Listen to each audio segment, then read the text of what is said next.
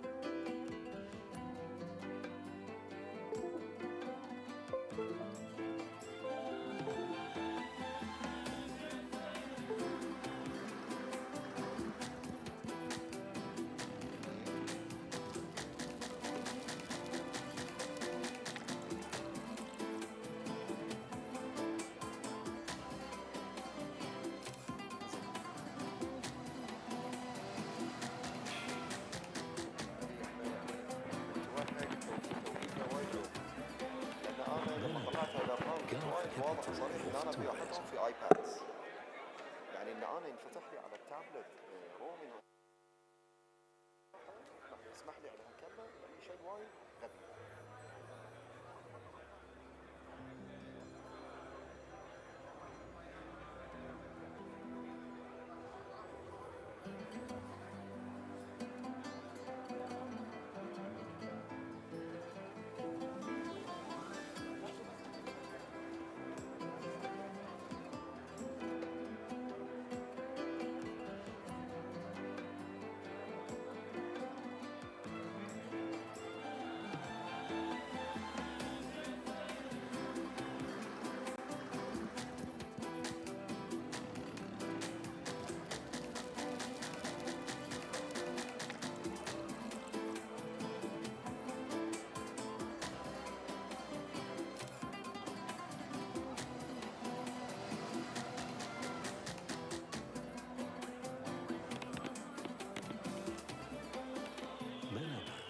Gulf capital of tourism.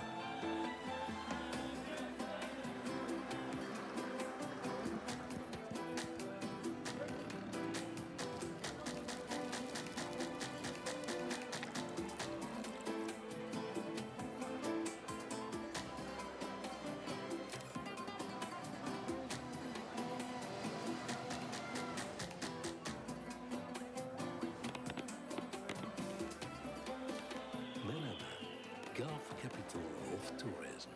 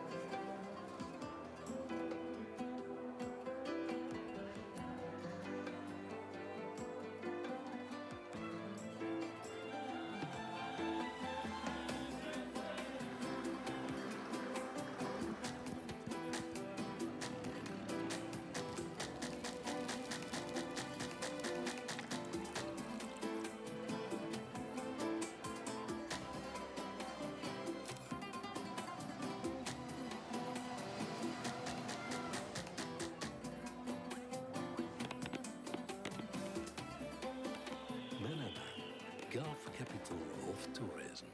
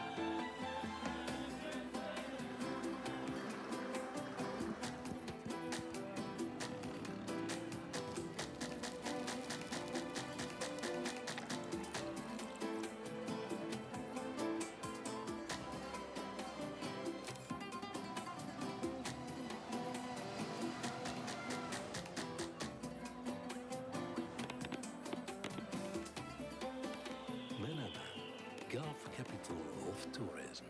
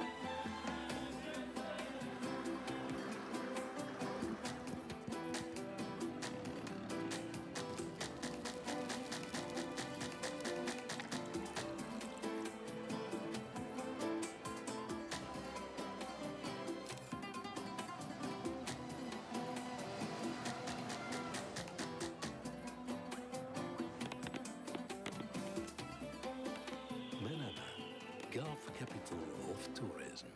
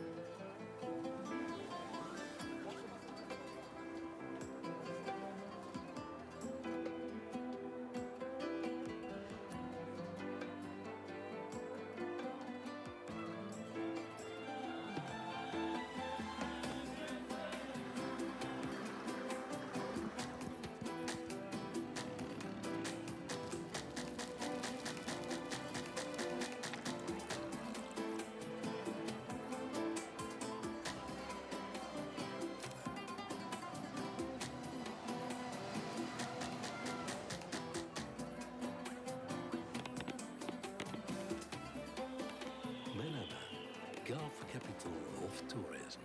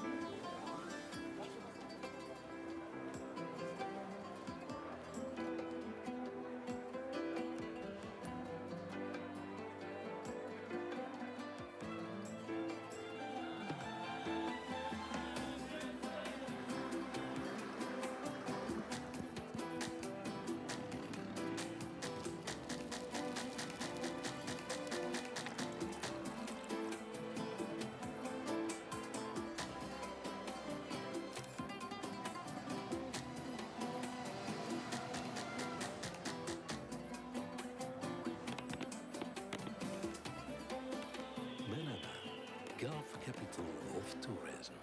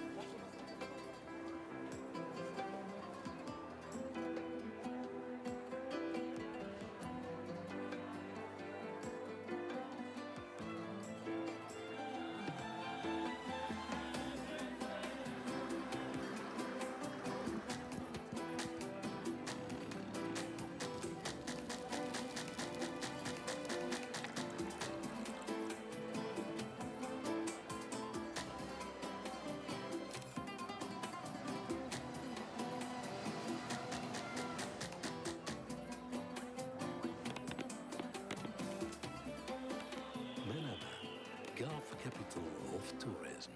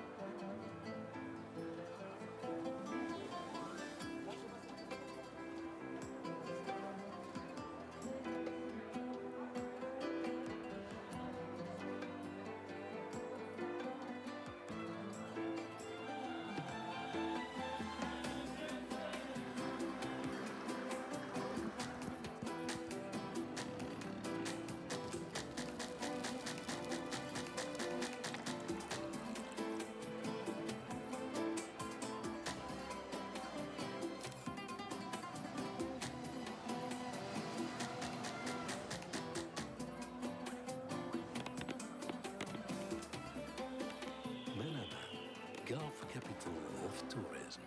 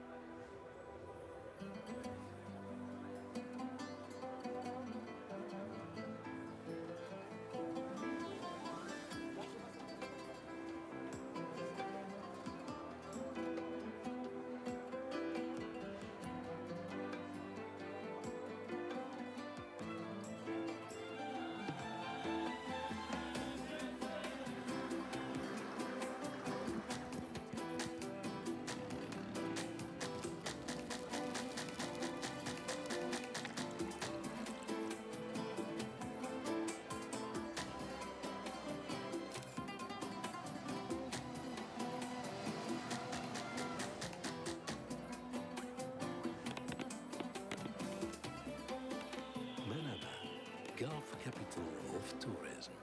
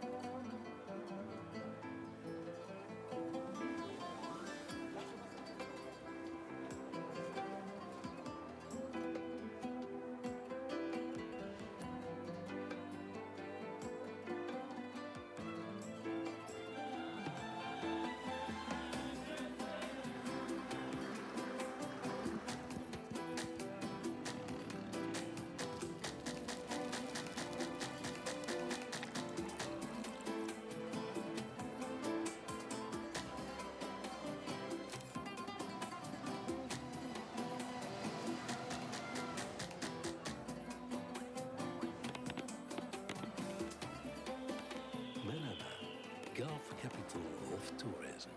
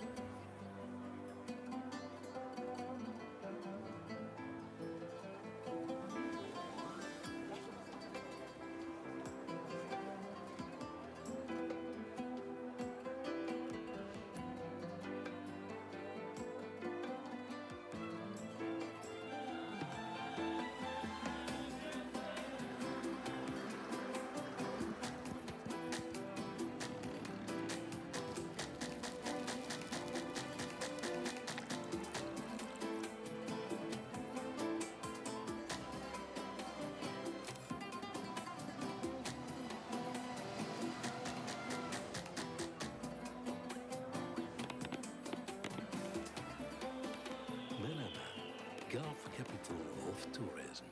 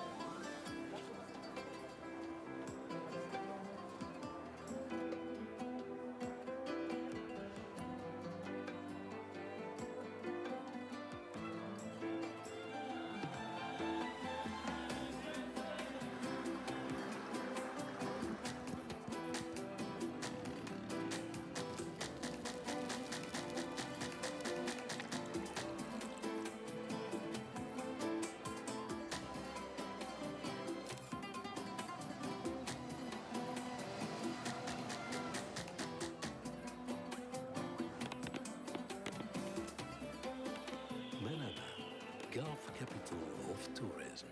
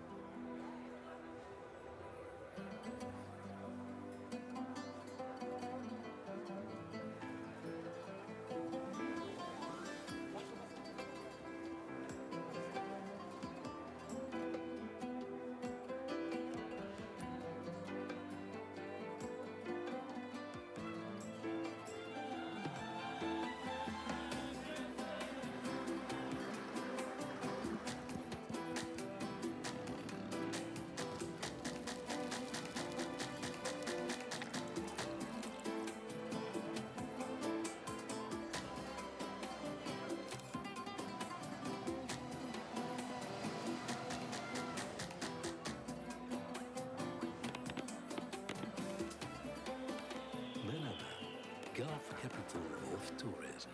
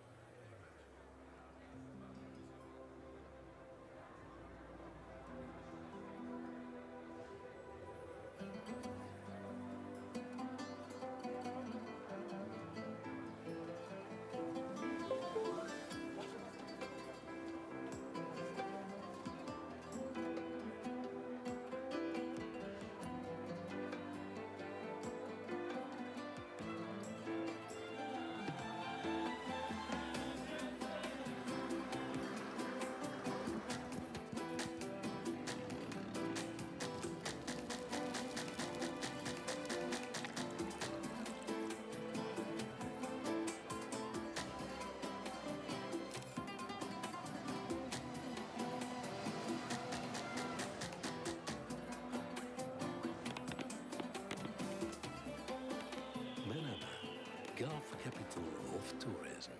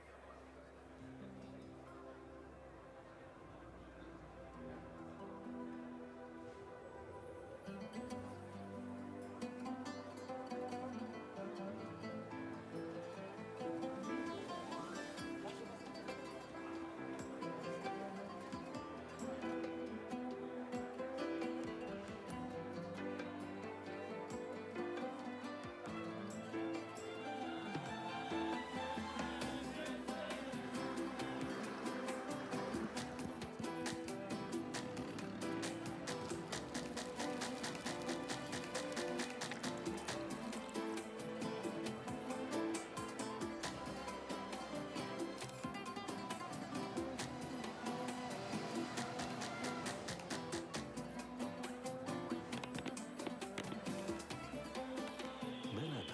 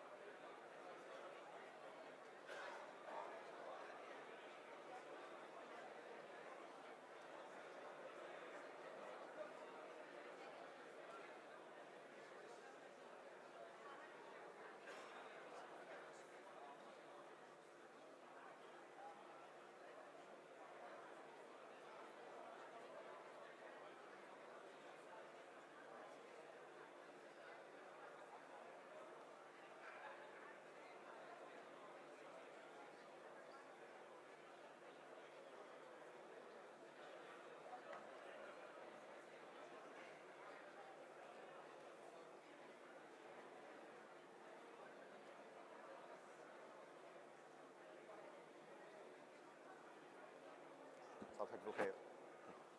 صباحك بالخير.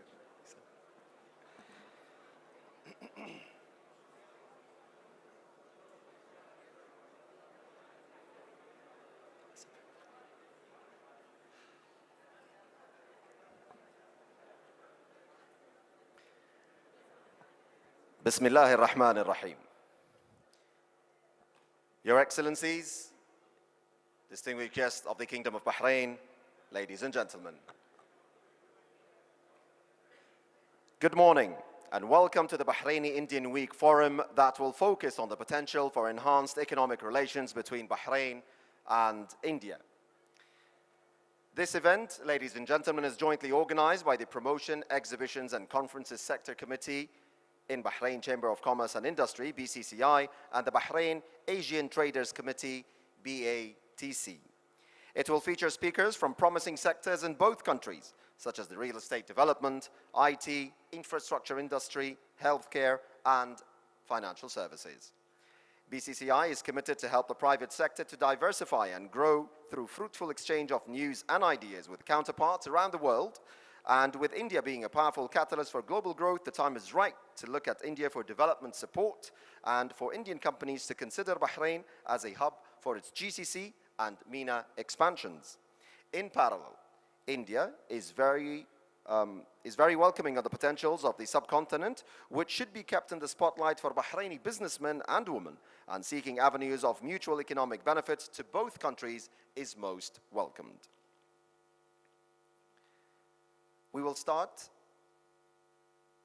with the recitation from the Holy Quran with Mr. Fahad Azzari.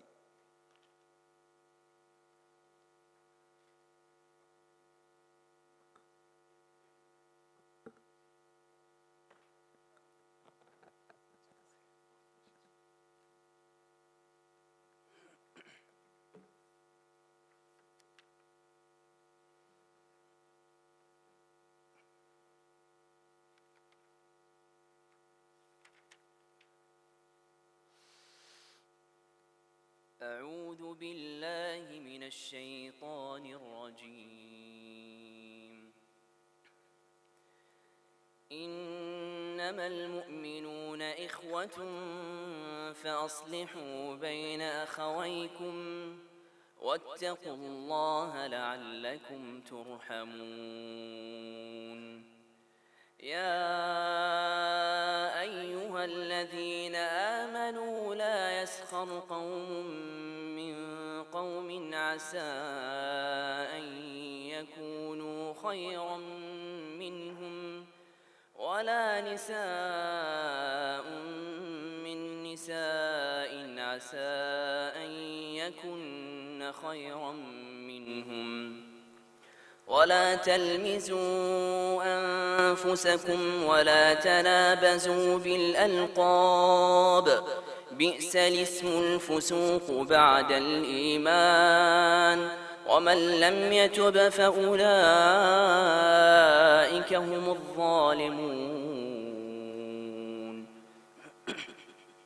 يا أيها الذين آمنوا اجتنبوا كثيرا من الظن إن بعض الظن إثم ولا تجسسوا ولا يغتب بعضكم بعضا أيحب أحدكم أن يأكل لحم أخيه ميتا فكرهتموه واتقوا الله إن الله تواب رحيم.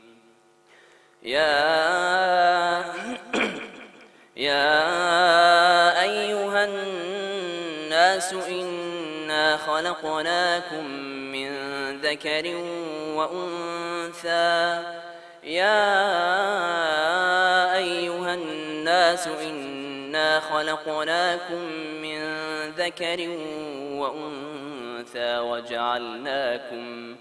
وجعلناكم شعوبا وقبائل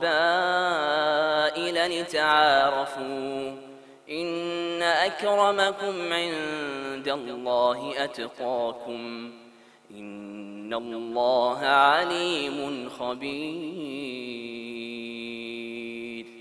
صدق الله العظيم.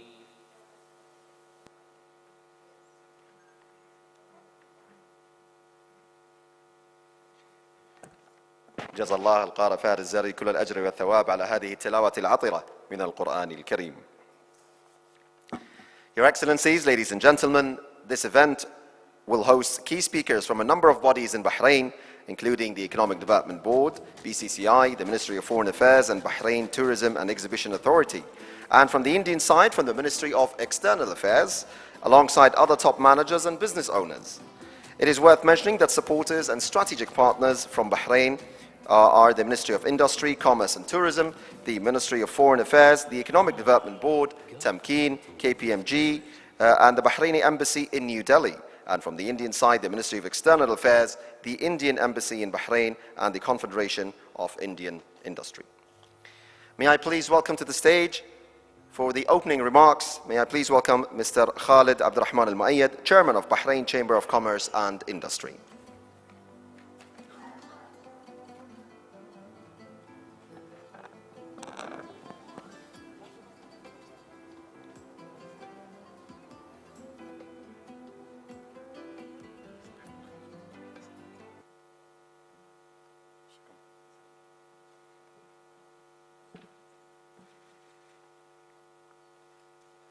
بسم الله الرحمن الرحيم. Mr. Under Secretary of Commerce, Mr. Ambassador, Your Excellencies, ladies and gentlemen, it gives me great pleasure to welcome you all to this forum, and I really didn't expect that we'll have so many people. It's very impressive, and I congratulate the organizers. Our very dear Ahlam Janahi and our dear friend Sajid, Muhammad Sajid. They have two committees that are responsible for the success of this function. Ahlam Janahi is the head of the Conference Promotion and Exhibition Committee, and Sajid is the Bahrain Asians Committee. Please give them a big hand for the work they've done.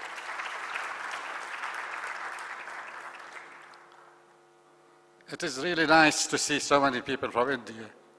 We have been to India. I think most of the people of Bahrain have been to India and have liked India, especially the ladies. I don't know why. There's something about India that attracts the ladies. And this is always an opportunity to say thank you for the courtesies kindly extended to us whenever we are visiting India. We are received very well by the Indians, and we are very grateful. And we hope that we will be able to reciprocate the generosities extended during our visits, during this visit. The people of Bahrain are very keen on investment in India, especially recently, because you have started advertising and publishing the information about the stock exchange and the successes economically, and the emergence of the Indian giant, which is moving forward. The Indian giant is doing very well, and the stock exchange in India has done very well. Unfortunately, the rupee has gone south, but it's picking up again, I'm pleased to say. So I recommend for those people who have not invested in India that they should proceed and check how they can benefit from the rising state of the Indian bourse. I would like to acknowledge with many thanks the patronage of His Excellency, the Minister of Commerce, of this conference, and with his team, with Mr. Nader and Mr. Iman, and the others that have worked towards success with this. And Sheikh Khalid, it's good to have you with us. We have a lot of work to do. There is a lot of competition, but I would like to draw the attention of the Indian visitors that Bahrain has got a few advantages that we should highlight. Our membership in the GCC gives you access to the Gulf and the MENA region, and our joint, what's it called, free, duty-free, FTA, the free trade agreement with the United States opens the market for the United States. So don't look at Bahrain only as Bahrain. We are a launching pad to the other countries and to America and to a few others, other FTA countries like Singapore, etc. I think what I would also like to say is that you have the support of everybody in Bahrain and the support of the Chamber of Commerce and Industry, and we'll be delighted to assist you with any contacts that you might require when you need to invest. We invite your investment, we invite your participation, we invite your support, we respect the visitors, and we look forward to seeing you with us many more times. Thank you very much.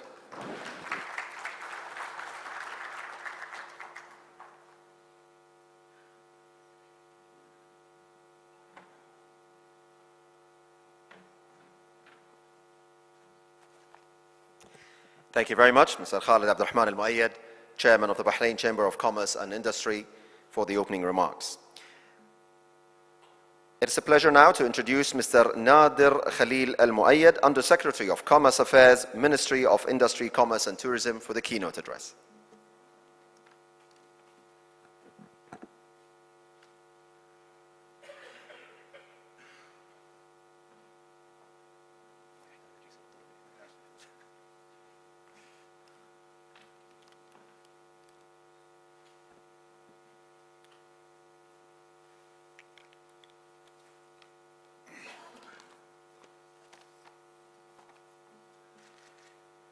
Excellencies, ladies and gentlemen, good morning. It gives me great pleasure to be among you today to deliver this speech on behalf of His Excellency, the Minister of Industry and Commerce and Tourism. I would like to express my sincere thanks for the kind invitation and also would like to congratulate the organizers for this important gathering.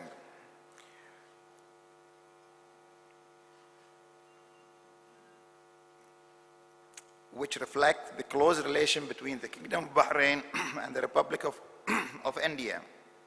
I'm confident in this forum there will be many opportunities to be explored by both sides, either in Bahrain or in India and in all sectors, which surely will provide a strong base for developing new investment to be further explored. Bahrain overall trade volume with India in 2016 was around $900 million, a 31% increase from 2015. Import was around $500 million, and export was around $487 million.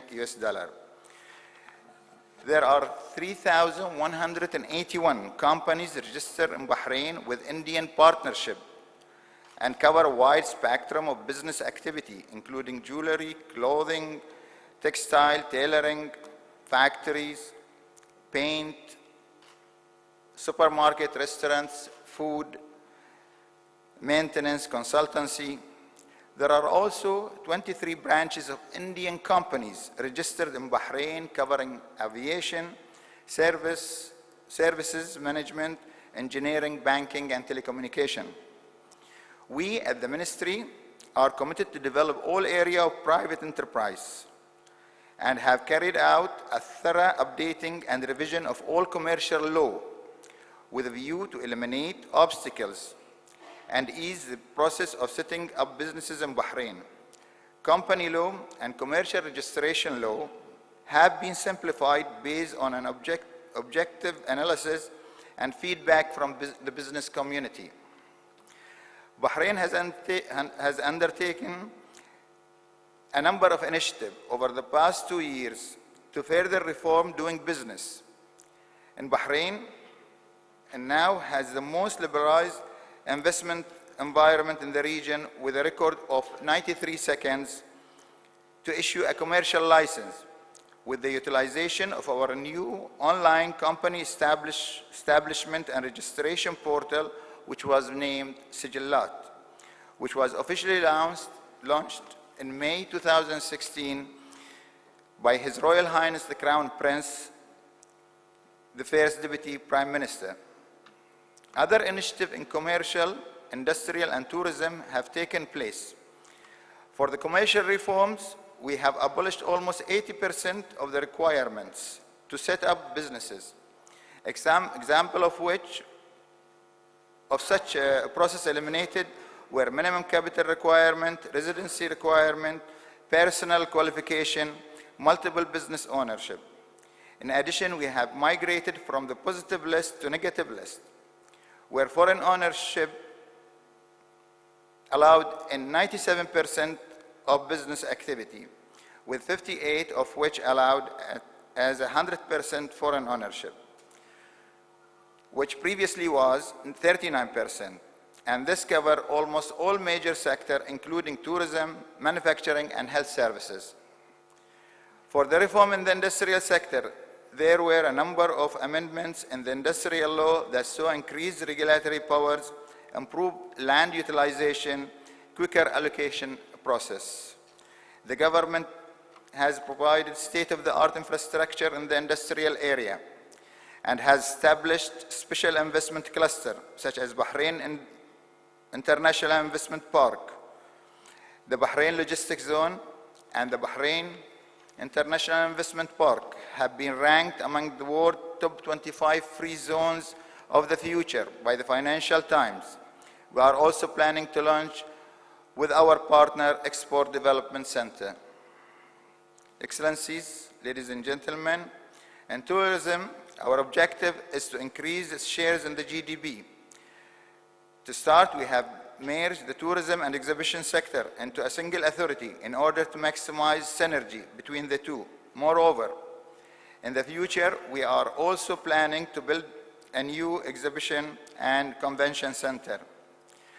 Therefore, we encourage businessmen and women from India to take advantage of our central location, regional location, port, and logistic facilities, as well as industrial infrastructure facilities such as the Bahrain International Investment Park and Salman Industrial City, and most importantly, the various trade and economic agreements that Bahrain has with the number of countries, including the GCC Custom Union and the 3 free trade agreements which Bahrain is signatory to whether bilaterally with the United States or together with the GCC, with Singapore, and with the EFTA states. In closing, allow me to extend my thanks to Bahrain Chamber of Commerce and Industry and the Republic of India Embassy in Bahrain for organizing this successful event, which will develop even further our bilateral relation. Thank you for your kind attention and wish you all the best. Thank you.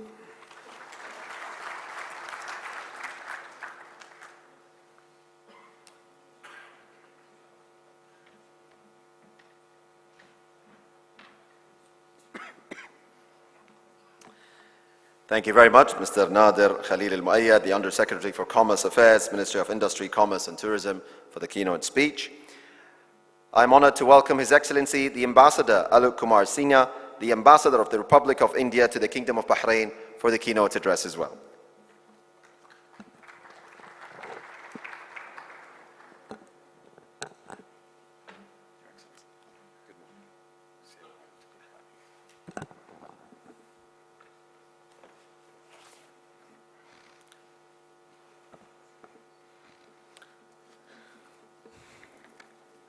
Your Excellency, Mr. Khalid Al-Muayyad, Chairman of the BCCI, His Excellency, Mr. Nader Al-Muayyad, Undersecretary, Ministry of Industry, Commerce and Tourism, Your Excellency, Dr. Shekhar Rana, Assistant Undersecretary, Ministry of Foreign Affairs, Excellencies, distinguished invited guests, ladies and gentlemen. It gives me great pleasure to be here today with you all for this inaugural event of the Bahrain-India Business Forum, organized by the Bahrain Chamber of Commerce and Industry. This is a laudable initiative towards bringing together businesses from both the countries to widen and deepen the economic and investment ties through better appreciation of the opportunities that are developing in the two countries, with a view to seize the opportunities to the mutual benefit of our two countries. On behalf of the Ministry of External Affairs and on behalf of the Embassy of India, I would once again like to thank the organizers for this opportunity to work with them to take our common agenda forward in developing a much greater and deeper investment and trade ties between our two countries. I'm happy that the CII, Confederation of Indian Industries, have joined this initiative as a strategic partners from India, have brought a strong business delegation for greater interaction with the businesses in Bahrain. India and Bahrain are united by a bridge as ancient as sea trade, as steadfast as our values, as powerful as our heritage, and as vibrant as our friendship. I was delighted to hear from His Excellency Mr. Khalid Al-Muayyad how happy our Bahraini friends feel when they visit India. I must assure you that Indian visitors to Bahrain are equally happy, and they are very, very appreciative of the hospitality that is offered by the Kingdom of Bahrain. India and Bahrain relationship goes back to Dilmun and Indian Valley civilizations. The two countries continue to witness close and warm relations in all spheres, underscored by a deep understanding and a strong friendship between two ancient peoples. Recently, trade and investment ties between our two countries have shown a positive trajectory, and this underscores the strength of our relationship, as well as the synergies and complementarities that exist between our two countries even in the face of difficult economic situation, global economic situation. The cumulative FDI inflows from Bahrain to India has jumped from mere $3 million in 2013 to US $80 million in 2016. That is as per the Reserve Bank of India statistics. I'm also happy to share with you the Indian investments, though Mr. Al-Moyad, Nader Al-Moyad did give a brief account of the number of Indian companies in joint venture with Bahrain. The Indian investments into Bahrain is recently surpassed US $1 billion. That is the capital investment from India into Bahrain by Indian businesses, Indian nationals in Bahrain. In the SME sector, as I was hearing His Excellency, the Commerce Minister, the Indian nationals have the maximum number of companies in the small and medium enterprises sector, almost up to 1,000 companies with a cumulative investment of a few million Bahraini dinars. I'm also happy to share with all that the bilateral trade as per our statistics has surpassed US $1 billion last year. What is significant is the increasing contribution of non-hydrocarbon sector and the increasing diversification of our traditional trade into new areas does indicate the positive scenario that exists for seizing the opportunity to double the trade volume between our two countries. And with the help of the businesses, we should set a target of doubling it within 2 years rather than 5 years. We have just heard, and I'm thankful to other speakers before me for giving you an insight, especially for the businesses coming from India, about the emerging opportunities in Bahrain.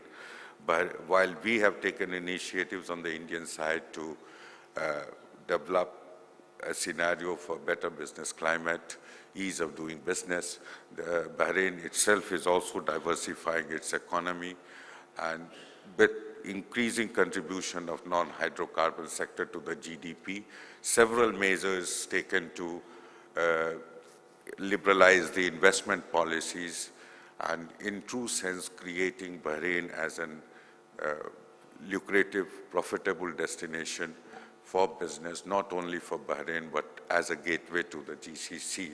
I'm sure the business visitors from India to Bahrain will be able to appreciate the opportunities in Bahrain and would try to seize the opportunity that is offered in the Kingdom of Bahrain.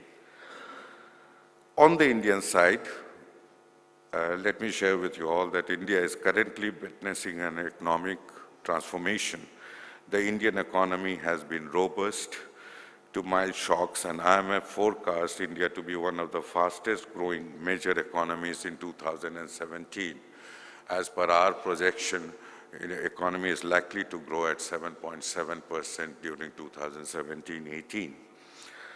The transformation is also marked by initiatives centered around ease of doing business, making governance transparent and efficient, and reducing regulatory overburden. The outcomes of our efforts are visible from India's global ranking on various indicators. India has gone up in World Bank's Doing Business report. We are fast closing the gap between business practices in India and the best in the world. We are ranked third in the list of top prospective host economies for 2016 to 18 in the World Investment Report released by UNCTAD. Our rank improved by 32 positions in World Economics Forum's Global Competitiveness Report 2015-16 and 2016-17. We have opened up new sectors for FDI and enhanced caps for existing sectors. Our concerted efforts on major FDI policy reforms continue, and conditions for investments have been simplified. Total FDI inflows in the last 2.5 years have touched US $130 billion. The increase in FDI equity inflows in the last 2 financial years was 52% as compared to previous 2 financial years. Make in India has become the biggest brand that India has ever had. It is directed towards making India a global hub for manufacturing, design, and innovation. India has become the sixth largest manufacturing country in the world, up from ninth largest previously. Our gross value added in manufacturing has recorded a growth of 9% in 2015-16. This is much higher than the 5 to 6% growth in the previous 3 years. India is already a hub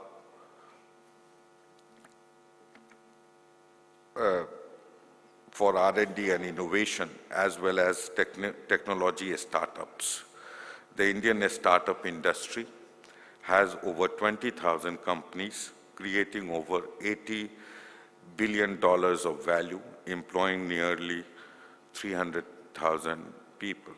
Large numbers of young, educated, aware, aspirational Indians are employed in the IT industry, which itself is generating revenues of over US dollar 170 billion and exports of over US dollar 110 billion annually.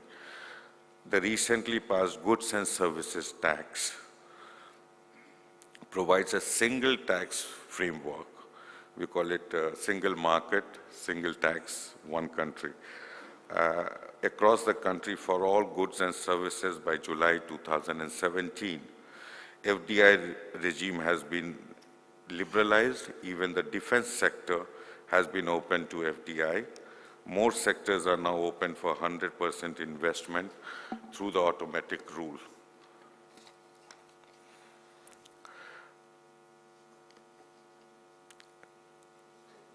Our government has created a single window to facilitate and handhold investors looking to invest in any part of the country. We have the talent at every level of human resource needed for the new economy. The sovereign fund from Bahrain can be profitably invested in India's burgeoning infrastructure sector, which offer very healthy returns. On the demand front, our rising middle class offers a huge domestic market. Estates play a very critical role in the overall development and contribution to the economic growth of the country. They are now engaged in dismantling barriers to the manufacturing process, such as land, labor, capital, coupled with industrialization and infrastructure development. The implementation of goods and services tax will further reduce barriers between estates and is a promising step forward to make India a common market. India is taking a leap towards next generation infrastructure in both core and social sectors in both rural and urban areas. This includes freight corridors, industrial corridors, high-speed and metro rail projects, logistics park, smart cities, coastal zones, regional airports, water, sanitation, and renewable energy initiatives. We are keen to promote tourism in a big way, and this needs tourism infrastructure. The target for construction of roads and laying of railways have been increased manifold. India is going to emerge as one of the world's largest construction markets as it adds millions of homes. All this offers unprecedented opportunities for the investor community. Excellencies, ladies and gentlemen, I am confident that the deliberations at the forum would make a significant contribution to promote collaborations between the businesses of the two countries, building on the synergies and complementarities. I take this opportunity to once again thank Chairman and board members of the BCCI, as well as the head of the Exhibition and Conference Division and BATC for taking this initiative and for organizing this event in a very, very emphatic manner. We are also thankful to the Ministry of Foreign Affairs and Ministry of Industry, Commerce and Tourism for their support and consistent cooperation and working together in a very collaborative spirit to promote the relationship between our two countries in diverse fields and in particular in the economic areas, and take it to the next level, or I would say to the next plane. I thank you all very much for your attention, and I wish a very fruitful deliberations at the forum. Thank you very much once again.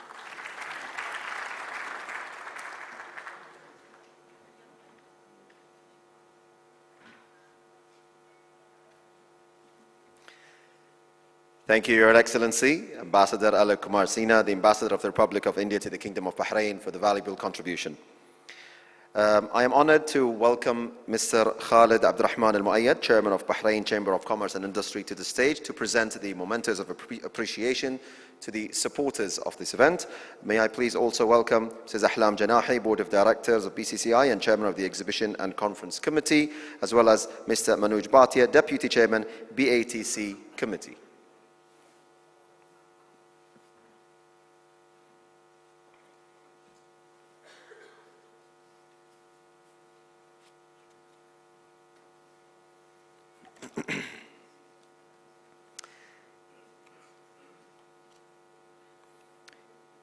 We will start with the Ministry of Industry, Commerce and Tourism. The representative will be Mr. Nadir Khalil Al-Muayyad, the Undersecretary of Commerce Affairs, Ministry of Industry, Commerce and Tourism.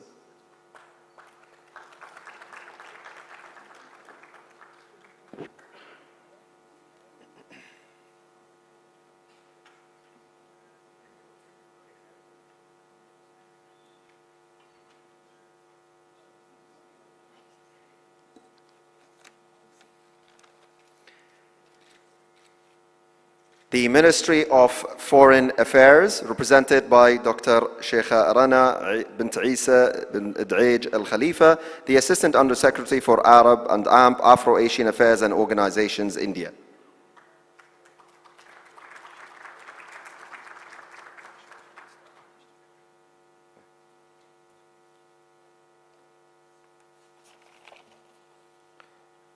Ministry of External Affairs of the Republic of India, the Economic Diplomacy Division, Mr. Akash Gupta.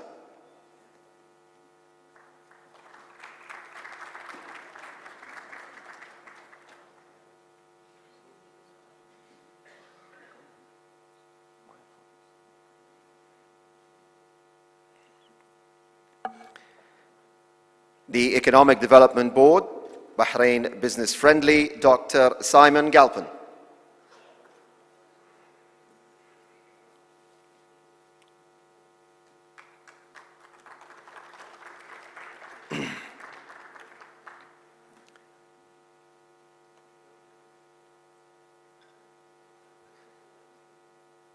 Tamkeen.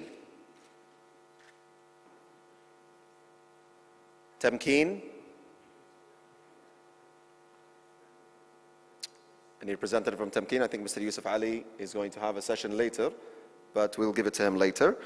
The Confederation of Indian Industry, Mr. KKM Kutti, who is the chairman.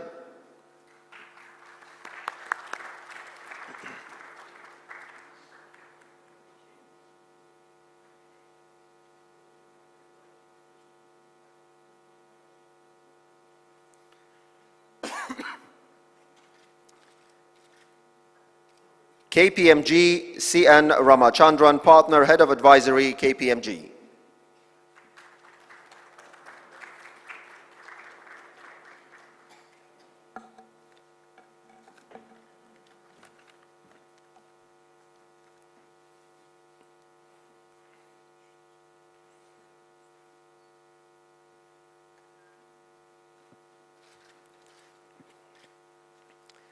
Thank you very much. Thank you, Mr. Khalid Abdurrahman Al-Muayyad, Chairman. Thank you, Mrs. Ahlam Janahi. Thank you, Mr. Manoj Bhatia.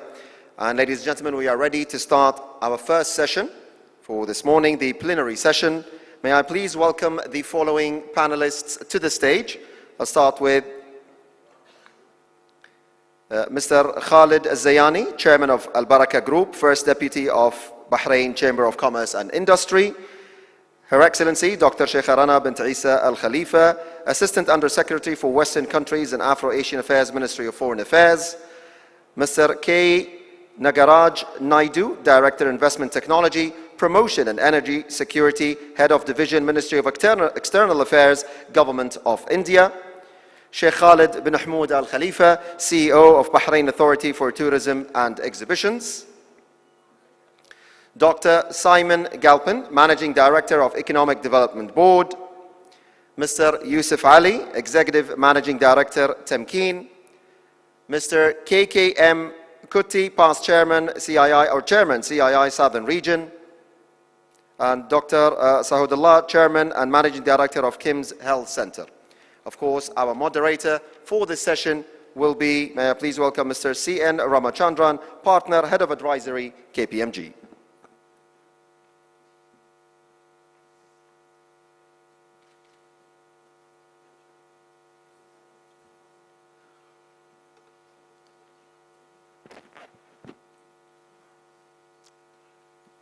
Good morning.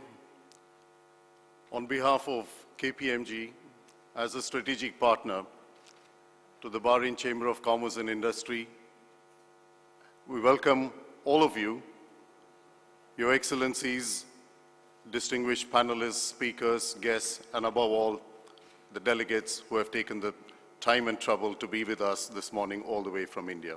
So thank you. Without much ado, and without sort of going into a lot of detail, we have some very eminent panelists, speakers who have taken trouble and time to be with us today. The way the Chamber of Commerce Organizing Committee has spent significant time thinking, putting together a range of panelists and speakers that represent not just policy or vision, but actually people on the ground who are undertaking businesses successfully in Bahrain, as with looking at issues that how you can transcend business borders between Bahrain and India. And I think as we see the statistics, as we hear from His Excellency the Ambassador as well as the Chairman of the BCCI, that the numbers speak for themselves, because both our countries, Bahrain as with India, are on the verge of a significant transformation in terms of ease of doing business, diversification, and extending a very warm and friendly investment climate to further interactions and create more investment opportunities. So without much ado, I will welcome each of our speakers. I know we have slightly behind schedule. We'll try and see how we can catch up. The format of the session is that each of our eminent speakers, we will address you for within the 10-minute period. If I can, maybe request a few minutes to be chopped off if it's possible, so that we can keep to the timing. At the end of the session, you would have the opportunity to certainly raise questions or seek clarifications, but the session does not end merely with the session here itself. You'll have sufficient networking opportunities beyond the session to raise any questions you choose, or perhaps if you wish to leave any with the organizers of BCCI, who will be more than happy to direct your questions or respond to any clarifications you wish. So this is a beginning to a lot more that we will do or will continue to do in terms of engaging on both sides. So may I welcome, first of all, Mr. Abdul Rahman, Mr. Khalid Al-Zayani, perhaps, to first come and welcome and talk to us about the banking, and he's the chairman of Al Baraka Banking Group, and he really pioneers Islamic investment banking, so we look forward to your address, sir. Oh, no, you can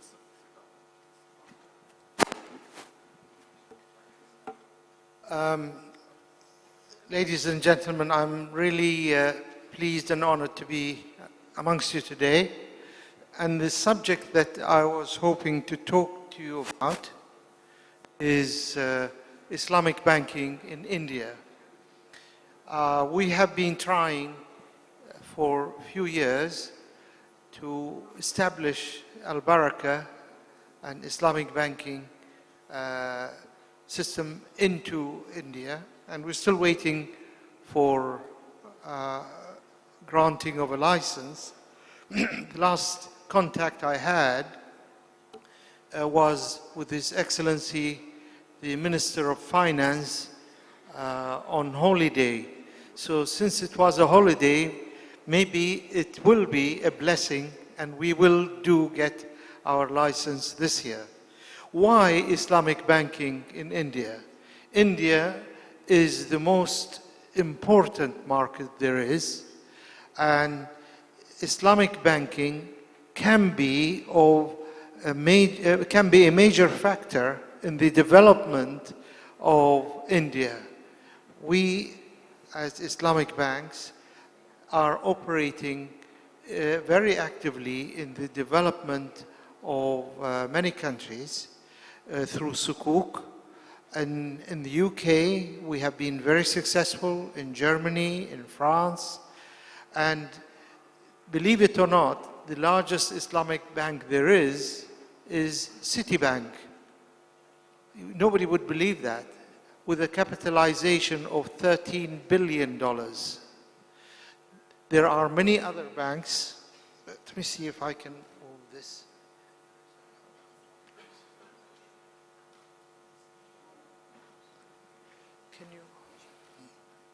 There are many other banks that are in a similar position.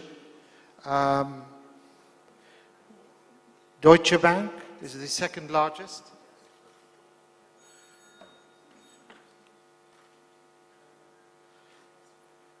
Here you are.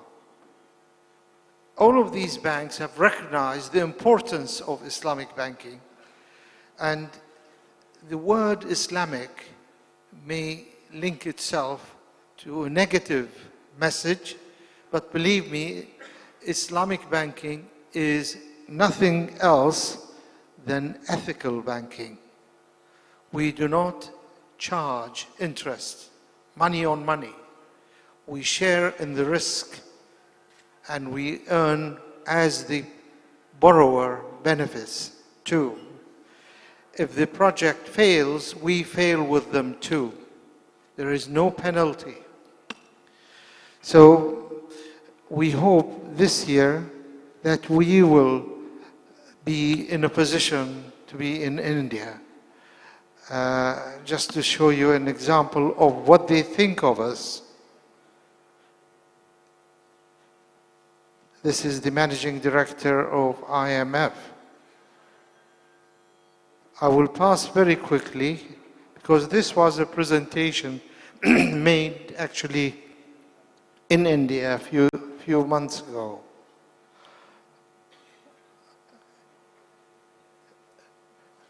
The amount of money in Islamic banking, our assets, is $1,800 billion. And we're growing at 10% annually. And this is how the spread is in the world.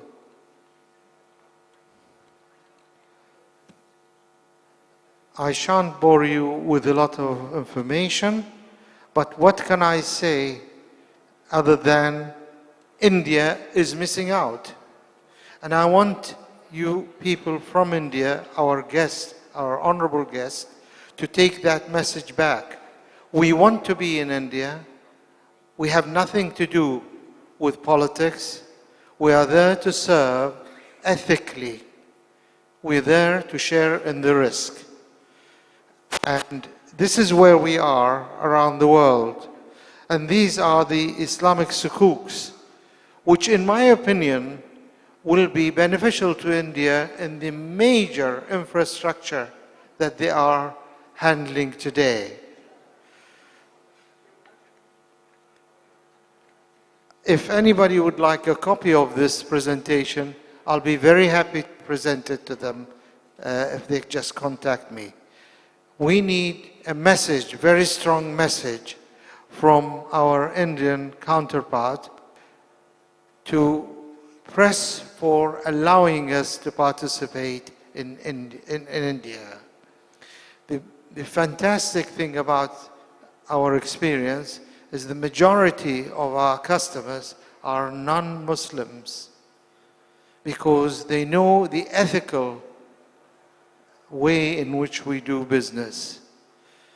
And if you get statements and recognition from these big names. And this is what the Prime Minister of India said about us when we raised for them the 200 million sukuk, and now we're doing another one.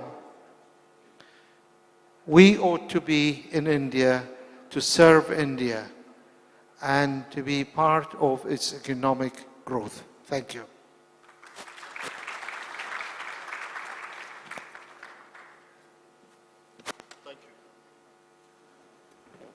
Thank you, Mr. Khalid. I understand that Sheikh Khalid would like to make his presentation first, with your permission, because he's got another appointment.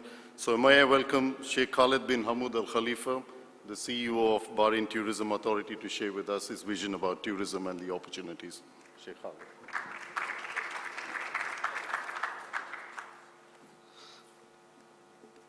Assalamu alaikum wa rahmatullahi wa barakatuh. Good morning, everybody. I would like to welcome you all to the Kingdom of Bahrain, and I have to highlight that the Indian community is part of the social fabric of the Bahraini population. The Indians have been our teachers, our doctors, our businessmen, and now they're playing a vital role in the tourism sector as well. So inshallah today I'll present to you where the tourism sector is and where it's going. So I'll start with the first slide. If you can go to the next slide, please. You can see that we had 11.6 million visitors in 2015, with an increase of 6% going to 12.3 million visitors in 2016. We do have a target of 15.2 million visitors by the year 2018. The tourism nights where people actually spend a night in a hotel is 13.2% of the total number. So our main target is to shift day tourists to overnight tourists. We had a good increase of 1.5, adding up to 13.4%, which is a target of 14. The number of hotel guests are 1.2 million hotel rooms, an increase of 5% to 1.3 in 2016. What is very important to us is that the average tourism expenditure per day used to be 72 Bahraini dinars. Today it's 86 Bahraini dinars. So there's a dramatic increase in the amount of tourism expenditure per day. When I came to office in 2013, the average night stay was around 1.7.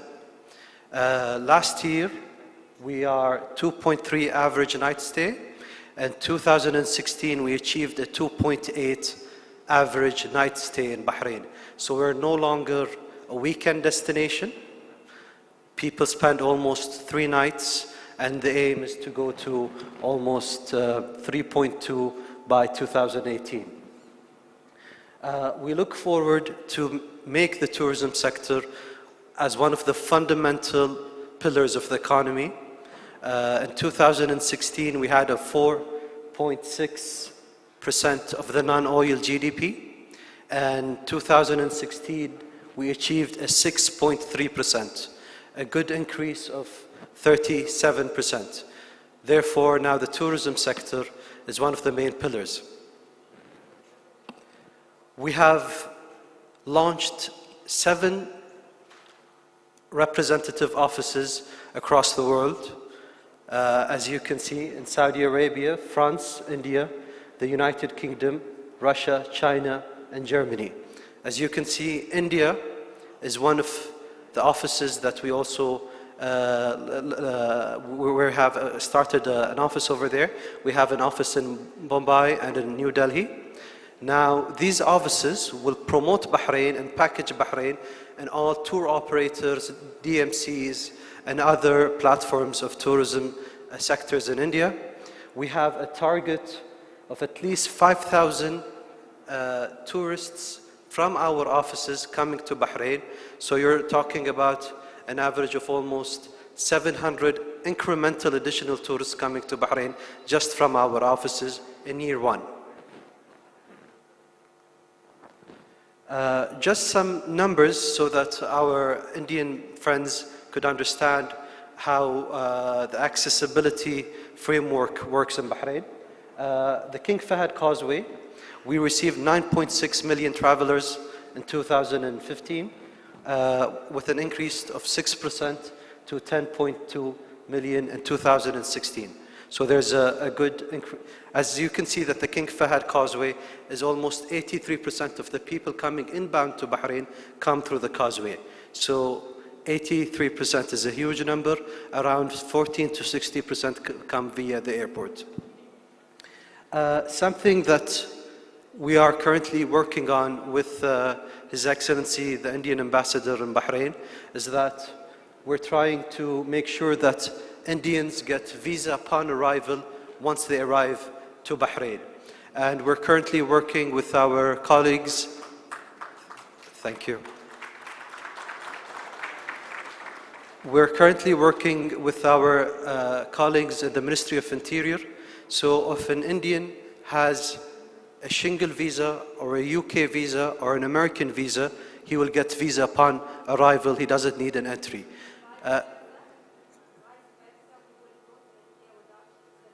That's the idea, and he's the man to talk to. Yes, that's the idea. And something else that we're looking at is that we're going to have a direct flight to China. So we're working with Gulf Air. Inshallah, by the end of 2018, we do have a direct flight in China. Cruise ships, something about the cruise ships. If a cruise line wants to arrive to Bahrain, they should plan 2 years ahead. I.e., if you were planning to come to Bahrain in 2020, they have to take the decision in 2018. So through our strong relationship with the Economic Development Board and other entities, we have able to attract more cruise ships to Bahrain. We had 31 calls last year. This year we had 43 calls to Bahrain, an increase of 39%.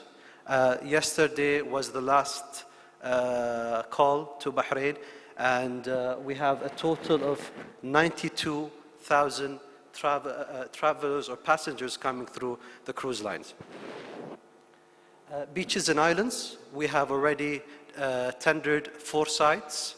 Bahrain Bay, the promenade between Sheikh Isa Bridge and Sheikh Hamad Bridge in Muharraq, and also Galali. On your way to Amwaj, there's a good 1.2 kilometer beachfront, and also an island in the south called Al-Mu'tarad. We're also building, inshallah, we have tendered it. The idea is to have floating bungalows like the Maldives. All of these has been tendered and are in time. Hopefully by next year you will see some of them ready. Bahrain Convention Center, where we are right now today, this property also fall down under the Tourism Authority. Last year we had, in 2015, 480,000 visitors, an increase of 5% to 500,000. We had 73 events in 2015, 87 in 2016, and hopefully this year we'll reach to around 90. Events, we organized 14 events. Maybe you saw Shop Bahrain, the food festival in Bahrain Bay as well. And we cater depending on the season.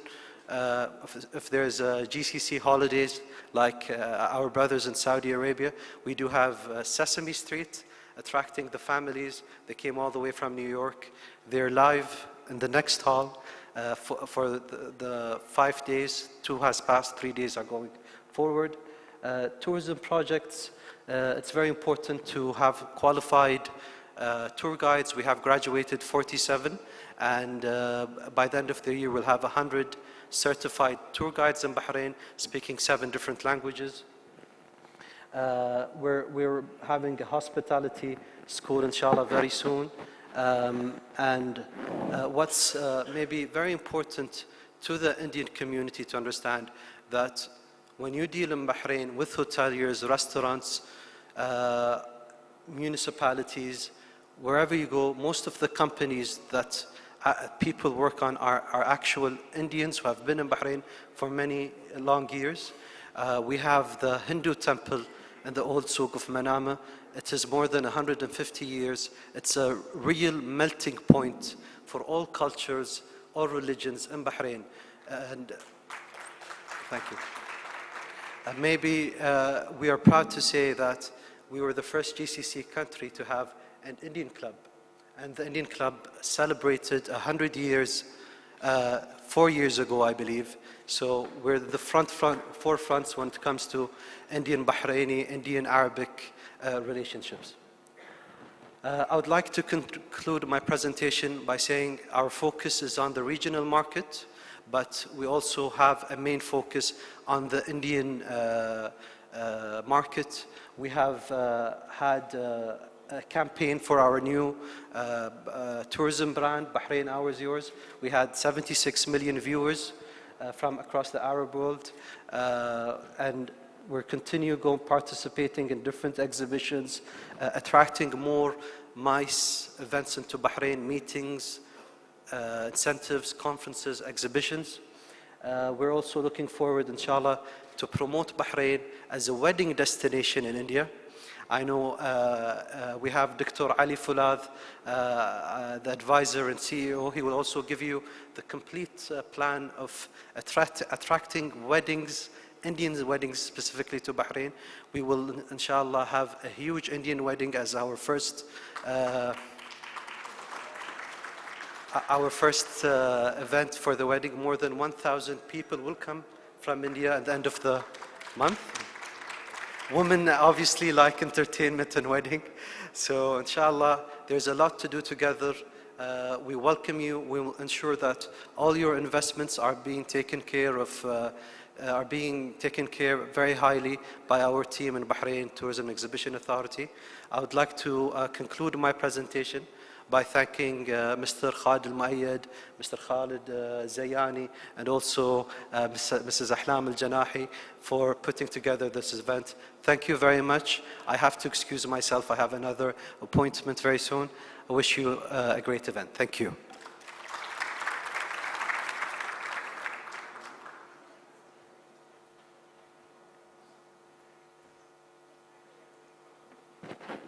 Thank you.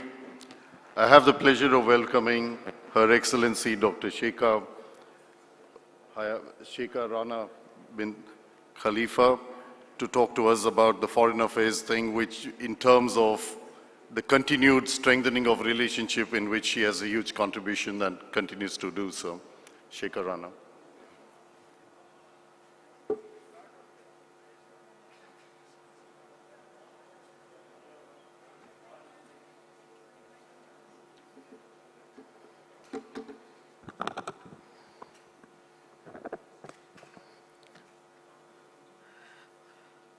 Bismillah ar-Rahman ar-Rahim. Your Excellency, Mr. Khalid Abdurrahman Al-Muayyad, Chairman of the Bahrain Chairman of the Bahrain Chamber for Commerce and Industry, Your Excellency Ambassador Alok Kumar Sinha, Ambassador of the Republic of India to the Kingdom of Bahrain, Excellencies, ladies and gentlemen, I am delighted to be here today for the opening of the Bahrain India Week 2017. And I want to start by thanking the Bahrain Chamber of Commerce and Industry, BCCI, and in particular, His Excellency the Chairman, and Mrs. Ahlam Janahi, Board Member and Promotion and Exhibition of the Conference Sector Committee, for their tremendous efforts to make the Bahrain India Week a great success.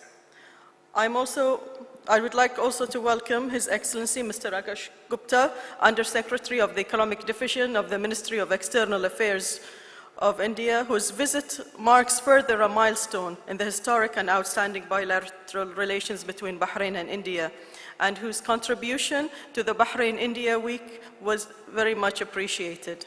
Excellencies, ladies and gentlemen, you are undoubtedly aware of our close and friendly, long-standing relations between our two countries. And I am pleased to take this opportunity to briefly outline the work of the Ministry of Foreign Affairs of the Kingdom of Bahrain to further develop the bilateral ties and to advance our shared interest in the region in international peace, security, and development. May I say at the outset how fortunate we are here to enjoy such close, cordial, productive relations with the Ministry of External Affairs in New Delhi and with His Excellency, the Ambassador in particular here in Manama. This outstanding professional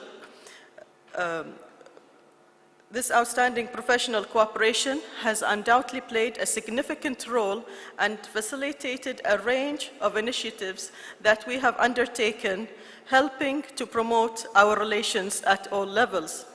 Since the establishment of our diplomatic relations in 1971, the Kingdom of Bahrain's leadership has always been keen to build on our historic relations with the Republic of India, to benefit from India's world-class experience and to consolidate and strengthen these outstanding ties. Accordingly, the Ministry of Foreign Affairs has worked hard to develop the contacts between Bahrain and Indian leaders and to give the highest level impetus to our bilateral relations. To give you one example, the successful visit of His Majesty King Hamad bin Isa Al Khalifa in February of 2014 to India. This visit served as a highlight in developing these links and a vivid illustration of what can be possible for the Bahrain-India relations.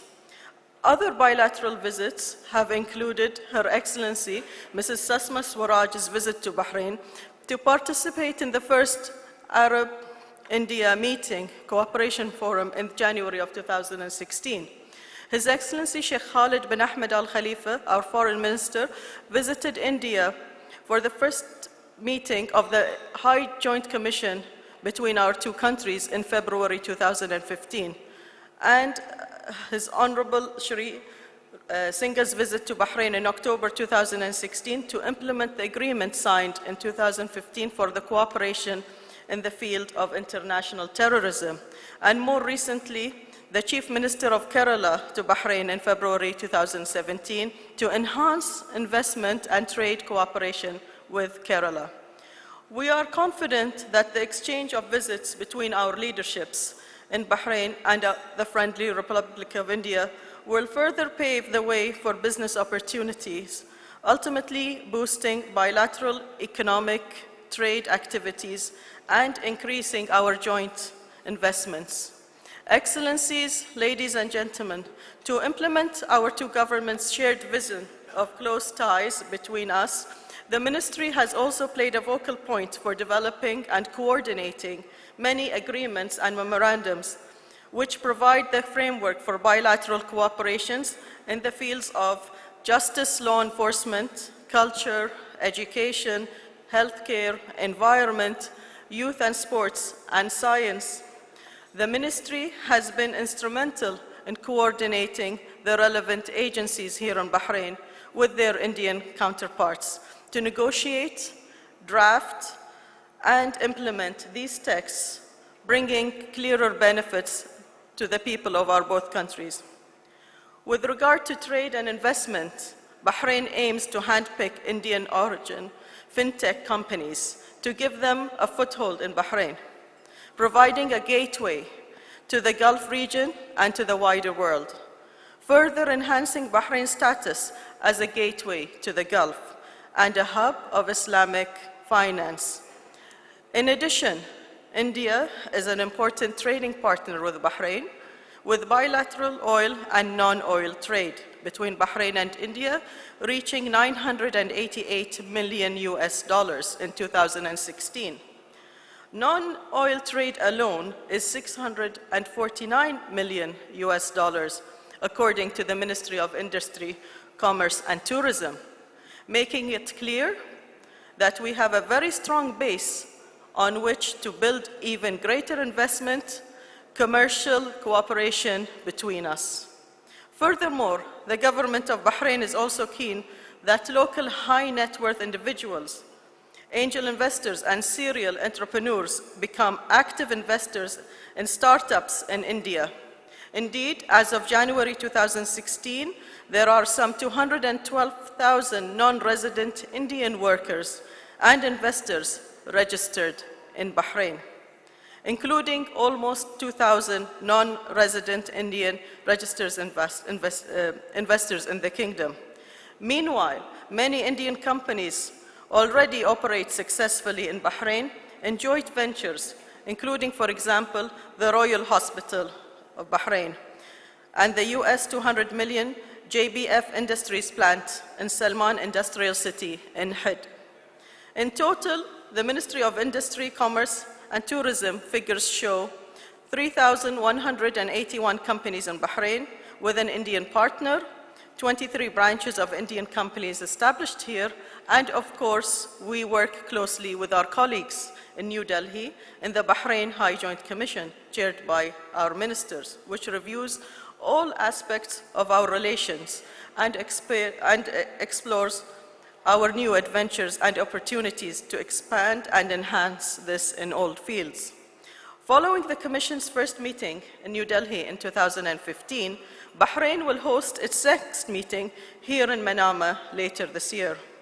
Further, beyond government-to-government interaction, the bedrock of our relationship is provided by our people-to-people ties. With over 350,000 Indian residents in Bahrain, and here too, our ministry takes the initiative through its consular work, safeguarding the interests of Bahrainis in India and working with the Indian embassy here to resolve issues affecting the Indian citizens and their community in Bahrain. Excellencies, ladies and gentlemen, from our perspective in the Ministry of Foreign Affairs, we fully recognize the outstanding potential of our relations with India and many areas in which we can definitely complement each other to our great mutual advantage. The Ministry of Foreign Affairs, indeed, the entire Bahraini government is therefore keen to work with our friends in India, in particular to encourage the private sector in both countries to develop strong and effective working relationships and to further expand bilateral trade and investment. Accordingly, I greatly welcome this Bahrain-India Week as a means to learn more of the opportunities on offer for our investors in both Bahrain and India, and to explore adventures to further expand and develop our friendship. I can assure you that the Ministry of Foreign Affairs takes full and strong support for this process. Thank you very much.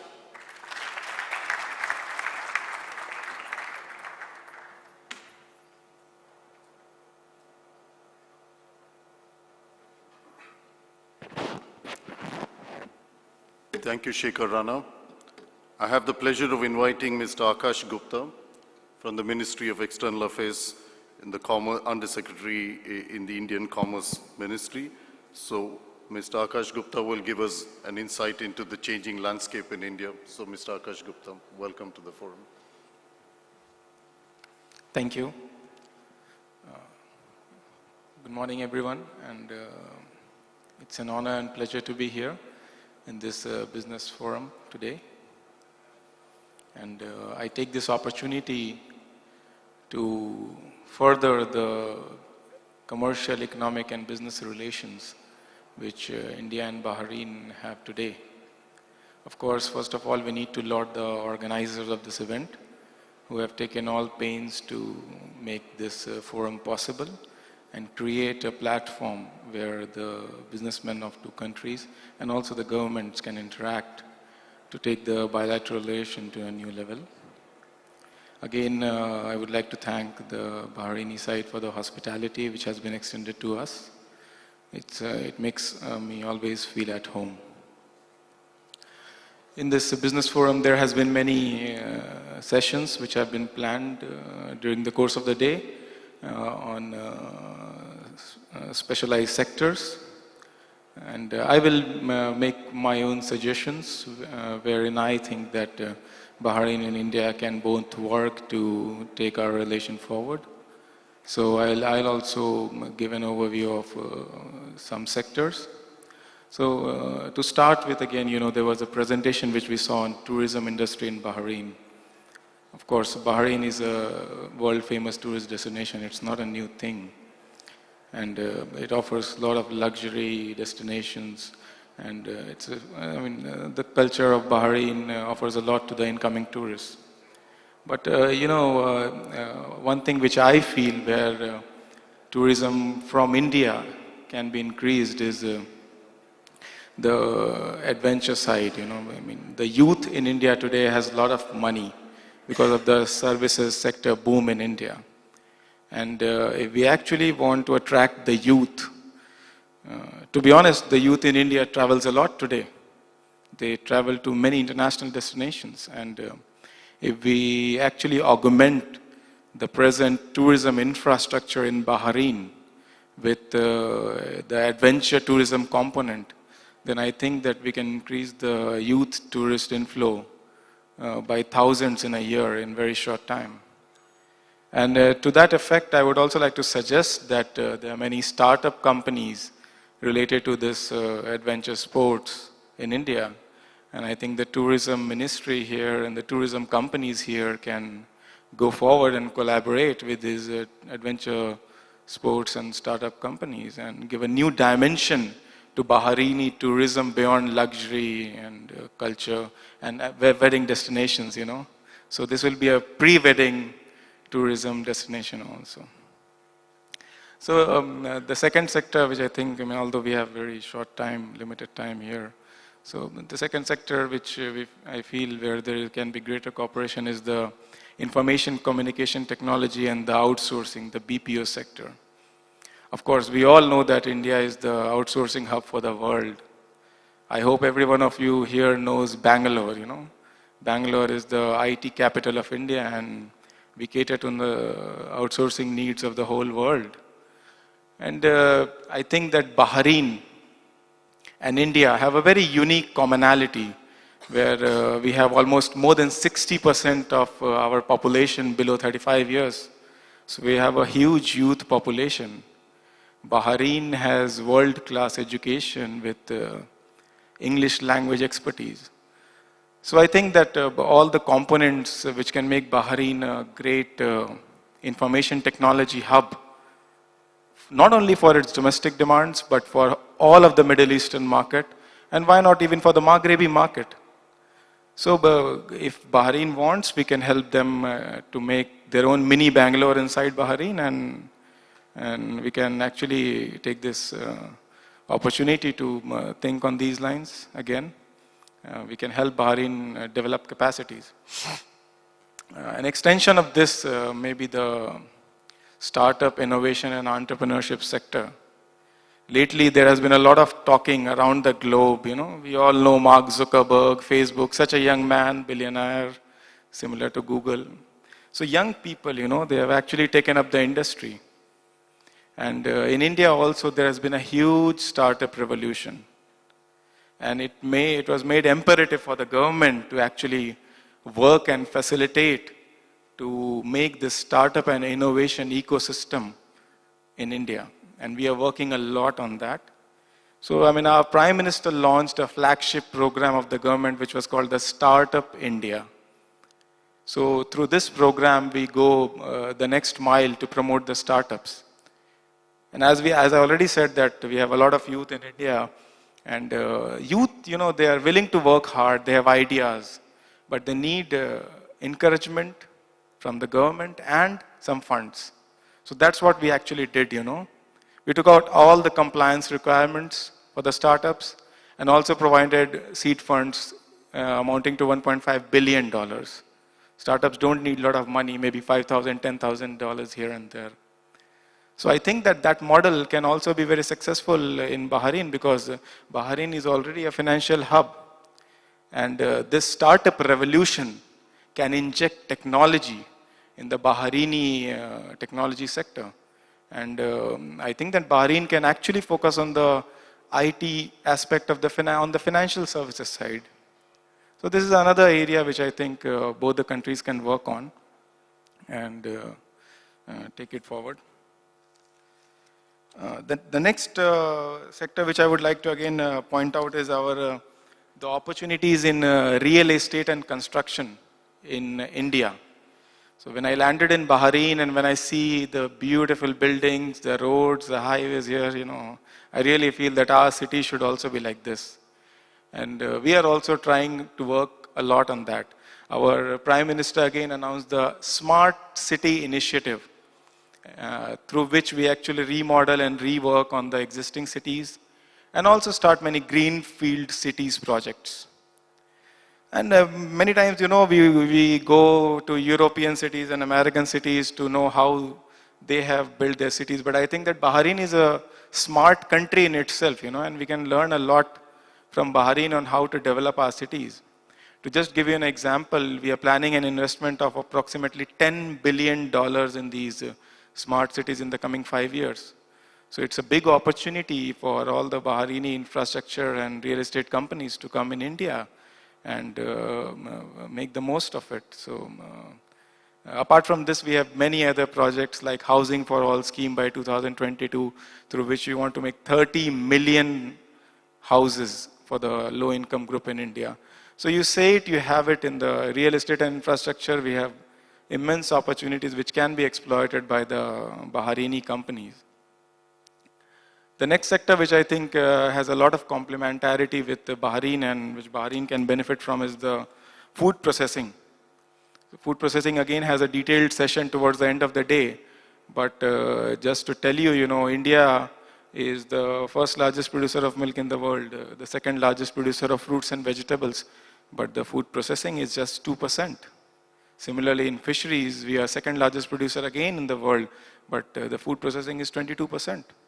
So we actually invite your food processing expertise to India, and you can contribute to all sectors, maybe it logistics, packaging, whatever, the food processing, again, a big opportunity for Bahrain to come. And again, towards this end, I would like to invite all Bahraini companies in this sector to the World Food Program, which we are organizing in November, first week of November in India, where we will be inviting the leaders in the food industry and the government representatives in the food industry in India to actually come and collaborate and teach us and take benefit from the opportunity.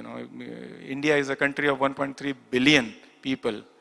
The food demand in India keeps farmers in California and America busy all the year round. So, this processing, if we actually develop, will help a lot to go again in a different direction. Energy, of course, energy is a big area of cooperation already, but the new thing in energy is the renewable energy cooperation. And India also look forward to Bahrain to cooperate on the solar front, on the wind energy front, on the tidal energy front. And I think that these are niche markets where the cooperation can again be explored. So without taking much more time, I would like to conclude here again. I have made some suggestions related to different sectors. If there are any other things, I can actually separately meet and brief the people. And I would again like to thank the organizers again for inviting me and giving me this opportunity to interact with the government officials and the businessmen here to take this relationship forward. Thank you.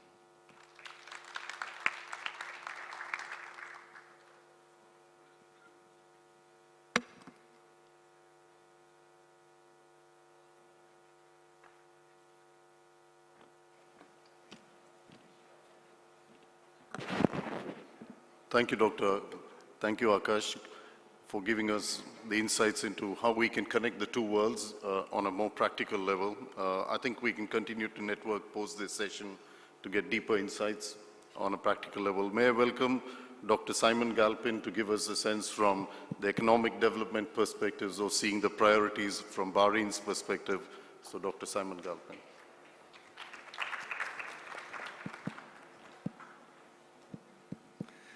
Your Excellencies, distinguished guests, ladies and gentlemen, good morning. Allow me to extend a very warm welcome on behalf of all my colleagues at the Bahrain Economic Development Board to those visitors from India. It's great to have you here. I'd also like to commend the organizers of the Bahrain India Week for all their hard work. It's great to see that all your efforts have come to fruition, and thank you so much for this outstanding initiative. I'd like to talk a little bit about Bahrain as a business location, a location for Indian businesses to access opportunities not only here in the Kingdom of Bahrain, but across the GCC. And what we do at the Bahrain EDB is we provide support and assistance for companies to help them to grow and expand and be successful here in Bahrain. But we don't do this in isolation. We do this in partnership with the Chamber, with many, many local partners, to make sure that companies have the right information at the right time so that they can make the right decision and expand here in the kingdom. Now, Bahrain is a leader in many areas, a pioneer in many areas. Bahrain led the way as the first serious financial center in the GCC. It has a long reputation as a pioneer in Islamic finance and Islamic banking. And there are many, many firsts that Bahrain is very proud of. But I think it's important that we don't simply rest on our laurels and our past glories. I'd like to focus a little bit more on some of the new opportunities that are taking shape. Opportunities that Indian business leaders can take advantage of and participate in.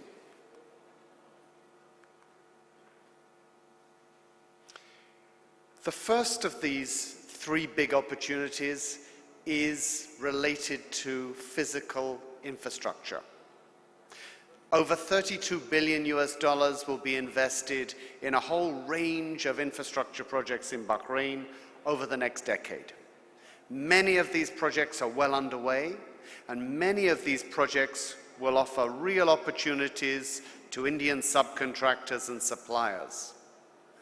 These projects are very substantial, and they're in a whole range of different areas, and if you're interested, we'd be happy to talk to you about how your company could work in some of these areas. The second big opportunity is not so much in physical infrastructure, it's in soft infrastructure. And this is in the changes that we're making to our regulatory environment, the new laws that are being drafted that will ensure that Bahrain really lives up to its business-friendly image. Now, these laws will really transform Bahrain and create very specific opportunities. We're revising our trust law. We're revising our bankruptcy law so that startups will be able to fail, but then reinvent themselves and come back bigger and better and stronger than before. We're also widening up the sectors so that more and more Indian business leaders can set up in Bahrain and have a wholly owned business. And this is an onshore business, not in a special economic zone.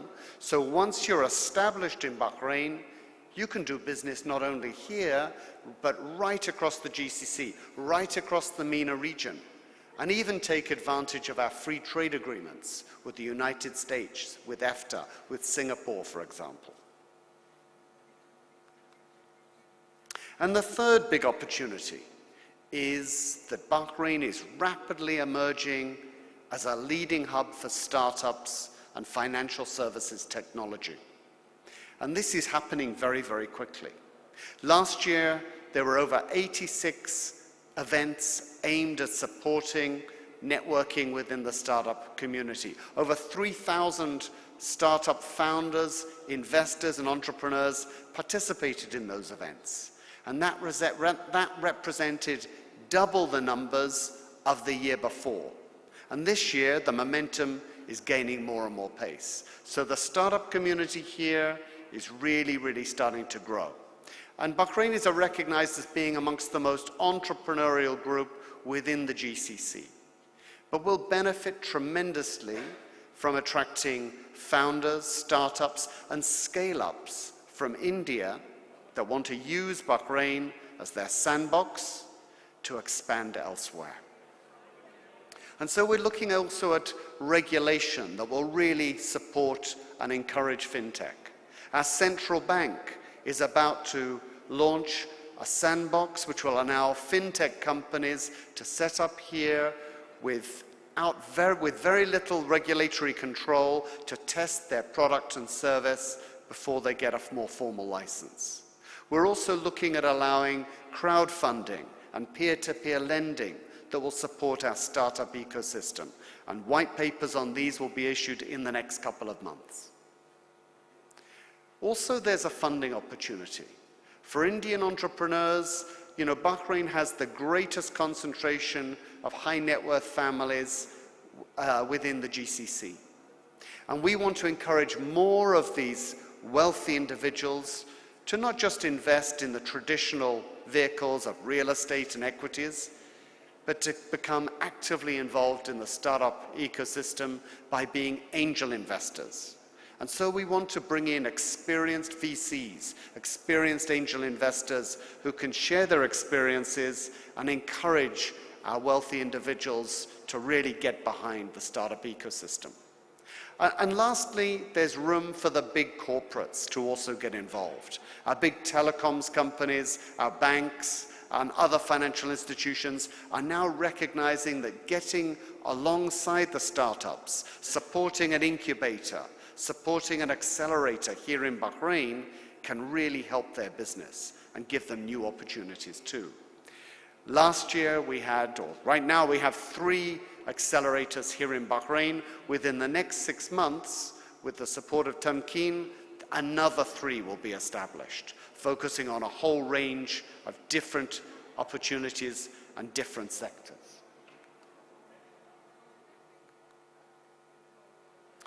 So from the EDB's perspective, we would love your support. We would love to hear your ideas, your advice, but we would also love you to refer companies to us that are looking to expand in Bahrain and across the GCC, so together we can support them and ensure that Bahrain is even more competitive as a business location. Ladies and gentlemen, please enjoy the rest of the event. Thank you so much. I look forward to talking to you again soon.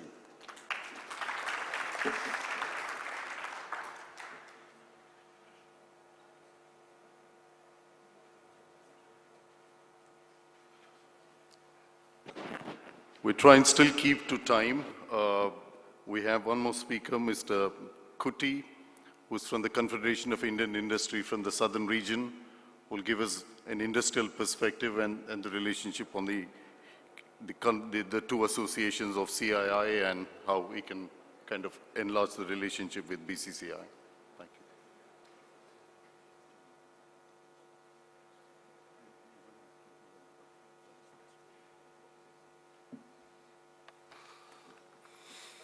Thank you, Mr. Ramajandran. Excellencies, members of the plenary panel, ladies and gentlemen. It gives me great pleasure to be here and leading the CIA business delegation from India at the first Bahrain India Business Forum being hosted by the Bahrain Chamber of Commerce and Industry. I must compliment the efforts of the BCCI in taking the initiative and organizing this wonderful forum to bring the business entities of both countries much closer, thereby expose industry and business on the opportunities that emerge on both sides. CII is committed to this cause and shall continuously support such initiatives as they arise in the region. This shows the importance that the Kingdom of Bahrain attaches to the trade, commercial and economic relation between India and the Kingdom of Bahrain. CIA has been continuously engaging with various institutions in the Kingdom of Bahrain, the Bahrain Chamber of Commerce and Industry, the Economic Development Board, Tamkeen, and various other organizations. Both sides recognize the potential for greater trade and commercial exchanges to provide an impetus to the bilateral trade turnover and investments. Let me recall the hosting of Bahrain India exhibition and conference in Manama way back in October 2013 and organized by the Ministry of Industry and Commerce of the Kingdom of Bahrain in partnership with Confederation of Indian Industry and Bahrain Economic Development Board. Add to this, Bahrain is a regular participant at the CIA Partnership Summit since 2014 and the high-level business delegation that accompanied His Majesty the King, where CIA played a key role in hosting business events in various cities of India. Here I must thank the recent BCCI delegation that participated at the CIA Partnership Summit in Vizag last month. All these initiatives on both sides culminated in the formal opening of a CIA office in the Kingdom of Bahrain last year. This is the first CIA office in the Middle East. I am delighted to say that now use of our Bahrain office as the Middle East hub to serve and the Middle East and GCC countries for various activities, be it a delegation, visit of various ministries from the Government of India or even many events, etc. Let me talk about very briefly on Indian economy and Indian industry. Indian economy today is one of the fastest growing economy in the world. Our GDP growth rate in the last year, which was ended in last month, was 7%, and it is expected to grow much further in the time to come. The government, under the dynamic leadership of our Honorable Prime Minister, has taken many initiatives for the growth of economy, industry, and business. The vibrancy in the economy has helped many Indian companies to look at global efforts, and in CIA, many of our members have already going global, with expansion and diversification, including acquiring of companies. Today, India stands at a very comfortable foreign exchange reserve, which is over 350 billion US. This definitely gives a lot of strength to grow further.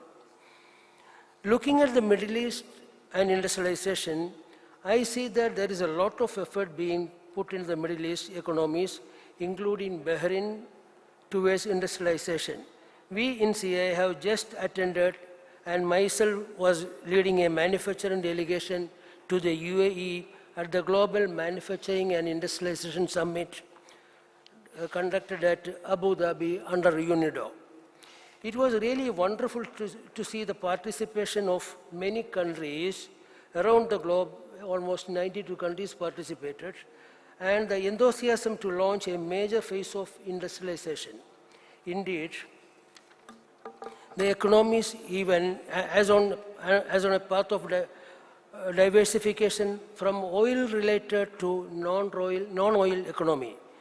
CIA is committed to the process of exchange of ideas, technology, and cooperation with the GCC economies in the industrialization process. Already, many of our members have business operation in the Middle East.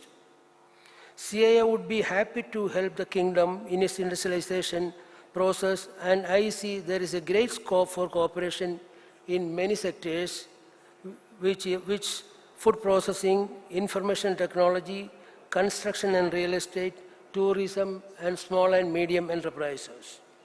I am happy to see that many of these are being discussed in many forums.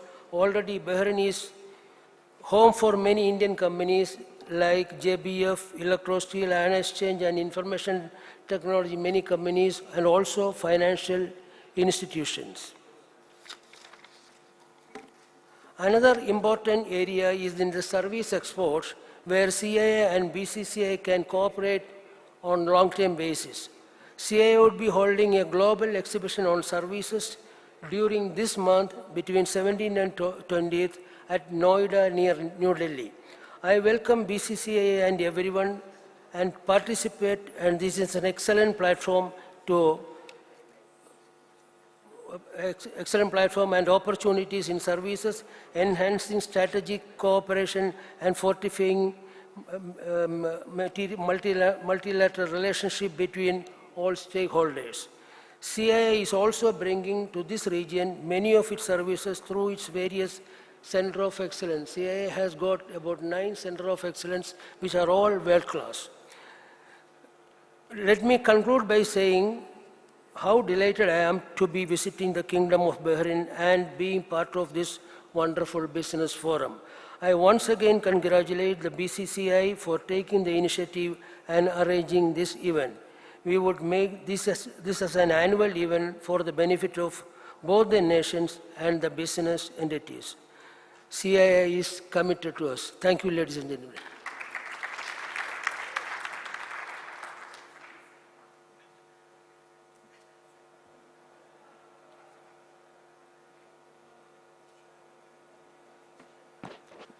Thank you, Mr. Kuti. For this session, we save the best for the last, as we say. May I invite Mr. Yusuf Ali, the Executive Managing Director of Tamkeen, because as they say, Tamkeen has been instrumental in supporting SMEs.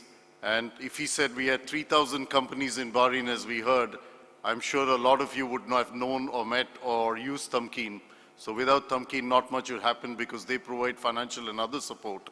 So we really warmly welcome Tamkeen. Mr. Yusuf Ali. Thank you.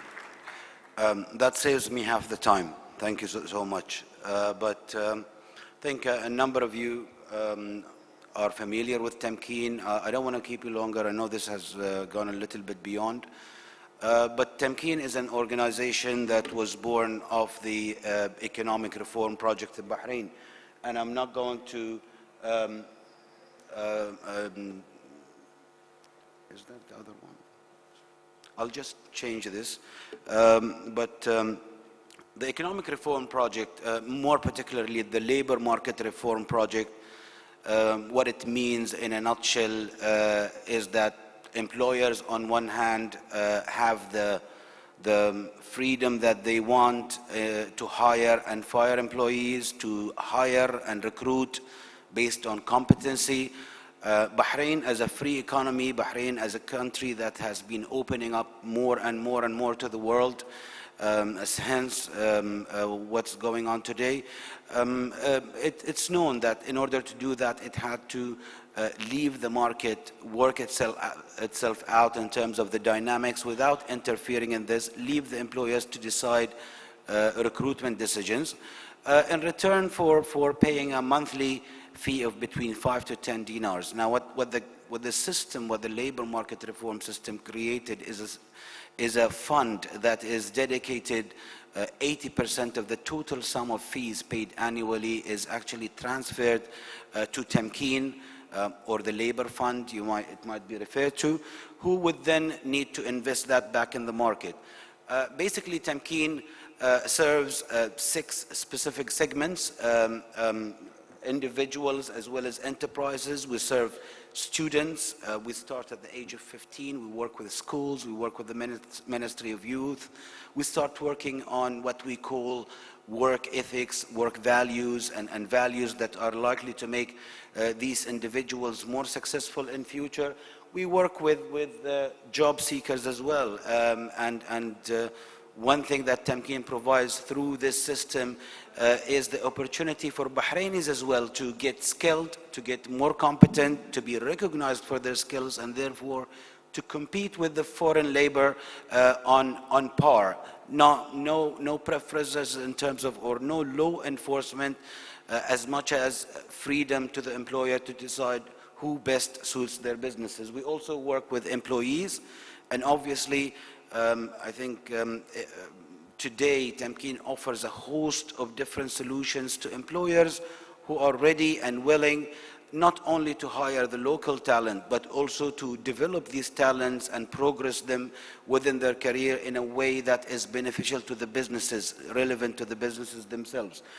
We work with enterprises as well. We work with startups and so much. Simon mentioned a little bit earlier that Bahrain considers itself to be a great place to do business. You've heard of so many reasons this morning, but also part of the reason We pride ourselves not on size, but actually on the power to attract international flagship business names to Bahrain to establish here, and actually offer them a host of solid financial, grant, or even advisory benefits, working with a number of other organizations, EDB included.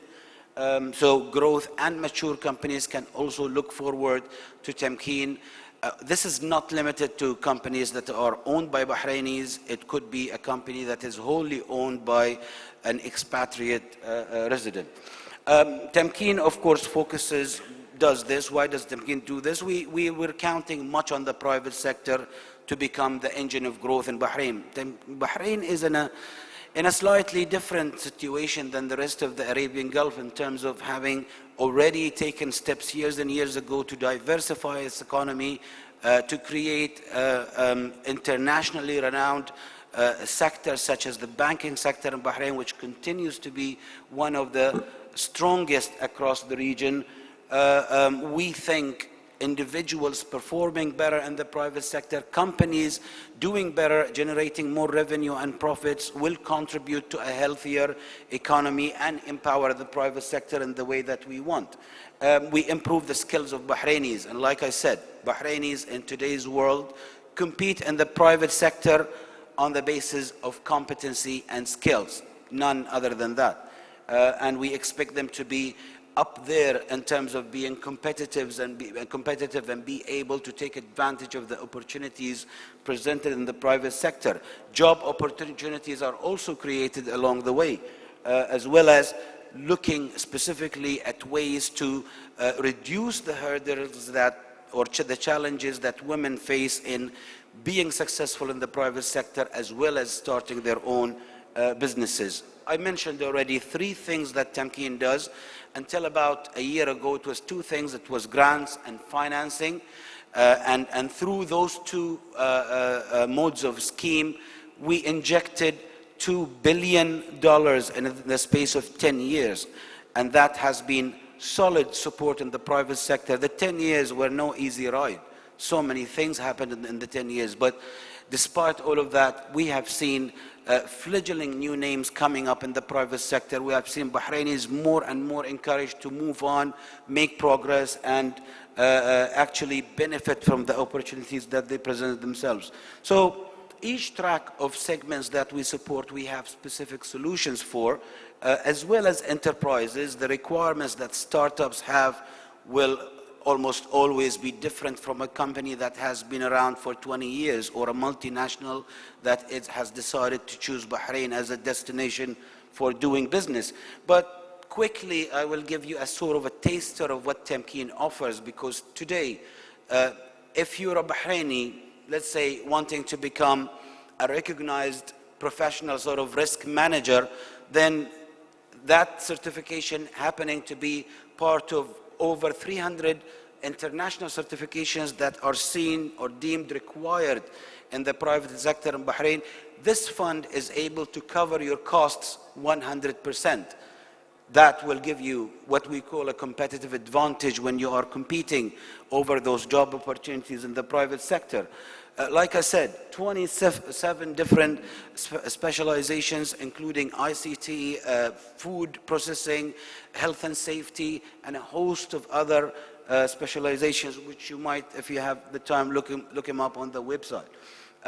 Tamkeen also has recently invested time and resources in supporting the basic skills, not talking about bridging what school students graduate with up to the point of finding the job. And therefore, we now provide support when it comes to numeracy skills, ICT, language communication.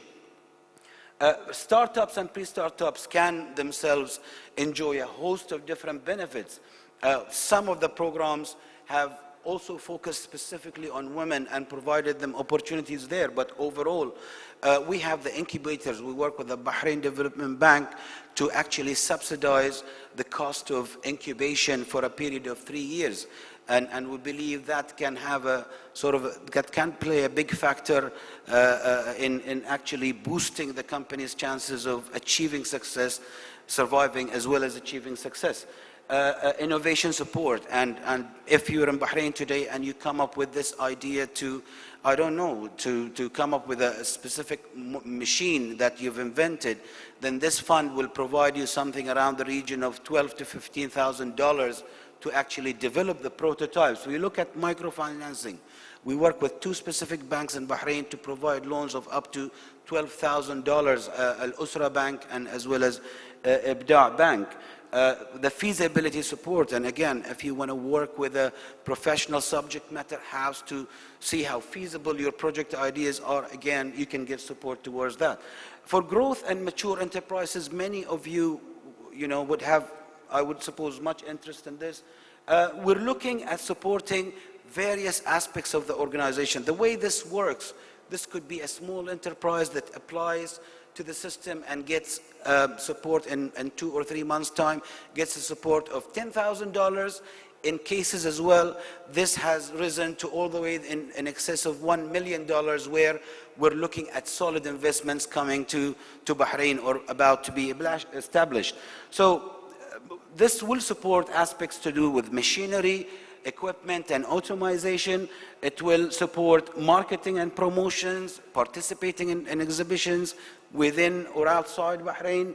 It looks at ICT. It would support business, acquiring business consultancy where required, as well as gaining quality certification. Of course, there's a process to this. It's an online application. You will get the contact information at the end, and I would very much encourage you, where you have inquiries or want to find out more or speak to us, take note of the contact information at the end. Financing scheme is something that injected 400 million dinars in those 10 years, and we work with 9 different banks today, 9 different Islamic banks in Bahrain, to actually provide funding support that will help you in one way by covering part of the cost of the profit. So if it's anything up to 500,000 dinars, you would get supported 50% of the profit. If it exceeds 1 million, it is 70% profit subsidy. This is something that you go through the bank with, but again, for more information, do take note of the contact information at the end. In terms of the human capital, once again, if your choice is to hire Bahraini talent, then you can expect potential support of up to 500 dinars per month towards Bahrainis hired within your ranks. We believe that this, besides other opportunities that you as an employer have to develop your Bahrainis, can take us a long way towards you preferring hiring Bahrainis if that is your choice. Again, there is a process to that, but amongst the other things that we also do is the international placement program, which means that a big Indian company that wants to establish in Bahrain and possibly assign Bahrainis that they hire for 6 months or a year in their plant in Bangalore, for example, this program will support 80% of the cost of the salary, the travel, as well as settlement and medical insurance. Again, that gives the opportunity to Bahrainis on one hand to bring back this international exposure, but it gives you, the employer, the opportunity to get value out of your Bahraini talents. Recently, we've just, I think we've just announced a new program called Taqdeer. While we would not force you to hire Bahrainis in Bahrain, those who choose to hire Bahrainis can also expect additional benefits as well. And like I said earlier, Tamkeen for the past year has been embarking on developing a third arm of support, which is the advisory support. That in part involves working with various other parties, EDB, of which we work with accelerators. We're working with others on other things as well, but whether it's coaching, mentoring the Bahrain Businesswomen Society, we did our first mentoring program in association with Mowgli. We believe that this will enhance, of course, the value of our investments into the private sector. And yes, they are investments. I do expect return. It's not a charity, but it gives you one big reason as well to choose Bahrain to do business. Like I said, If you wish to contact us and find out more, please do that. It's a pleasure to be here, and thank you very much.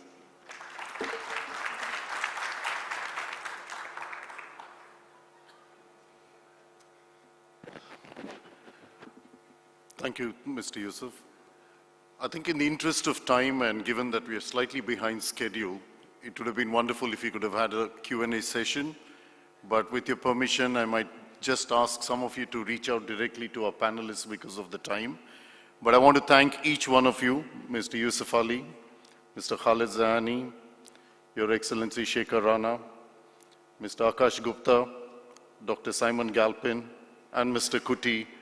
We really thank you for taking the time and effort to come and speak at this forum and give the insights that you have.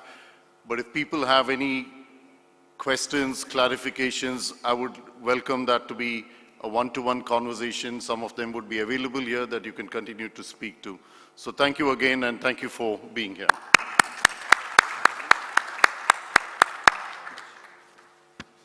Thank you, and can I invite also all the speakers have mementos of appreciation presented by Mr. Khalid Al-Muayyad, and we will receive them individually downstairs. May I please welcome Mr. Khalid Al-Muayyad to present these mementos of appreciation, starting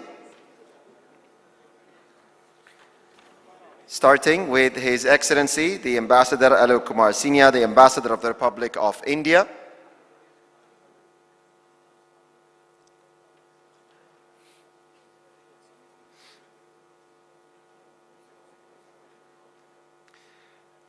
And also,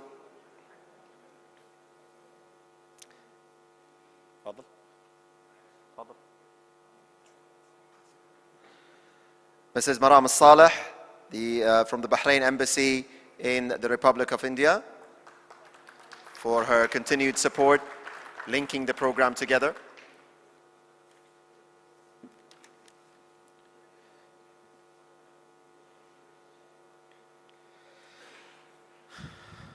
Also, a memento of appreciation to Mr. Khalid Zayani, Chairman of Al Baraka Group, First Deputy of Bahrain Chamber of Commerce and Industry.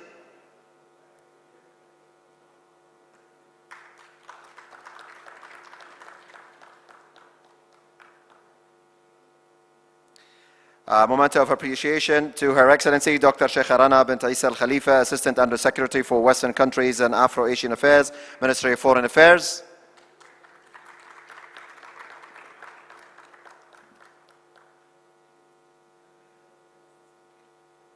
Memento of appreciation to Mr. Akash Gupta, the Ministry of Foreign Affairs in the Republic of India. Fadl. Thank you. Of course, Sheikh Khalid bin Mahmoud had to excuse himself, but we will hand him his gift later.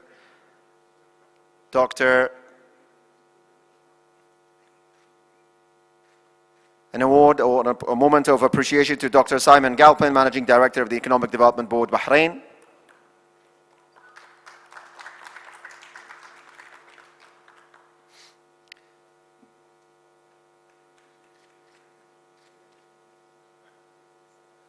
Mr. Yusuf Ali, Executive Managing Director, Tamkeen.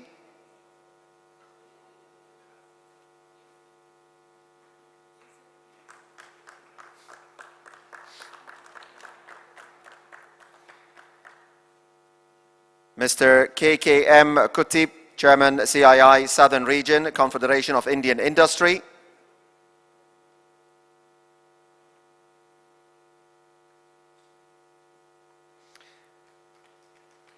Dr. Sahudullah, Chairman and Managing Director of KIMS Healthcare. He's not here. And of course, the moderator of the session, Mr. C.N. Ramachandran, Partner, Head of Advisory, KPMG.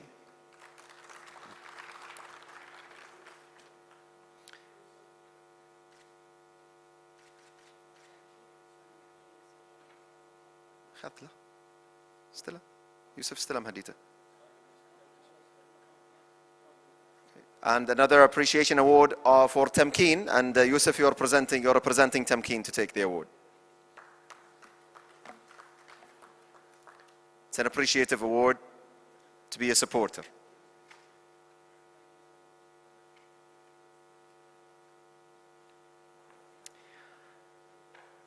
Ladies and gentlemen, this ends our plenary session. Our next session starts now, and it's the first session, Health, Pharmaceutical and Tourism.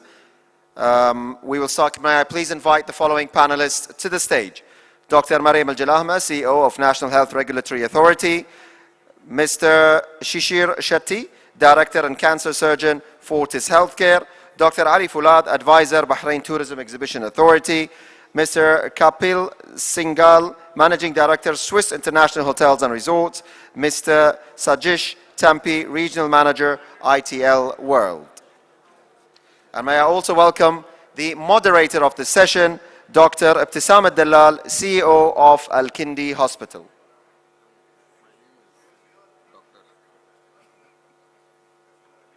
Thank you, Dr. Shishir.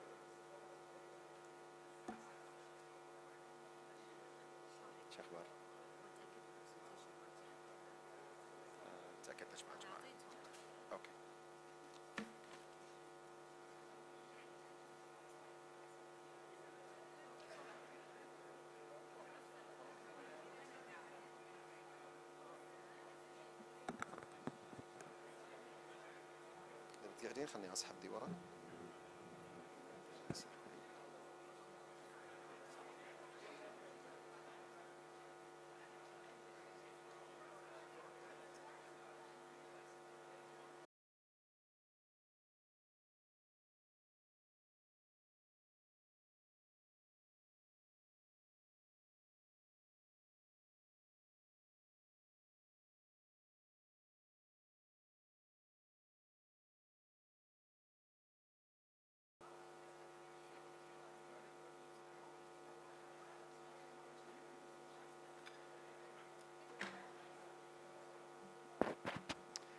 I would also like to announce, ladies and gentlemen, that the B2B session is actually right outside this ballroom. If anybody needs to sort of have a direct business-to-business relationship or discussion, and the sectors available are auto and rubber, tourism, IT, ICT, logistics, business services, steel, recycled ferros and non-ferrous, bitumen, real estate and investments, consultants, suppliers of specialty steel, wire, automotive cabling, spring and tire, HR, travel and tourism, healthcare, manufacturing, automotive, construction, ICT. And again, so all these sectors are actually available for discussion in the BTZ session outside. May I request everyone in the ballroom to please take their seats so that we can start the next session, as it's becoming a bit noisy for the session to start. Thank you.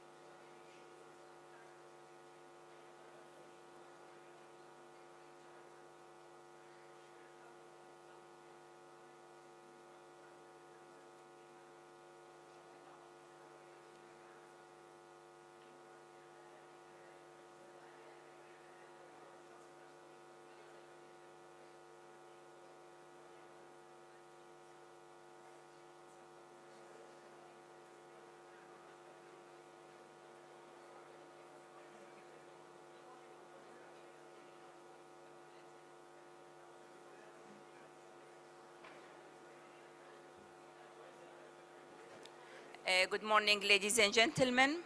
We would like to start with the healthcare session. And first, I would like to thank the Chamber of Commerce, thank the exhibition committee, and the head of the exhibition committee, Mrs. Ahlam Janahi.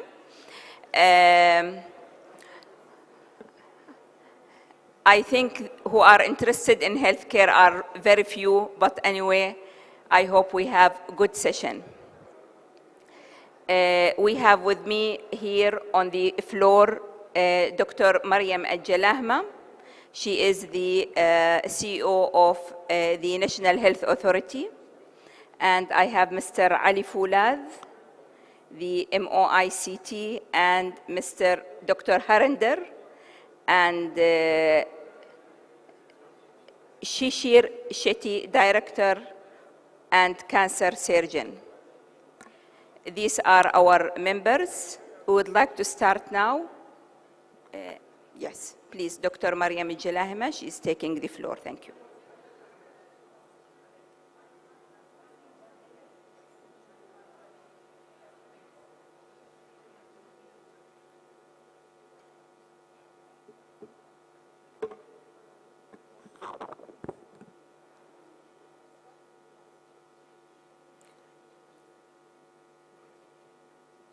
Can change it from here? Okay.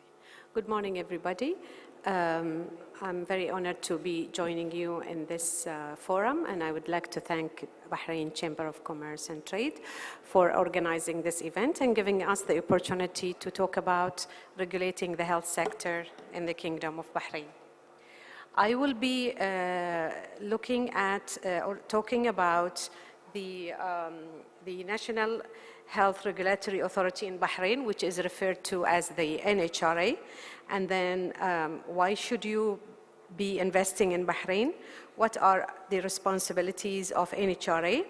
And then we're going to cover three main important investment sectors: the health facilities, pharmaceutical, and then medical devices. So basically, NHRA is an independent government body that works independently from Ministry of Health, and it regulates the health sector, and its member of boards is the Supreme Council of Health. NHRA is responsible for regulating private and governmental health sector. It licenses facilities, personnel, professionals, drugs, devices. Also, it looks into investigating claims of medical errors and approving clinical trials. Can I ask the organizers to keep the door closed because the noise is disturbing the presenter and the audience? I would appreciate if you would close the door. Thank you very much.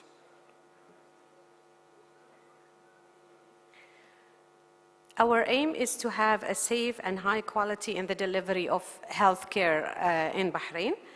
And we achieve our vision by working over three main strategic goals: regulated and accountable health care facilities, safe and trusted health services, and preserving health rights. Why invest in Bahrain?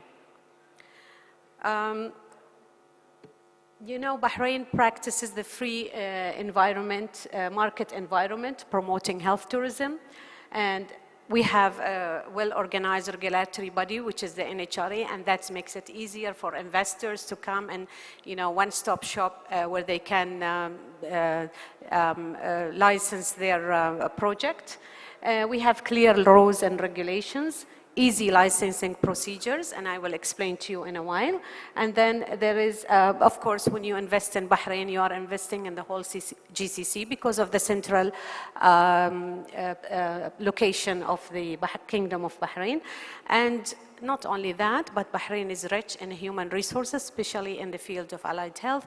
So when you have your investment in Bahrain, you will have a good infrastructure from HR, like nursing, allied health, and others. What type of investment you should be looking for? I just listed the things that it's not currently available in Bahrain, and it might be a good investing opportunity, which is like a long-stay facility, rehabilitation, including sport medicine, alternative medicine, women and child psychiatry, and maybe more. But if anybody is interested, we can have a meeting and talk about it more. And we have our annual report posted on the webpage, and from our annual report, you will know what type of facilities are currently operating in Bahrain and what facilities is lacking.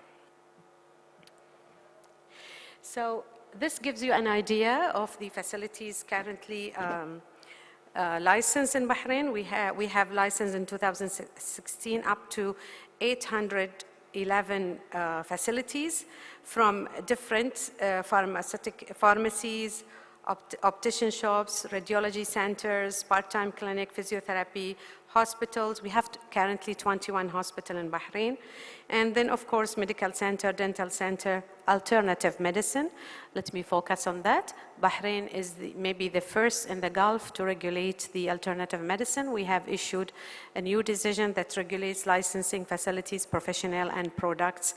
And we have so far 12 alternative medicine, and most of them is in the field of Ayurveda.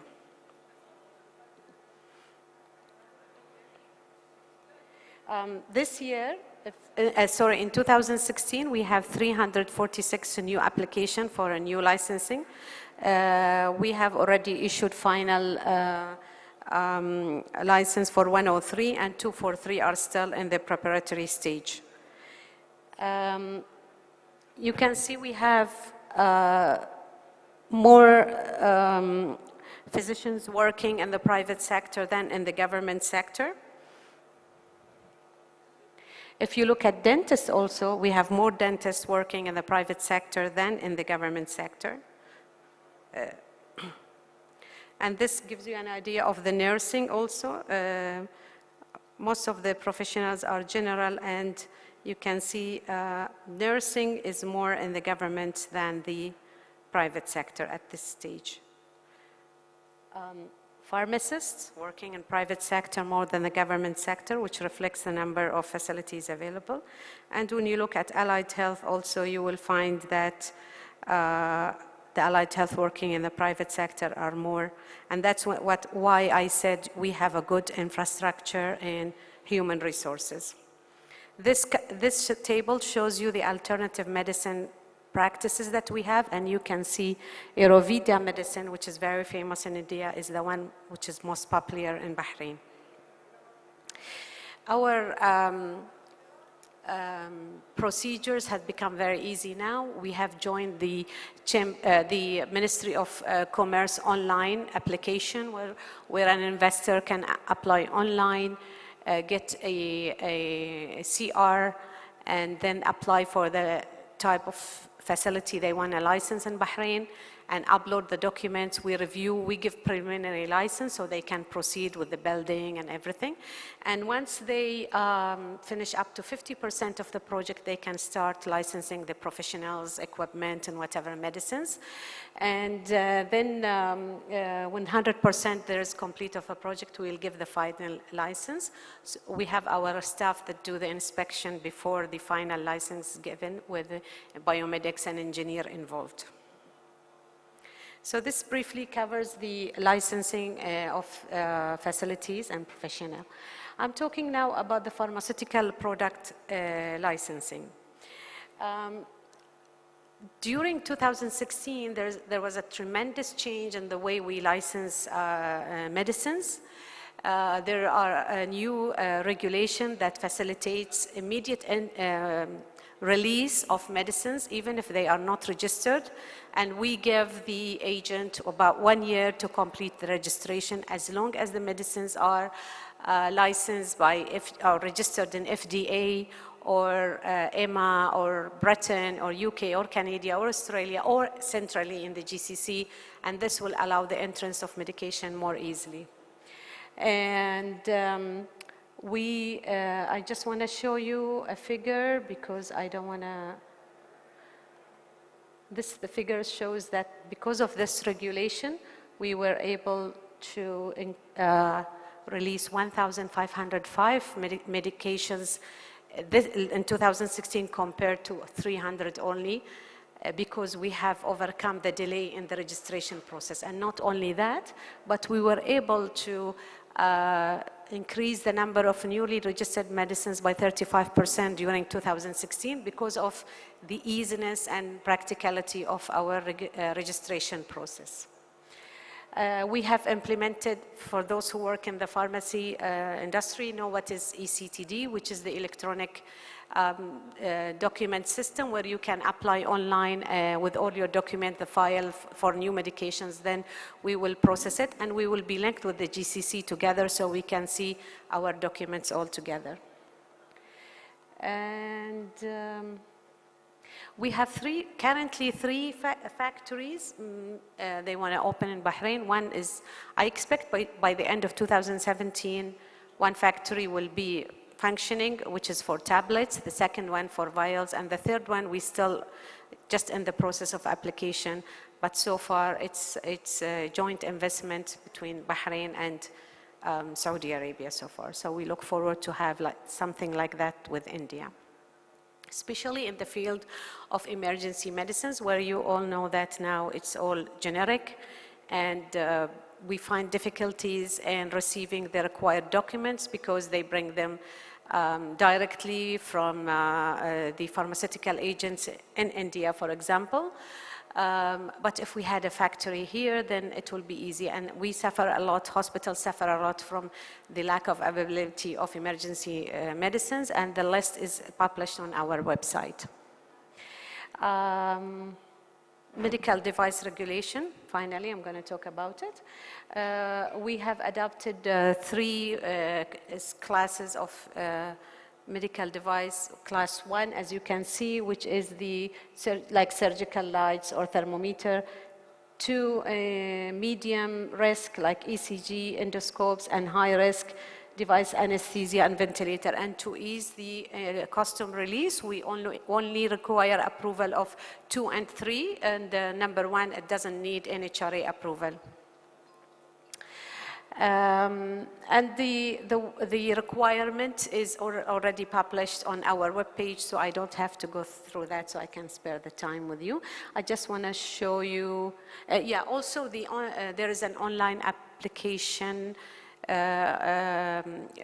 called OFOC, which is in the custom department, and through that you can apply online, upload your required certificate, and we give approval online before the shipment reach Bahrain. Once it reaches Bahrain, then it's easy. You have already our approval. The problems we face is when they bring their shipment and they don't have the required certificate, and then they have no right to say that we delay the process, because by this way we can do it. Even from home, we can approve the applications. In 2016, 3,835 shipments were imported to Bahrain with about more than 19 million dinars. And this was all done by our staff in 2016. And here it shows the figure. That's it. If you have any questions, please, and if you need any further information, that's our webpage. Thank you very much.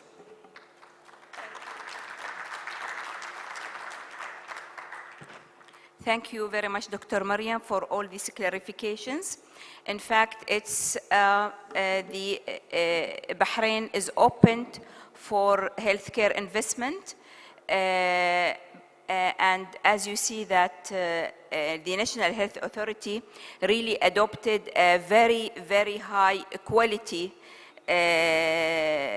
services for Bahrain, and to put all Bahrainis and the citizens here in Bahrain at safe practices in healthcare, and that's why when you come for investment, really it's going to be exposed to a very high quality healthcare services. Now we are going to have Mr. Ali Foulad, Dr. Ali Foulad, and he will explain or clarify the opportunities in the health care tourism in Bahrain. Thank you.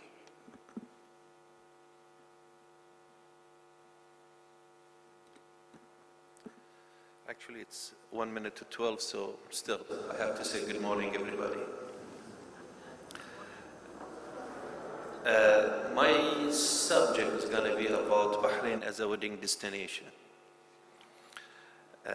You are aware from His Excellency Sheikh Khalid bin Ahmoud Al Khalifa, the Chief Executive of BTA, Bahrain Tourism and Exhibition Authority, he mentioned about BTA has launched exactly 1 year ago. That was in April 2016. A tourism project called Bahrain Island Wedding. In Arabic, we say Farhatkum fil Bahrain. And we focus on 2 destinations. We focus on Kingdom Saudi Arabia market and on India. Well, I got only 10 minutes, and because of the forum is about Bahrain and India business, so I will concentrate on a question said, why India? Ladies and gentlemen, the population of India is 1.25 billion. The number of families are 250 million. Half of population are under 29 years old. And every year there is 2 million weddings. And the growth of this industry is between 25 to 35% per year. The average expenditure is between $1,200, which is $1,500 to $750,000. A person in India spends 1/5 of the wealth accumulated in a lifetime on a wedding ceremony. Am I right? More than that. Don't worry, I'm ready for it depends. Well, this industry is mainly on a cash industry. So it's too difficult to have real statistic. And wedding industry booming started since 5 to 10 years ago. Let me just, some MPs like Ranjan's bill and things like that, trying to control this big industry. Having said that, as I said, the growth is continuing year by year. Let me give you just some statistic, and these are all estimated. The worth of Indian wedding market is between 12 to 15 billion. Let's compare it with other markets. Gold and jewelry, 9 billion. Apparel, clothes, things like that, 1.5 billion. Durable goods, 4.5 billion. If you accumulate all these, still they are less than the Indian wedding, how much it's worth. If I combine the gold and jewelry and other sectors to the Indian wedding, it will reach up to 40 to 45 billion dollars. North of India leads in the spending of the wedding, and there is a big role of Bollywood on the weddings. So all these things we have to keep it in our mind. And since last 3 decades, the wedding is getting bigger and bigger and shifting from the traditional to more corporate weddings. Out of 10 million weddings per year, 2,000 are outside India, and these are considered as a luxurious wedding. Mainly Turkey, Europe, Sri Lanka, and then East Asia and GCC. GCC, Oman, Abu Dhabi, Dubai, Ras Al Khaimah, and this year Bahrain becomes on the Indian wedding destination as a map. Thank you very much.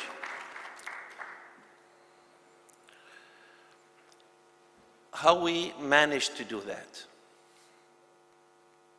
To bring at least this, let's say, the biggest wedding in the history of Bahrain. And I will say that from personal experience. Beside all the reasons, the family have seen how they develop in the hotel facilities, the culture, the history. Yes, ladies and gentlemen, and especially to our brothers and sisters from India, we are a small island, but we are rich and rich in history.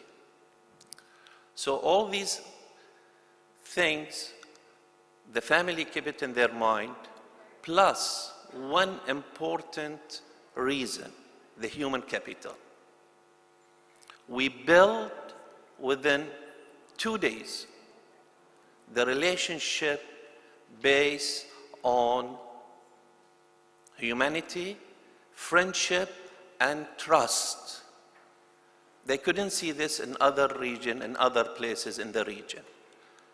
And to be more specific, the decision was between Bahrain and Dubai. And within 2 days, we managed to get the wedding to Bahrain because of that. Because, as I said, the friendship and trust.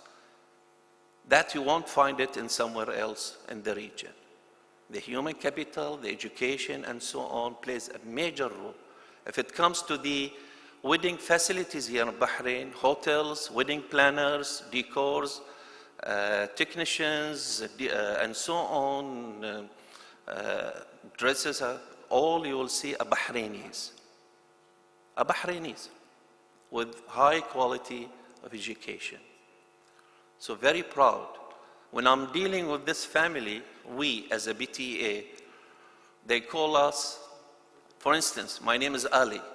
They don't say Dr. Ali, they don't say Mr. Ali, they say Ali Bhai. Bhai, it means brother, Ali Bhai. How we managed to do that? Through the trust and through the friendship. That's why we created to those two families. And I mentioned to them about this forum. They left last night. And they said, we wish we were here. Now those families are becoming ambassador to Bahrain. And believe the word of mouth. That's going to be the word of mouth. Finally, to our brothers and sisters from India, dreaming weddings of yours and loved ones will come true in this beautiful island. Ladies and gentlemen, thank you for your attention.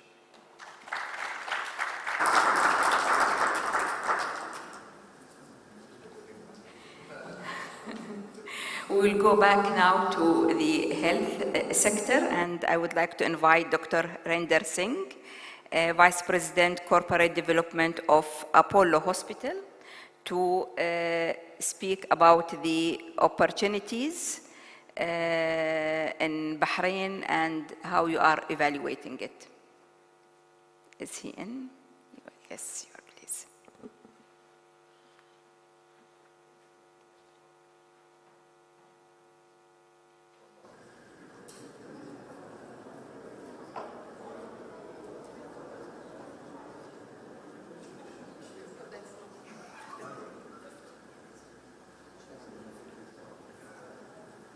So there is a small correction.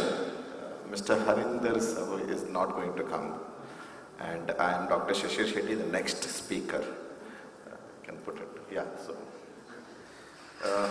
he is from Apollo Hospital and I am from Fortis Hospital. So they are like they compete with each other. But I am placed in a very nice place because I work with both. Can I put the slide, next slide please? So this is the disclaimer that I put, that I work with both Apollo and Fortis Hospital. I'm the director at Fortis, and I head the department, and I head the oncology department at Apollo. So I think I can speak for both, so I borrowed some time from them, although I don't see many people here, but still. So India has gone a long way, and I'm sure that we have gone from villages to cities, and we are into industrialization, fighter jets. But somewhere, I think we need something in between, so a lot of advancement. Sometimes I think as doctors, we lose the personal touch. Am I right? Doctors would be more easy to diagnose and put CT scans and so many investigations in place.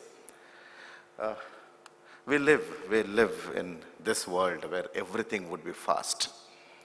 I came to understand that people, our friends from Bahrain, they go all the way to Turkey or US for cancer treatment, and Mayo Clinic is full of people who are there.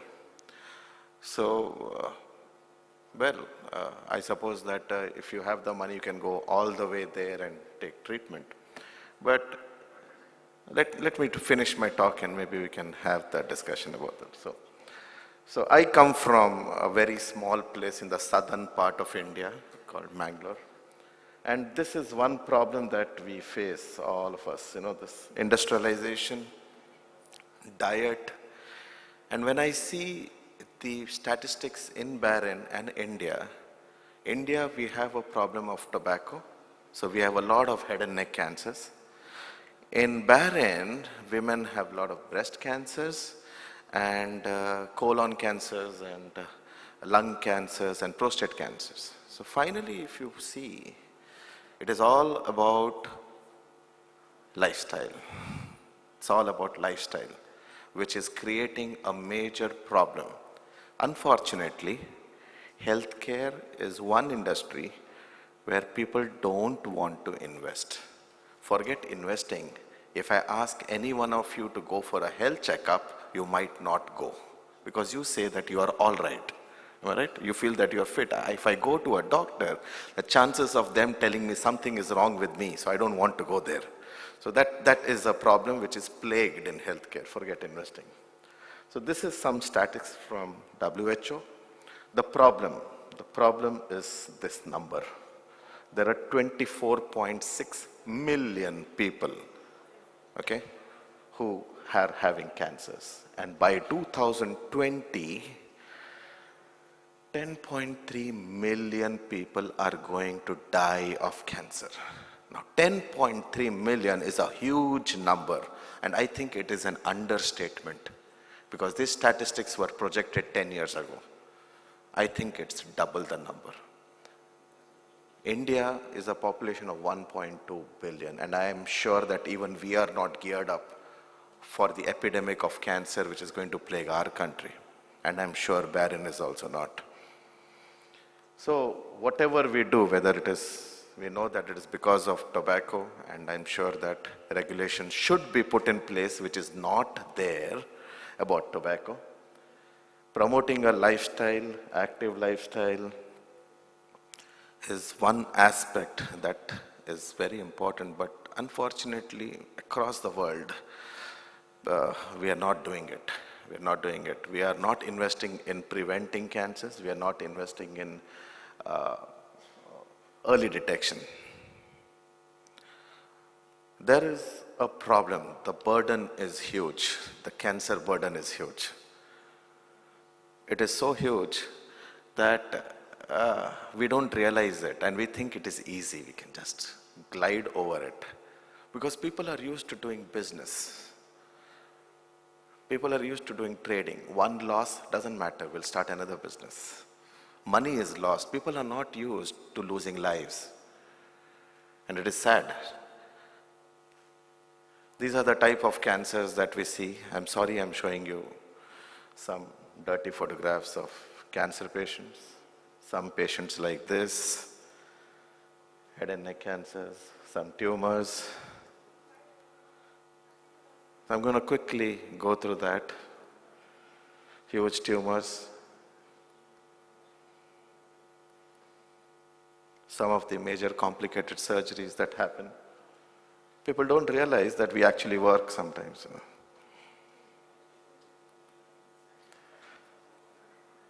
I'm sorry. Kidney tumors. Kidney tumors, abdominal tumors, all sorts of tumors, skin cancers. So smokers have throat cancers, oral cancers, tongue cancers, skin cancers, and so on and so forth. The problem is the expectation. You know what everybody expects today? That if you go into a hospital, it's like your car, you go into a hospital, you want to be perfectly all right and come back. And that is the expectation. The expectation comes from the fact that we have been able to treat infection. We are controlling diabetes, cardiac diseases. People are not dying anymore. We're talking about heart transplants, we're talking about liver transplants. So obviously people are assuming and thinking that we should also be doing well. And that once you go in, you come to your market and come out pet and pat. So this slide is about Apollo. The idea is about excellence, expertise, empathy. The problem is precision technology, and that costs a lot of money. So this is a new facility which has come up in Mumbai, in Navi Mumbai, and it's a 550-bedded dedicated facility where we talk about transplants and we talk about liver transplant, heart transplant, cancer, radiation, name it, everything under one roof. This is part of the vision that are, yes, so I think I'll have to quickly go through it. Proton therapy, which I have put here right in the center, robotics. Proton therapy is not available anywhere in the South Asia. We are the first one in the South Asia to put this. Everything is precise. We're talking about organ specific. So we're talking about breast cancer, oral cancers. We're very specific. Can you play the video? Sorry. Oh God. This is the problem. When you need technology, it is not there. And it is a genuine problem in the world. Isn't it? Every time. So small video about how we have used and learned from our industrial colleagues about 3D printing. People are using 3D printing in making guns. So we created something to make mandibles. So biggest question that comes is, what is a doctor doing in an industrialist or in a commerce society? Right? I hope they don't ask that question. But is the video playing?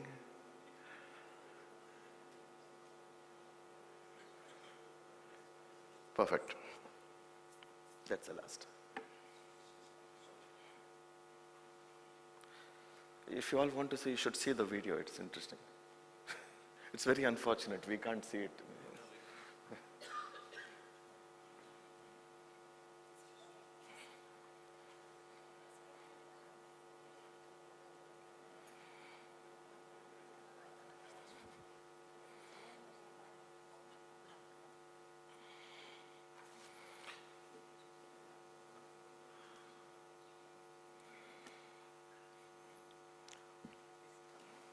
Just seeing it. So all this while, people have been looking at Middle East, India or other countries have been looking at countries to have a hub and spoke model, where we talk about patients coming to India, taking treatment, or patients going to US or Germany. This is the type of model people are thinking. I think it's high time we started developing systems. We started developing hospitals which are better advanced so that we can get patients. In emergencies and emergencies. This is one of the new things that we're doing. We were one of the first in the world to do it. Some music to entertain all of you, so it makes things easy. So what happens is, you look get a lot of head and neck cancers in India, so the people lose mandibles, that is a bone.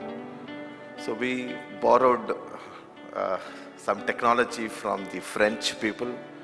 We got the instrumentation to India and we started printing titanium implant. And based on that implant, we were able to reconstruct the jaw and we were able to put teeth in place.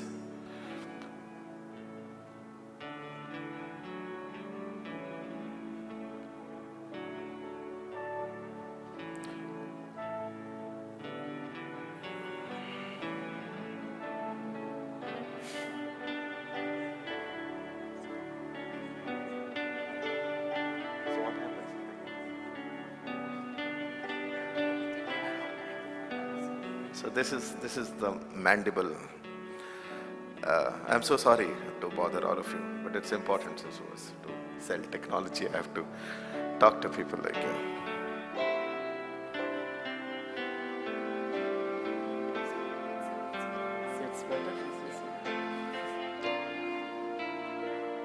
And it seems nice when you're operating, right?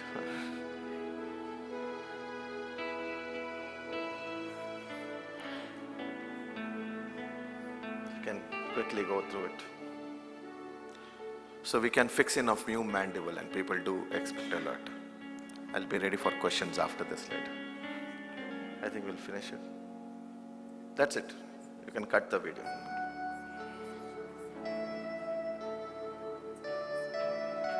Thank you. Thank you very much.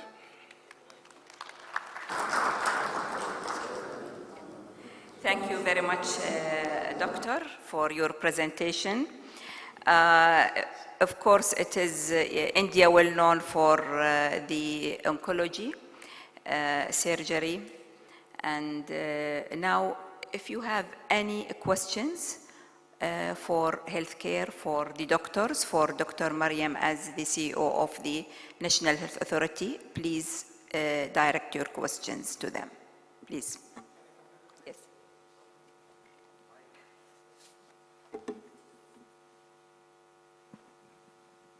I'm Thambi. I'm known as Thambi's Nagarjuna. I'm instrumental to bring Ayurveda to this island in the starting of 2000. From the last 2 decades, Bahrain is feeding and I am here. Thank you for the DICE people as well as for the skeleton audience. As far as health is concerned, we don't care. That is why we are paying more at the end. So if the crowd is here, then all will be aware of the health and they will not pay. So prevention is better than cure. My first question, the NHRA is doing very well. Congratulations, Dr. Maria. The licensing procedure for doctors in all other GCC countries, individual licenses get, but here the hospitals can apply. So the other way, if you can do, they can practice, expert doctors can practice in almost all the hospitals instead of being monopolized by some hospitals. It is a suggestion. Second one, you are telling free import of FDA approved medicines is permitted.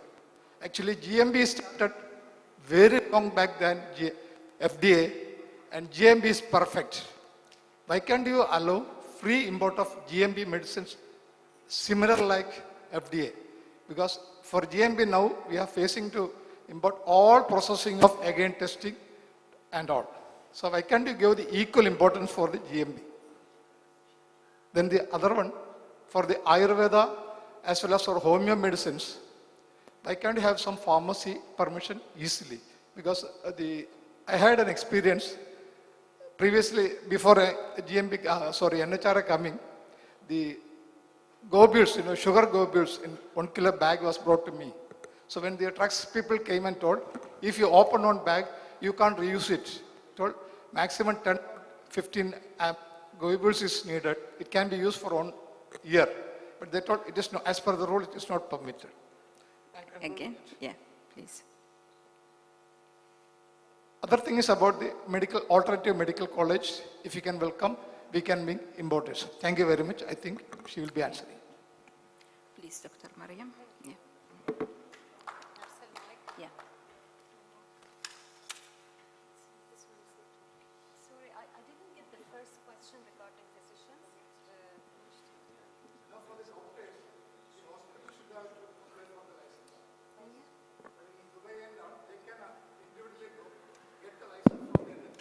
Okay. Yes, the question was that why on application only through the working facility, not directly through the hospital. This is because of the labor market organization in Bahrain, that nobody can have a work visa for work unless they have an offer. And so we are linking our procedure with LMRA, that's why. And we cannot apply, even for Bahrainis, they cannot do that. You have to have a job offer, so because the license is linked with where we are working for inspection, for regulation, Yeah, and so on. it is linked with the organization. Organization.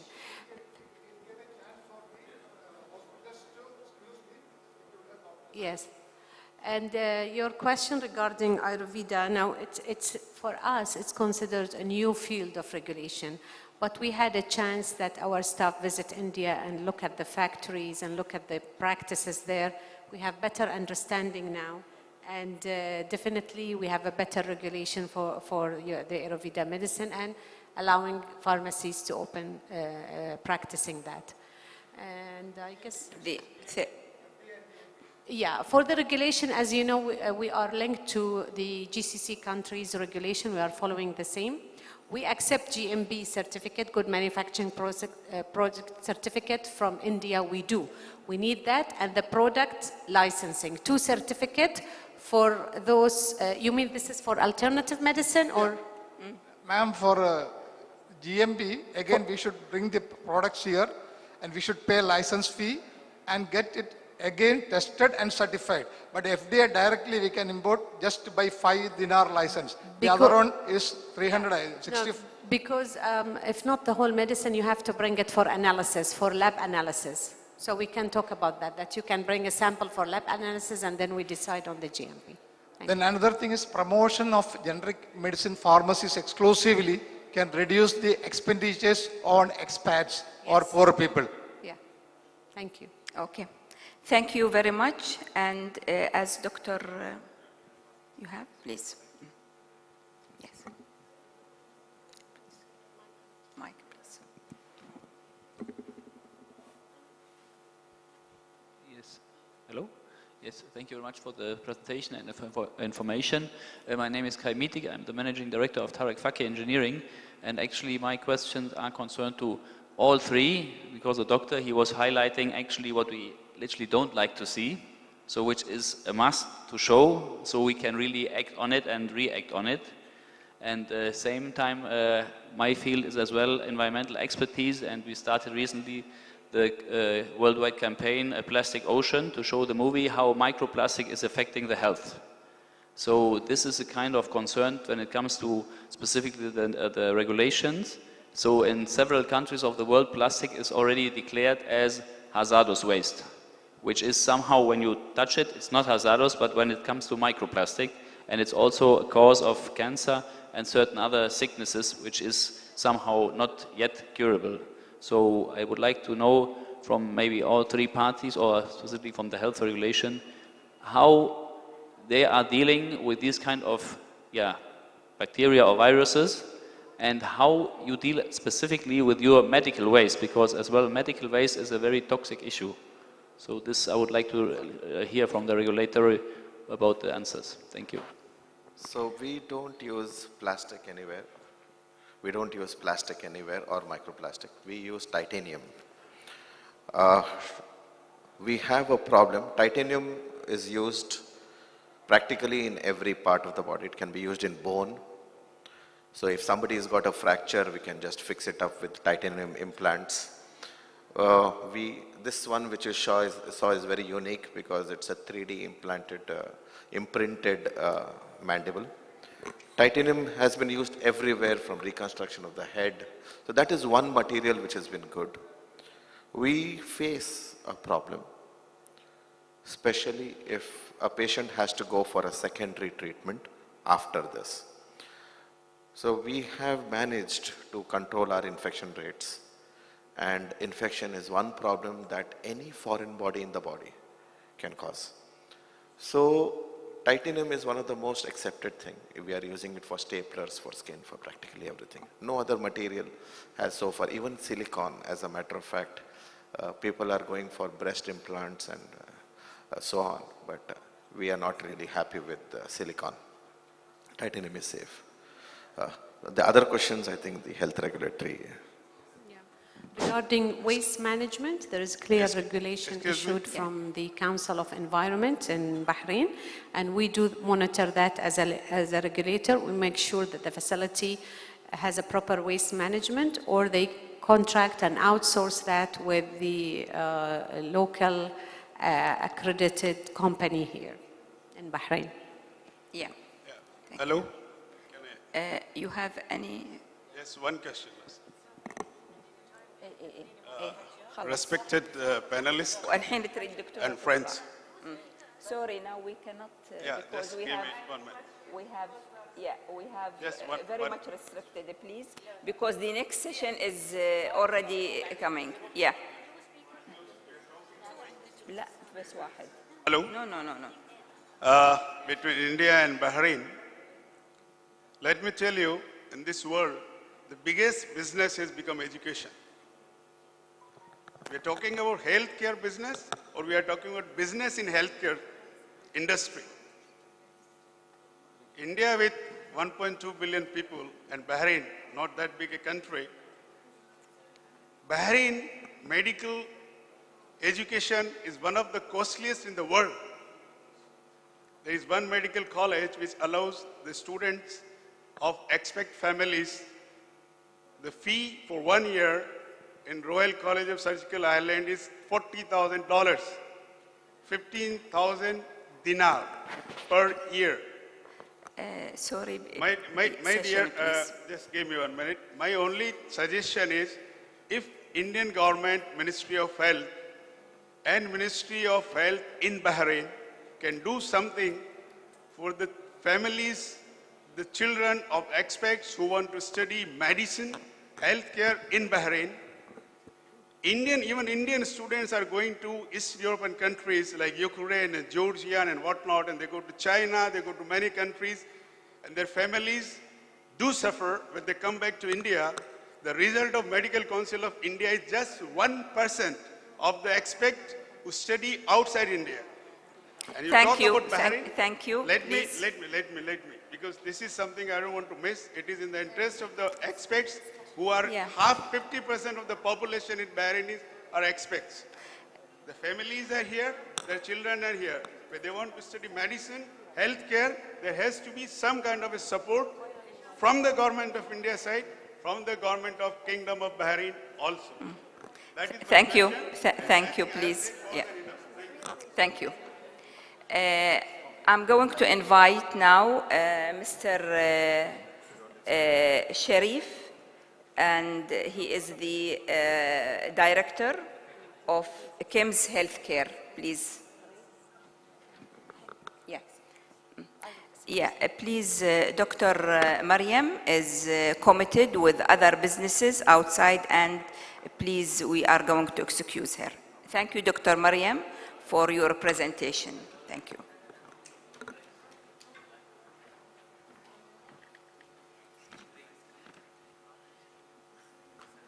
Thank you. Good afternoon, everyone. I think we're wrapping up healthcare as a discussion anyway, so I'll just make it very brief. There was a change in the schedule. My name is Dr. Sharif Sahadullah. I'm the Executive Director of KIMS Healthcare. And we as KIMS, KIMS, for those of you who don't know, stands for Kerala Institute of Medical Sciences. We are the largest corporate hospital in the state of Kerala. We came to the GCC in 2004, and we established our headquarters here for the GCC in Bahrain, primarily because of the ease of doing business here in Bahrain. Here in Bahrain, we are KIMS Bahrain Healthcare, which is Royal Bahrain Hospital Medical Center, and KIMS Bahrain Medical Center. I think a lot of things have already been said about healthcare, so I don't want to repeat anything. When people think about India and healthcare, one of the things that comes to mind is medical tourism. In 2005, approximately 200,000 people visited India for medical tourism, and it was a $3 billion industry. By 2018, that number is to rise to $8 billion. Now, typically when people speak about medical tourism, they look at people going overseas to get care. I look at medical tourism a little differently in that it's not only about patients going overseas, but we should also look at medical tourism as an opportunity to bring expertise from other countries to Bahrain, so that the people of Bahrain don't have to go overseas to seek health care. And I think that's where there can be more Indo-Bahraini collaborations like our group to bring expertise to Bahrain. Several years ago, my wife did a thesis paper on outsourcing the American patient and looked at patients who were leaving America to get care overseas. And the driving factor of patients seeking care overseas was accreditation. And people would go to hospitals that were accredited. And so I'd also like to applaud Dr. Mariam and the NHRA for their initiative in accrediting hospitals here in Bahrain, as that will only drive medical tourism and develop medical tourism in Bahrain. So that's all I wanted to say. Thank you for your time.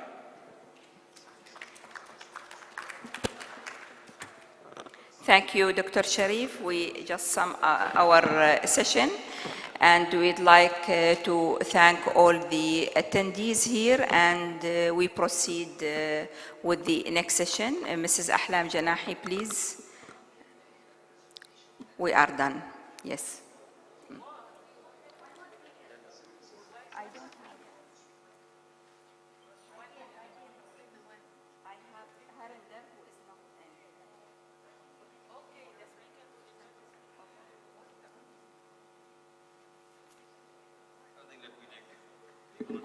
Because the changes is not on my schedule. Sorry.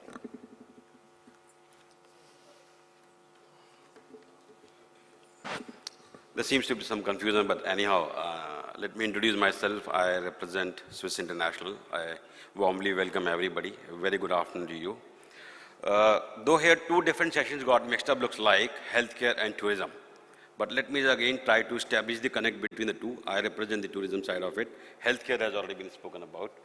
So I just want to give you a very small example of I'll though come from a tourism department, but would like to connect with the healthcare. I come from a very small place called Gurgaon. Gurgaon has seen great opportunities on account of medical tourism, because there were not even a single hospital 10 years back. Today, when you talk of, you see each and every brand or each and every hospital there. As a result of which, you can see, a lot of people from, a lot of patients from GCC, they're all coming to Gurgaon areas. As a result of which, we have seen each and every branded hotel operating there. So there's a great tourism moving on account of healthcare. So that's one aspect. I would just want to say that there is a great tourism which can happen just on account of medical tourism also. But now let's look at, my objective here was to explain that, okay, how we can attempt joint businesses between India and Bahrain on account of tourism. And last 8 hours, that's my first visit to this place. So what I observed is there's a great potential to do joint businesses on the tourism. How, I could see occupancy levels in the hotels here are pretty low, which is in the range of 45 to 55, and maybe the population levels are low, but somehow I feel that there is lack of tourism opportunities, or we are not attracting international visitors to this place. Whereas India offers a great opportunity from that point of view. There is 1.2 billion. We are 1:1,000 ratio is the typical ratio of the population here. We can actually target that, whether be it on the vacation destinations, because there's a great destinations if I really look at. It could be on the medical tourism, it could be on the wedding destinations, it could be on the wedding destinations. I have an immediate business proposition for both the countries. What could be attempted immediately is if we are able to target just 10% of the vacancy which is there in the hotel industry here, and if we really focus that back in India and try to attract tourists for various purposes, I can see a great potential of generating about $100 million minimum from just the operating assets here. Forget creation of any new assets. When it comes to the new assets, we as a brand, we as an operator, we are generally looking at opportunities here with respect to the buildings which are up and functional here. We could come in as the brand operator and manage that. Thank you, gentlemen.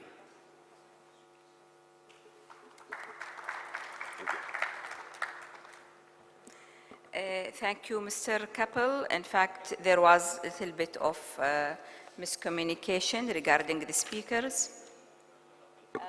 So the healthcare, really we can sum it in 2 points, the investment and the tourism, and both are in the investment. And I think Bahrain market is opened under the regulatory.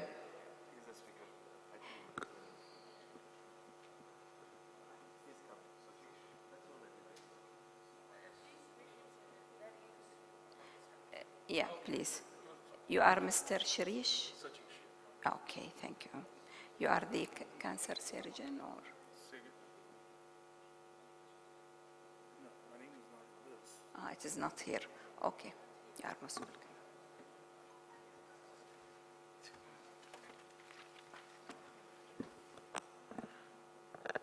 Good afternoon, distinguished guests. The subject I'm talking about is about tourism.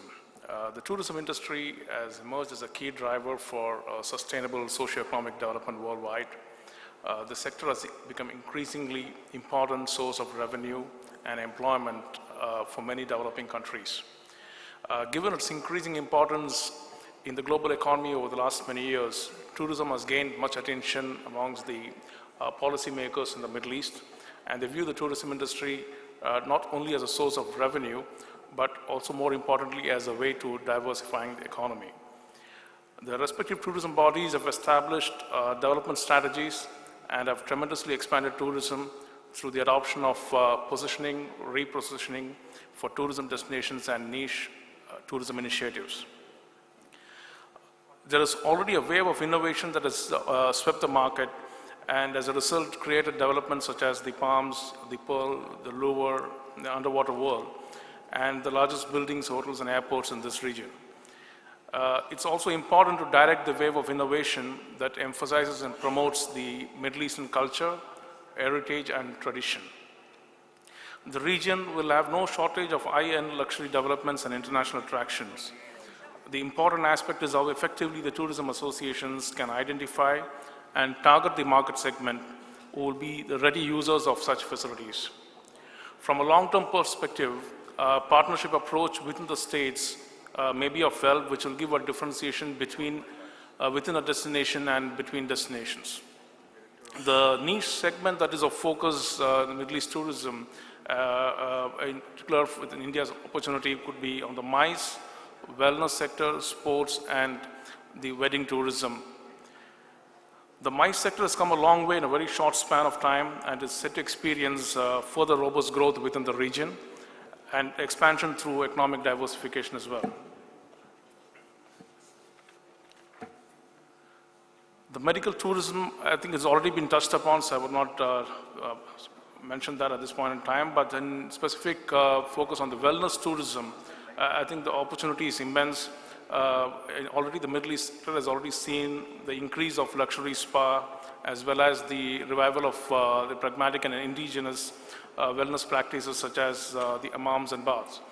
But in particular for Bahrain, of the islands which are the dormant assets, could potentially be looked at, converted for, could be for a yoga or meditation or on the naturopathy treatments.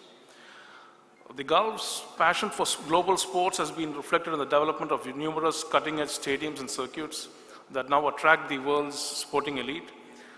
Some of the mega sporting events to be hosted in this region, namely AFC Asia Cup in UAE in 2019, the Athletic Championship and FIFA World Cup in Doha, and the annual Bahrain Grand Prix, Dubai Rugby Sevens, and Dubai World Cup, which attracts visitors from worldwide. The Indian Premier League had one such sporting event which was done in Dubai, which was a huge success. Lastly, the weddings, which one of our earlier speakers had touched upon as well, where Bahrain is attracting almost close to 1,000 guests this year, is definitely a major business in the region, and the industry is expected to grow due to very well developed wedding tourism. The wedding market in India is about $25 billion and a growth rate of 25%. Is an opportunity in the Gulf region to set a target. In conclusion, the Middle East tourism is poised for a robust growth. Thank you.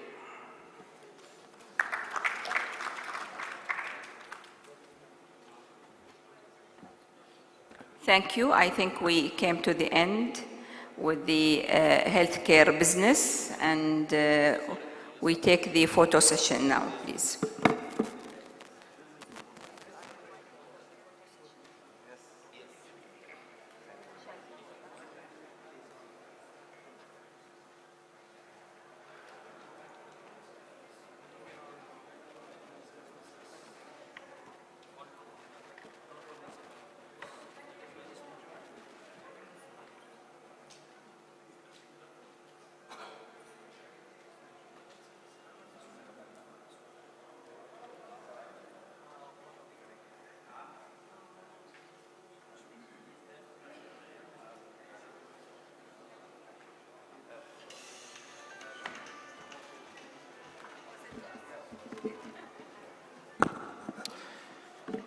Thank you very much for the first session, Health, Pharmaceuticals and Tourism. And these are mementos of appreciation going to the moderator of the session, Dr. Abtisam Al-Dallal.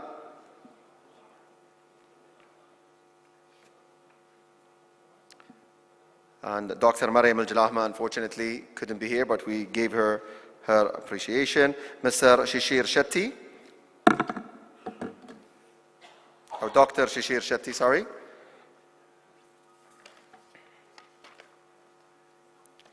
Dr. Ali Fulad.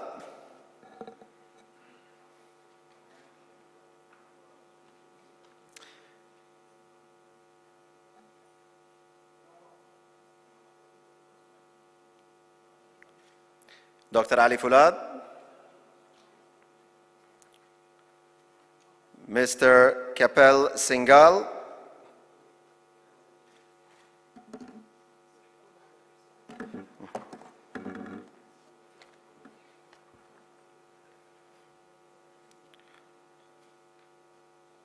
Mr. Kapil Singhal. Mr. Sajesh Tampi, ITL World.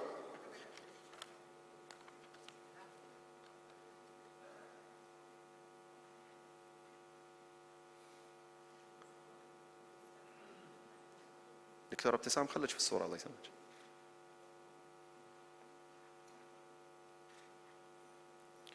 And Dr. Sharif Saadullah. Dr. Saadullah. I think he exited. Okay, thank you very much. Thank you, Mr. Khalid Zayani. And we will now start. We are definitely behind schedule, and hopefully we will try to catch up in the next sort of 25 minutes. May I please welcome the second session panelists, the moderator, Mrs. Shantini Raja, Mr. Mazen Ash-Shihabi, Vice Chairman, ICT Committee, Bahrain Chamber of Commerce and Industry, Mr. Hari Padmanaban, the Executive Chairman of Encore Group, Mr. Shalindra Jain, Founder and Managing Director, VizExec Transformation, and Mr. Rahul Balla, Chief Executive, Invita Company. This session will be managed by Mrs. Shantini Raja, Chairperson and CEO, Resquare Technologies, WLL. The time now, just to give you a more accurate time frame, the time now is 12:45, and we will finish this session hopefully at 1:30. Just a more realistic view than the program that we have. Shantini.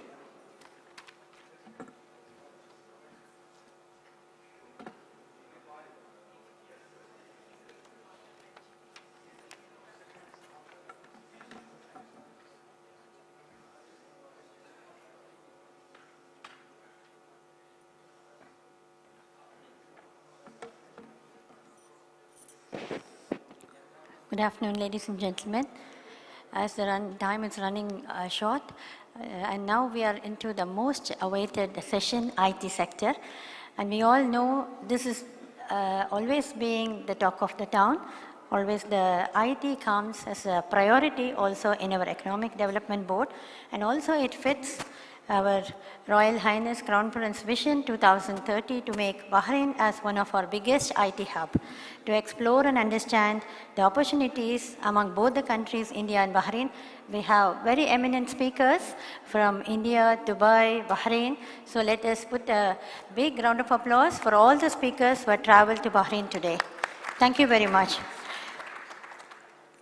Not to take much time, let me introduce Mr. Mazen Al-Shahabi, the Vice Chairman of ICT Committee in BCCI. Thank you, Mr. Mazen, for coming. He is the founder and director of Mazen Computer Center in Bahrain. And now next is another eminent personality, Mr. Hari Padmanabhan. He is a corporate board member, serial entrepreneur, early stage investor and mentor, and is keenly involved in social enterprises. In the past, Priya Technology CEO and the product development in the Middle East, he has made a pioneered software even in 1986, and a board member of a listed companies in India, BTech from IIT Kanpur and PG from IIM Kolkata.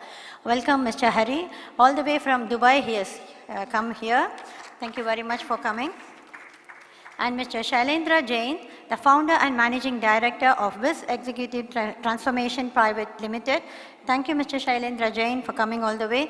And he has got over 18 years experience in IT industry across the organizations like Oracle, Microsoft, IBM, was one of the director of Oracle India too. And he has established his company in 2011, developed an innovative software for micro campaign management for presidential election being used by several African countries. He is a BTech and Masters in Business Economics. Welcome, Mr. Shailendra Jain. And now we have Mr. Rahul Bala, and he is the CEO of Innovator, a BPO company which is located in Bahrain. So they are an investor. So welcome, Mr. Rahul Bala, and he has got more than 20 years experience in outsourcing, expanded Innovator even to Kuwait from Bahrain, founded Invita Training Center, MBA holder in Marketing and Finance from Amenity University. Welcome all of you eminent personalities. Now I would like to welcome each and everyone to give your thoughts about what opportunities are there which we can exchange each other between Bahrain and India. So first let's hear from Mr. Mazen. Let's have an interactive session, because instead of having a forum, only the speakers speaking, we can have an interactive session, and after that followed by a question answer. So we'll hear from Mr. Mazen and then we'll be following with other speakers. Thank you.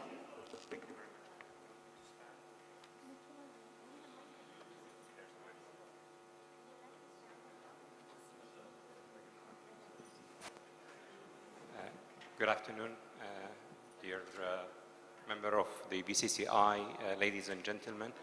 Coming toward the end of the day, you lose time and you need to catch up. So I'll try to make my speech as direct as possible. First, for the benefit of our visitor from abroad, first I'd like to thank the BCCI and the organizing committee for this event. The BCCI is the body which all the businesses who are established in Bahrain by the power of law are now members of Bahrain Chamber of Commerce and Industry. That means more than 65,000 or so are members. In that, there are different committees, and in the committee, one of the committees is the ICT committee, and we represent the ICT sector in Bahrain, and we try to be the voice to advocate the concerns and the opportunities and the possible collaboration with other entities. During the last few hours, we had speakers from different organizations, whether it's the Ministry of Industry and Commerce, whether it's Tamkeen, EDB. They've all highlighted the benefit and the advantages of setting up in Bahrain, whether it's 100% ownership, ease of doing business, simple regulatory body, a multicultural environment, access to human capital, and so on, as well as other points which have not been addressed here. What I could see the opportunity is, and there are many areas, whether it's in the financial, in the fintech market. Bahrain is being a financial hub and having a very good regulatory body. They're taking an initiative to be a hub and a base for fintech technology. My colleagues earlier in the day touched, and I reiterate the possibility and the advantages of the BPO and the outsourcing, and there's a lot which we can learn and add value to our Indian colleagues by working together. I believe in 2018, the VAT will be introduced in Bahrain and the other GCC. That creates an opportunity for re-engineering and re-equipping a lot of the organization with the solution, the technology and solution to enable them cope with that new era. That's very brief, and I'll be happy to answer any question you may have. But one thing, while Bahrain enable you to have 100% ownership, it's very easy to do business and very easy to set up. There are lots of support in the different regulatory bodies. Joining hand is a much faster route to market. So here, within, from my committee, the ICT committee and BCCI, I extend our hands and to have joint venture with our counterparts from India to work on project, because that's a much faster route to market. You could set up alone, and I can set up alone. I can reinvent the wheel, and you can reinvent the wheel, or we can join hand together and benefit from each other's strength and get the market faster. Bahrain is a gateway to the Gulf market, and your presence here will be able to work with the Gulf market as an entity established in Bahrain as a GCC company. That's all I have, and I'll be happy to talk later as we go on. Thank you.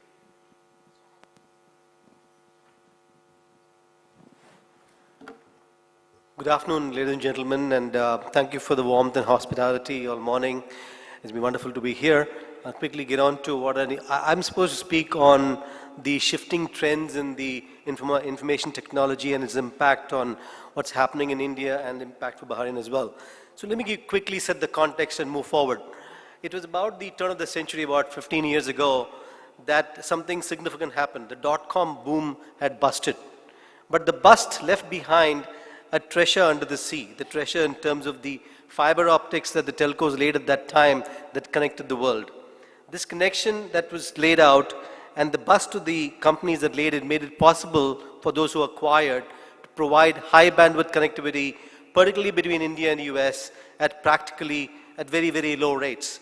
Like Thomas Friedman put it, the world was flat and the Indians now had a free ride into the United States IT market.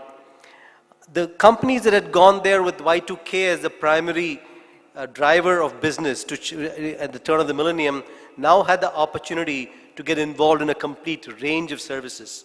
So over the next 10-15 years, what developed in India is today a 150 billion market, and about 70% of that is exports.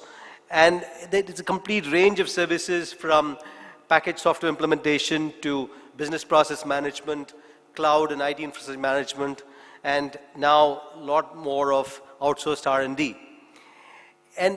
But over the last 3 to 4 years, there is disruption very strongly in the air.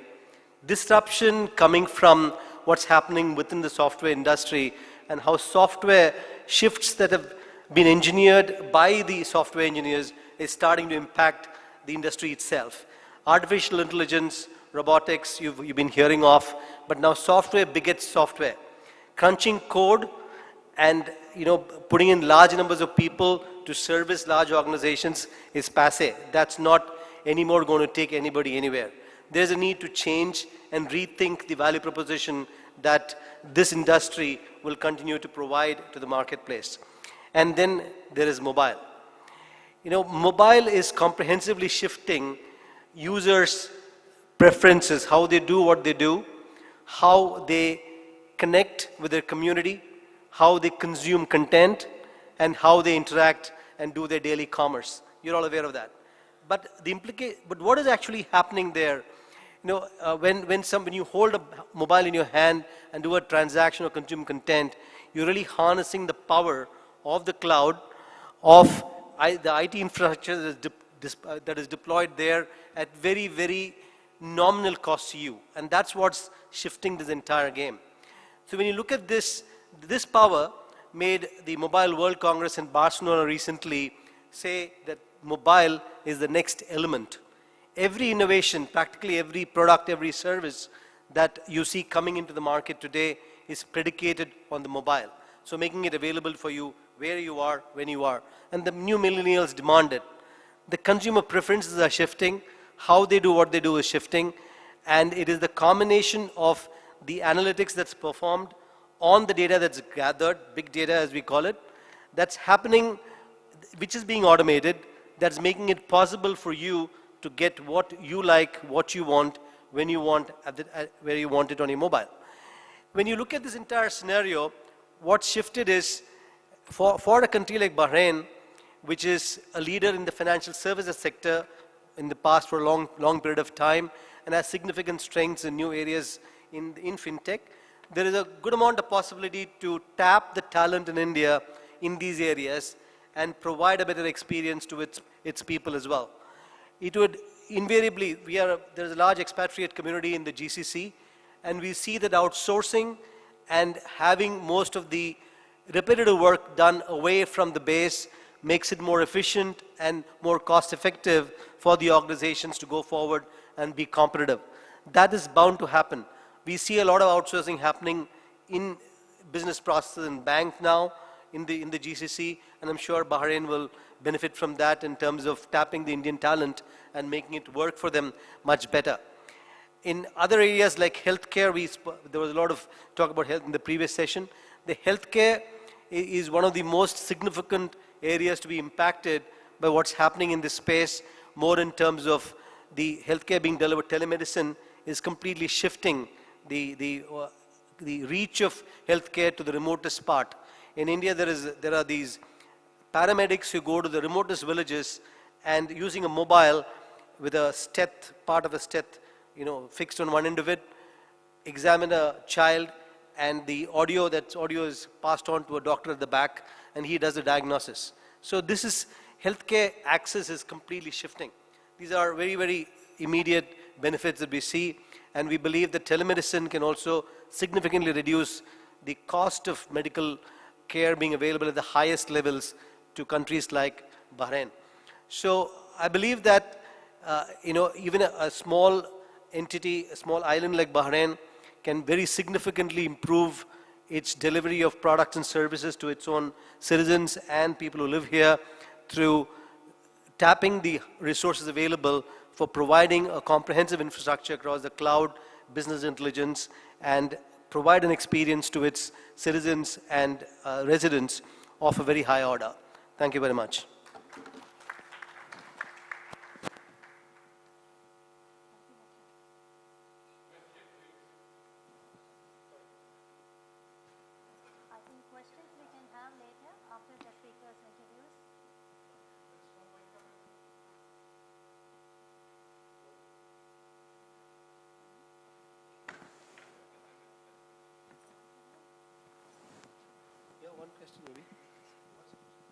Okay, please carry on with your question.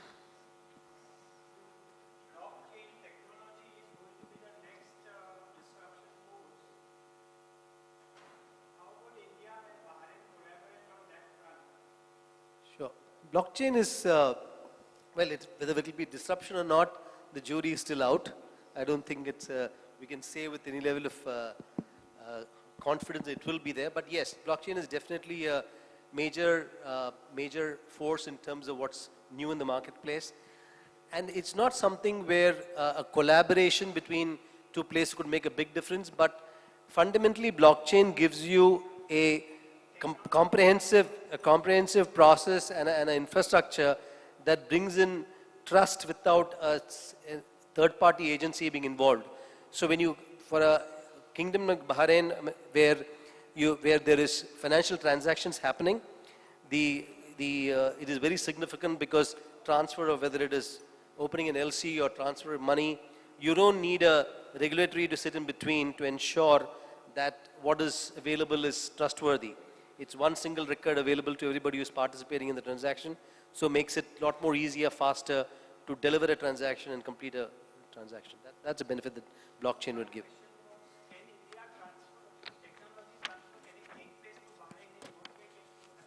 That can happen anywhere to anywhere. There is no cost to it. Technology transfers on the wire. There is no cost to the transfer. So it's purely a business need being met by wherever it is available. Can I Thank you, Mr. Hari. Can I add a point to that? Yeah, please.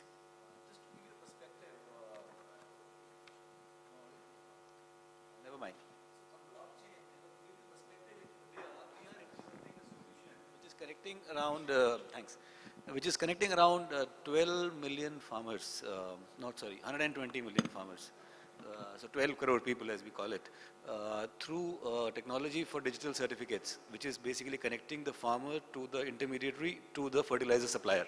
So I can't give you the name of the company yet because the announcement has to happen in April end, but we are doing this entire stuff, which lays down the foundation of connecting the last consumer to the producer and setting up the entire chain. Now, if we were to do the same thing, let's say sitting in Bahrain for the GCC setup, using Bahrain as a first certifying authority through which all these certificates are laid out, then maybe tomorrow when we want to do a commerce engine between Bahrain and Indian customers, this kind of a network can just really gel in together, and you will need some kind of just business ideas to flow on top of the infrastructure. So I'll say this is an infrastructure time right now as far as the blockchain goes. As much as you can control the infrastructure in terms of digital certificates on the devices and the machines and people, you will be in a better position to monetize it later. Thanks.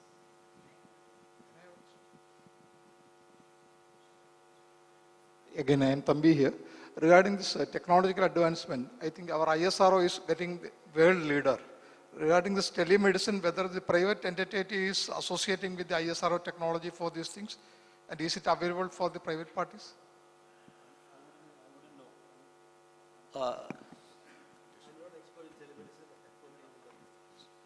Yeah, we are associated with the portal healthcare space, which is really in the space of medical tourism or telemedicine. We call it myseniordoctor.com. So that is where really we are trying to do, the theme of classes for masses. The idea is that in India, you've got 850,000 doctors, which is 850,000 doctors. Out of them, only 5% are super specialists. You saw one of those, and amongst the top 5, you saw further of those 5. So you had out of 2,000 doctors, maybe Dr. Shashi Shetty is amongst the top, 100. But we have 40,000 super specialist doctors serving 121.25 billion people in India, and another add up some 200 million people in GCC countries put together. So 1.5 billion population being served by 40,000 super specialists residing in 7 towns, 5 metros and 3 more. Now, how do you bridge the gap? Creating an infrastructure here is good. You can do the physical stuff. But do I really need the super specialist really physically every point of time? So there is no way to say telemedicine is a complete panache for everything. You will need a physical touch, yes, but the number of iterations can go down and you can bring down the entire experience much more at a lower cost and much more humane. You can keep the experience to the local people, get the doctors coming in rather than getting the patients go there. So we have to just evolve the model. And we are in a position, I think, where industry is evolving. We are trying to bring in the best practices. Doctors are doing what they do the best. Money is doing what the money does the best. And, aircraft is doing what they are doing the best with air ambulances. Thank you, Mr. Shailendra. Because on I would like to... Small interruption. on a business basis, if this We'll have telemedicine can be questions. introduced. Since we are running short of time, we will finish with the speakers and we'll come back to the questions. And Mr. Shailendra Jain, as your point of view, overview of the presence of Indian ICT companies in Middle East, what is your opinion about that? Yeah, I mean, Mr. Hari really covered the entire landscape, Yeah. so let me just add 2 minutes to the perspective.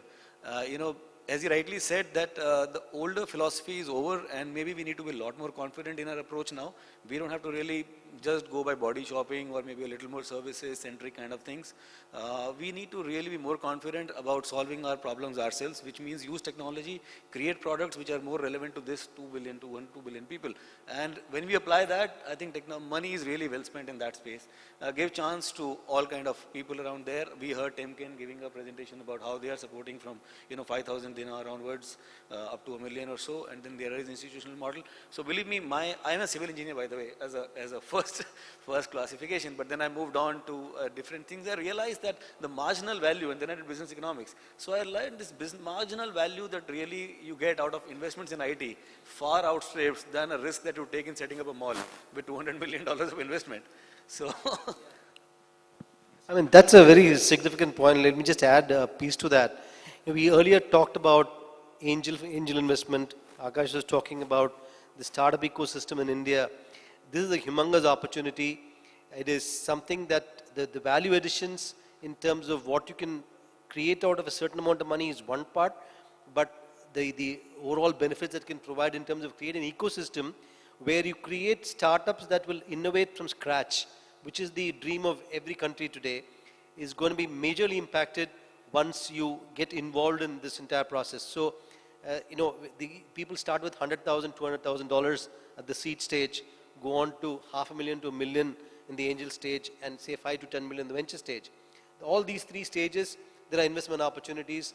The risk returns are different, but it is something which is in India today. There is an angel forum in every city, and as much as I would say about $3 to $4 million of investments are decided in each city every month in a single day. In a single day, you come in the morning, sit through sit through pitches, make commitments, and go away. That's as simple as that. That's the way it's happening today, and that is something that should happen a lot more in places like Bahrain. Thank you, Mr. Hari. It's a wonderful opportunity for us to listen because they are the one who are invested in Middle East and from India. So it's a good interactive session which we can hear from both the sides. And now I would request Mr. Rahul Balla, the CEO, to speak about the investment opportunities in ICT BPO in Bahrain. Good afternoon, everyone. I think a lot have been said about investment in Bahrain. I think I would invite my friends from India to open up offices in Bahrain and take the advantage of EDB's schedule for this year to open and support the outsourcing industry. So EDB itself has a whole year plan for supporting the BPO operations, BPO companies in Bahrain. We have been in Bahrain for about 10 years now. We've opened offices in Kuwait, Bahrain, and we're getting into a third-party administration company in end of this year. I think Yusuf Ali has mentioned from an investor perspective, the government has a lot of support in terms of capital, human capital, and the capex cost. So if you were to work with Tamkeen comes into picture to support a lot of initial capital requirement, market research, market studies. It makes easier for investors like us to open offices and then expand regionally. Bahrain being the hub, for the region. I think also what matters is with EDB promoting BPO operations in Bahrain this year, it makes more sense for us to approach EDB and then they formulate the policies for us, including the telecom policies and the other infrastructure in Bahrain. Thank you. In regard with the Tamkeen funding, what would you like to say the audience? What type of supports they get? What is the schemes are available in Bahrain for the ICT companies? I think to begin with, the first thing that is very important for any investor is to look at a market research, to see a feasibility study to start an operation, which is also funded by Tamkeen. So if anybody has an idea and has an idea to set up an office in Bahrain, all he has to do is open an office, get a CR, and then get it with Tamkeen to get the support, which will start from market research and then go on up to hiring of the staff as well. So the capex cost is actually subsidized by Tamkeen up to 70%. Yeah, that's really brilliant. And to Mr. Hari, what are the opportunities do you foresee for companies from both the sides collaborate with each other? What opportunities do you foresee for companies from both the sides to collaborate with each other? Yeah, collaboration is the way forward in anything that you want to do. So it is not a matter of size or relative size, it's a matter of talent. It depends on what talents are available here and what talents are available in the other side of the collaboration. So if you're looking at a business idea, a business idea that is relevant to this market, and you want to develop that into a comprehensive solution, right from design all the way through to delivery, there are organizations in India that can work with you to deliver that to you. And design is shifting and driving the way anything is conceived of today. And that is something, that's an area where smaller population countries like the ones in the GCC, where you can step the talent of your population, you look at the higher end of the value chain, you look at design, you look at conceptualization, and work with people at the back to deliver the entire solution for you, which is where I think the value proposition can be very collaborative. Yeah, that's brilliant. So, Mr. Mazin, what is your opinion and what do you think the government, how they are encouraging for the setup of IT companies in Bahrain? What is your opinion about that? I'd like to follow on with what my colleague said. Bahrain, I mean, there are lots of initiatives. The SME has been a driving factor within the new strategy. The ICT is one of the main pillars within the EDB published strategy. And within that, there are sub-strategies, and one of them is the startups. And there are structured plans and initiatives to support startups, going from angel investments, having venture capital, to even recently, last week, launching the Bahrain investor market, that smaller companies can very easily nowadays be listed on the stock exchange, which give them credibility and access to capital and a way of expansion. Bahrain have a very unique position with working with our Indian counterpart is you need that track record. You need to get to market to demonstrate your model. And Bahrain is a perfect model to develop that with our eyes on the GCC and the MENA region. We have success stories like Talabat, okay, being sold for more than 165 million, Souq.com for 650 millions. The next chain of startup in the Middle East can be generated from Bahrain. And you need, I mean, what I mean is setting up an idea and getting it promoted and developed in Bahrain to access the population is much easier than doing it in Saudi Arabia, where you have 30 million. However, once you have that idea developed and perfected, going to the next phase of your product development is much easier. Okay, getting to the next phase of funding become much easier. And we have the tools. We just need to get together. Okay, from the government, I see lots of legislation being happening on the startup, on the crowdfunding platforms, strategies, and so on. We just need to join hands and get to doing business. And what I see, the SMEs are much easier way to do business rather than large corporates. Large corporates, we have our sovereign funds, which could talk about the hundreds of millions, and could take 2 years or 5 years to conceptualize and do, or it happen or not happen. But those interactions are ways of making closer business happen faster. Thank you, Mr. Mazin. So, Mr. Rahul Balla, is there anything you wanted to share with us? Okay. So, is there any questions from the audience?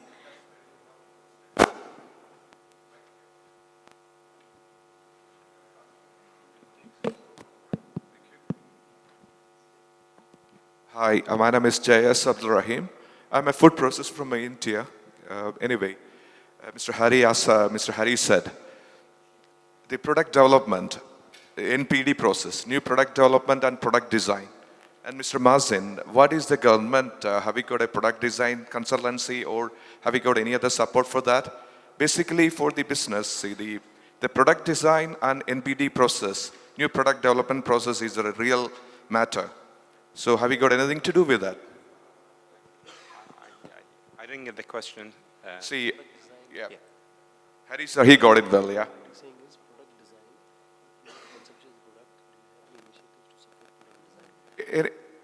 You know, one more thing that, you know, people has got many ideas and, you know, new investments comes. But the people has got a right product and the right methodology, they're going to win. So, you know, the core area is that. So if you don't support in that, mostly the people are fails, isn't it? Yeah, I don't know whether I got your question right, but sometime believing in your concept and product, I mean, the SUV car, if car manufacturer ask people whether they want SUV car, there'll never be an SUV car. They believed it's going to serve a need, and they've designed it, and it was a huge success. So sometimes, I don't know if I'm getting your... I think, you know, Harry sir, you can, I think, a bit tonight. I think what I'm hearing is that when in the design of a new product is a significant challenge because where you start, how you do it. And that talent is now, it is getting more and more professional, but it is reasonably limited. There's a lot of collaboration required on almost a global scale to achieve optimum design or workable design, whichever way you do it. But so in a smaller population country like Bahrain, if there is a lot of encouragement for something like that, some ideas can be created, the ideas that come up here can actually see the light of day through a more collaborative exercise with talent where it's available there. That's the way I see it. Absolutely. I definitely agree. And today, nobody cares where the kitchen is and where it's really those collaboration of seeing the problem, designing and working on the solution. And it's really, one could be access to market and the business approach, and one is the technical approach. It's really what you could have from our Indian counterpart is they have the technical capabilities, and the Bahrainis, can have what the local market and the regional market may need. And that adding these two could be a winning combination. All right, there are many associates are there, you know, if you can get it from, even in India, from USA, a lot of consultancies are there for NPD process and product design. Anyway, you know, the Bahrain can utilize it. Thank you very much. Thanks. Thank you. Any more questions? Is there any questions? Okay, to end the session, I would like to ask an overall question, anyone can answer for this. Overview of the presence of Indian ICT companies in Middle East. Because Mr. Hari, Mr. Shailendra, and also Mr. Rahul, all you must have seen many Indian companies coming to Middle East. So what is your overview of the presence of Indian ICT companies, which will make the Indian investors to come? As myself, as an Indian investor, I would like to hear from the experienced people. There are two parts to that question. I think the answers are quite divergent. The first part, if you look at the way Indian IT companies look at GCC coming, I'm not talking about those who have started and built up companies here like I did earlier, but fundamentally those who come from there, they primarily look at it as a market to serve. So there's a fundamental difference between when you create a product elsewhere and you come here or you create a service which you serve as a market. So it's a market to serve. It's a good market to serve because the US, the walls being built, the real or virtual, and lots of other markets are not growing as in percentage terms, at least relatively as much as what we see in this region. And there is also a leapfrogging of technology. There's less legacy in this marketplace. Lesser the legacy, easier for you to adopt newer technologies. So it's a very good opportunity for a number of these companies to come and serve the marketplace. But as far as investment is concerned, it's a very different story.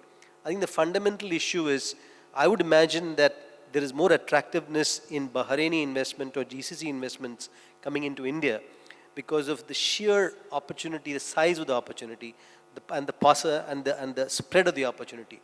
There are about 4,500 startups now in India, which are recognized startups. There may be another 10,000 that are not put somewhere in somebody sitting out of home and doing something.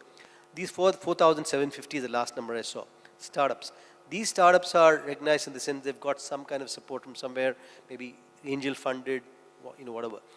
The startup ecosystem is so dramatically shifted that, to give you a personal kind of anecdote, if I go to Bangalore for 1 week and I say I'm not working, I'm on a break, right? There are at least 3 to 4 entrepreneurs I have to meet in that 1 week, at least 3 to 4. There is a tremendous amount of what shall I say, energy and enthusiasm to find out how to go to the next steps from the startup stage. There are these meets where you go to and you step out for a coffee. As soon as you come out, somebody will come up to you and say, "This is my card, sir. This is what I'm doing. This is my business model. This is where I am. I'm looking for angel funding. I will send you my pitch. Can I have your card, sir?" That's all. He'll spend 20 seconds, 30 seconds with you. Give you a card, take your card, and he'll go and pitch to the next guy. And they pitch in the coffee break. You can make 20 pitches. And then next morning, you will have an email on your inbox, and he'll ask you, "Okay, when can I come and meet you?" And this is the way the angel ecosystem works, angel funding ecosystem works. And then the angel forums in each of the cities that I talked about, where every day there are every month there's a particular day, 20 pitches in a day, 3, 4, 5 get funded, and it moves forward. That, that is something that I think in Dubai is doing something about it. It is just getting somewhere. Bahrain needs to do something. So only when, and it also, I should say, that happens where technology, people who have kind of made money from technology are putting money back. I have a mobile startup in India. I can't call it a startup anymore. We've put in, so far, $8 million has come into it as equity. It is valued at more than 30 million right now. We're the second largest in mobile operating system in India. And when we got the angel stage, practically 60% of our angel investment came from IT entrepreneurs who have made it very significant in the business. And they came to us. They just found out about us and say, will you take my money? Because they are looking around for opportunities and they write checks. So this is the ecosystem. So you need the early success. So long story short, you need a success of potentially a Bahraini national, making like a souk.com, creating a souk.com equivalent, exiting and putting money back into the ecosystem.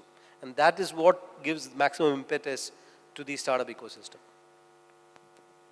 I think just to like to add on to that point, I think it's also important to know that Bahrain is one country which allows us to invest and own the companies. So it's not that we need a local partner, we can have an idea.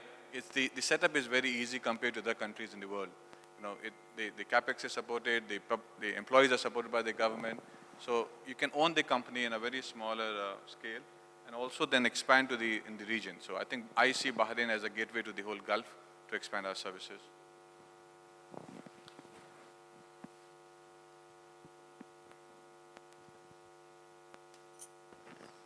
Thank you very much, the panelists. Yes, we are coming to the end of the session. I would like to invite Ms. Ahlam here to give a mementos and also the photo session.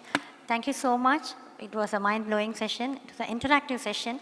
Yes, as everybody say, we all agree, Bahrain is a great destination for the IT companies because they allow the foreign investors and even the Tamkeen, EDB, everything is full of support.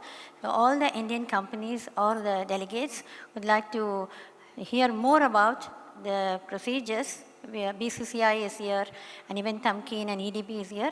We are all, any time, we are all here to support you and to answer all your questions. Thank you very much. Thank you once again, all the panelists. Thank you.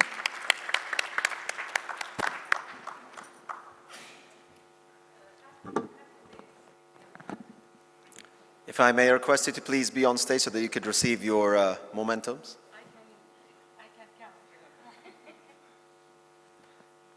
Mr. Manood, Mr. Khalid Zayani.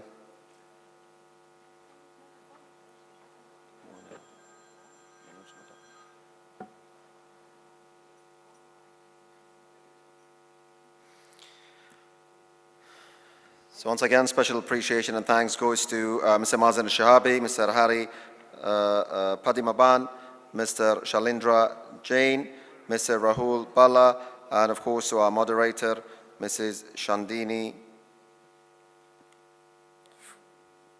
Raja. And can we please distribute the awards, Mr. Mazen Shahabi? I mean, we'll do with whatever you have, so for the interest of time. Come on. Just tell me the name and we'll do it.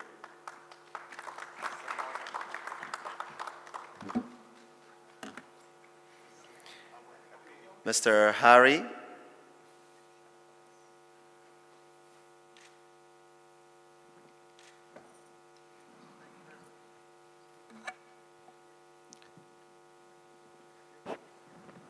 Mr. Shalendra Jain.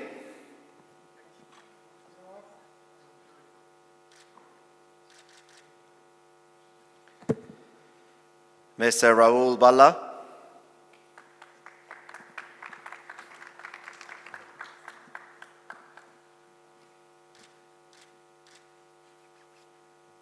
And our moderator, Mrs. Shantini Raja.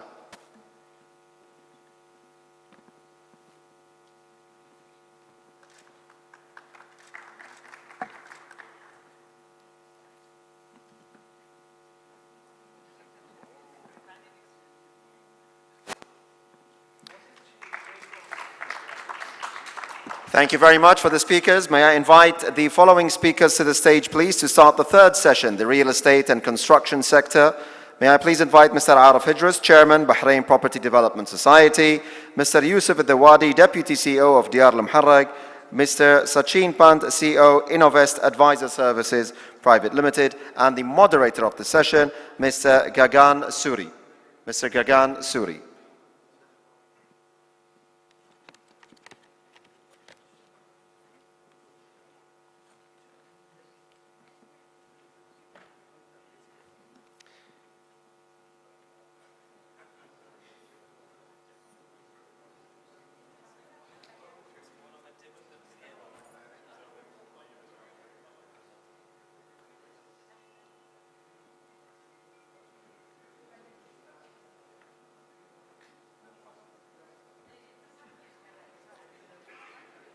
Mr. Ahmed Al-Amadi, who is a banker and other stuff as well.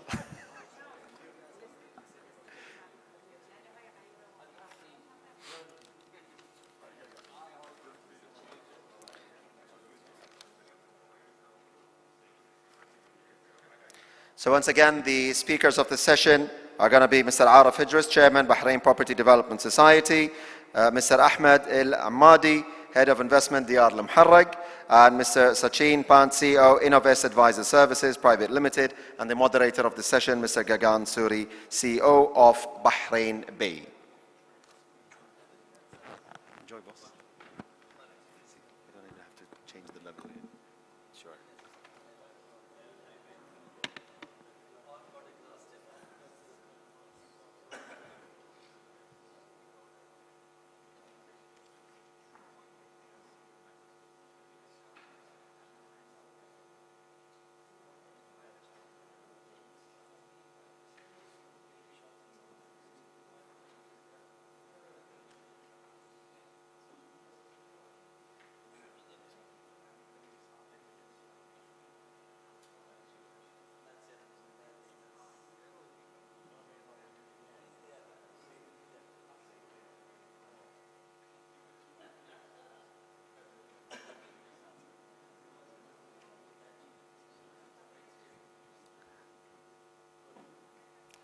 Good afternoon, everyone. My name is Gagan Suri. I'm the CEO of Bahrain Bay. Bahrain Bay is one of the largest mixed-use real estate development in the heart of Bahrain. But this session is not about Bahrain Bay. Yesterday, I heard some very interesting saying. Apparently, Mark Twain once said that buy real estate because they don't make it anymore. Well, Mark Twain did not really understand and realize that there is something called land reclamation. Yes, we do make land. And in GCC, we make a lot of land.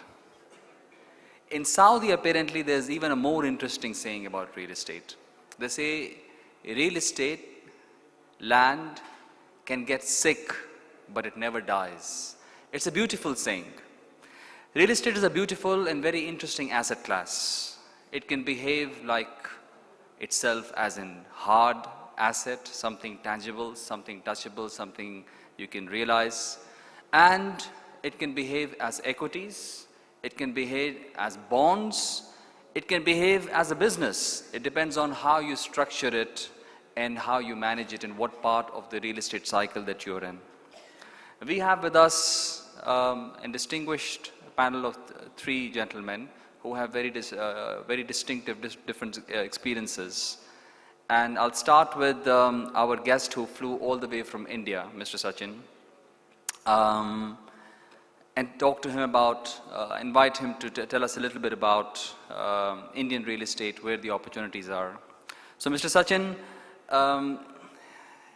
GCC investors, foreign investors, they all want to attract, they are attracted to India. They see the population, they see the prosperity, they see the GDP growth, they see so much positiveness. But at the same time, India remains a little bit of a black box.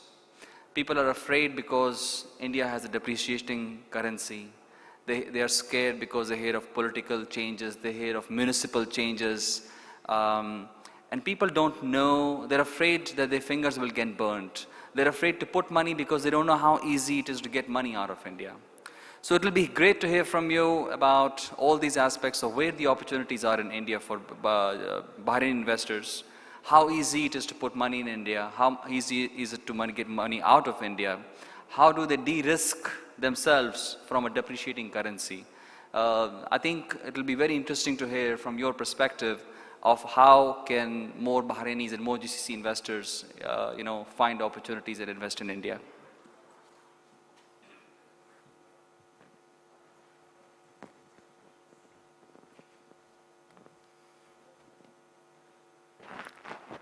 Good afternoon, you all. It's a very late session and I won't take much of time. I will put things in a very wrapped up mode. It's also a lunchtime for all of us. In fact, first and foremost, I would thank BCCI to invite me to, first of all, to visit this country. This is my first visit to this country, though I have been traveling to Dubai, Abu Dhabi a lot for work purposes. The first impression of this country, yesterday we landed, there is a warmthness, there is a simplicity in this country, and I would say there is a practicality of the development, which I never saw in many of the known cities in the world.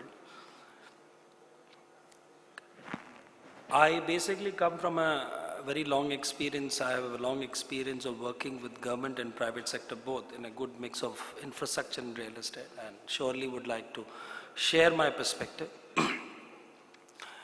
First of all, the question which Gagan posed to me, I may not be the right person to answer in terms of India talks. India has a lot of trigger effects, but there are also challenges.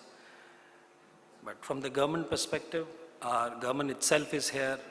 We have very senior diplomats from the Ministry of External Affairs. They are probably the right people to talk about government policies and what government is thinking about taking India to the next leap. But surely what I can assure you of is with the new regime in last 2.5 years with our new Prime Minister, there is a fundamental change in the country. There is a transformation happening from the enablement point of view and the policy point of view. But I won't really talk about those things. Not the right person. I'm not government. I come from the private sector. I would like to more highlight on what's basically on the cake. To put things on a very simple perspective, when you look at from the real estate perspective of India, first of all, India is not one. India itself is regional in terms of development opportunities or real estate opportunities. It's a huge country. We have all numbers of 1.23 billion population, 600 districts, 5,500 municipal cities, towns in the country, 29 provinces. It's too huge a country. Even from a real estate perspective, it's a regional market. Many of you have heard about India, many of the cities about India. If you want to really understand India from a real estate perspective, you don't need to study or visit every city of India. You just need to visit the 7 cities. So So there are 7 large regional real estate markets in India which behave differently. Then the largest of the 2 real estate market is Delhi NCR, we call it as Delhi National Capital Region, and Mumbai. 2 famous cities, the capital and the commercial capital of the country. And there are many more, Pune, Hyderabad, Chennai, Calcutta, Bangalore. So you just need to study the 7 markets, you understand the entire perspective of Indian real estate. Coming back, let's look at the opportunities from 2 points of view. Since I work very closely with the government, people tend to believe when you talk of real estate, it's only private sector. No, that is not the case. If you see the current scenario from the government perspective, the government itself offers you immense opportunity in terms of national programs. One of the national programs which our government of India, which is our federal government is running, is smart cities. So what government is talking about is redeveloping, retrofitting 500 identified cities in the country. It's a national program being monitored by the federal government.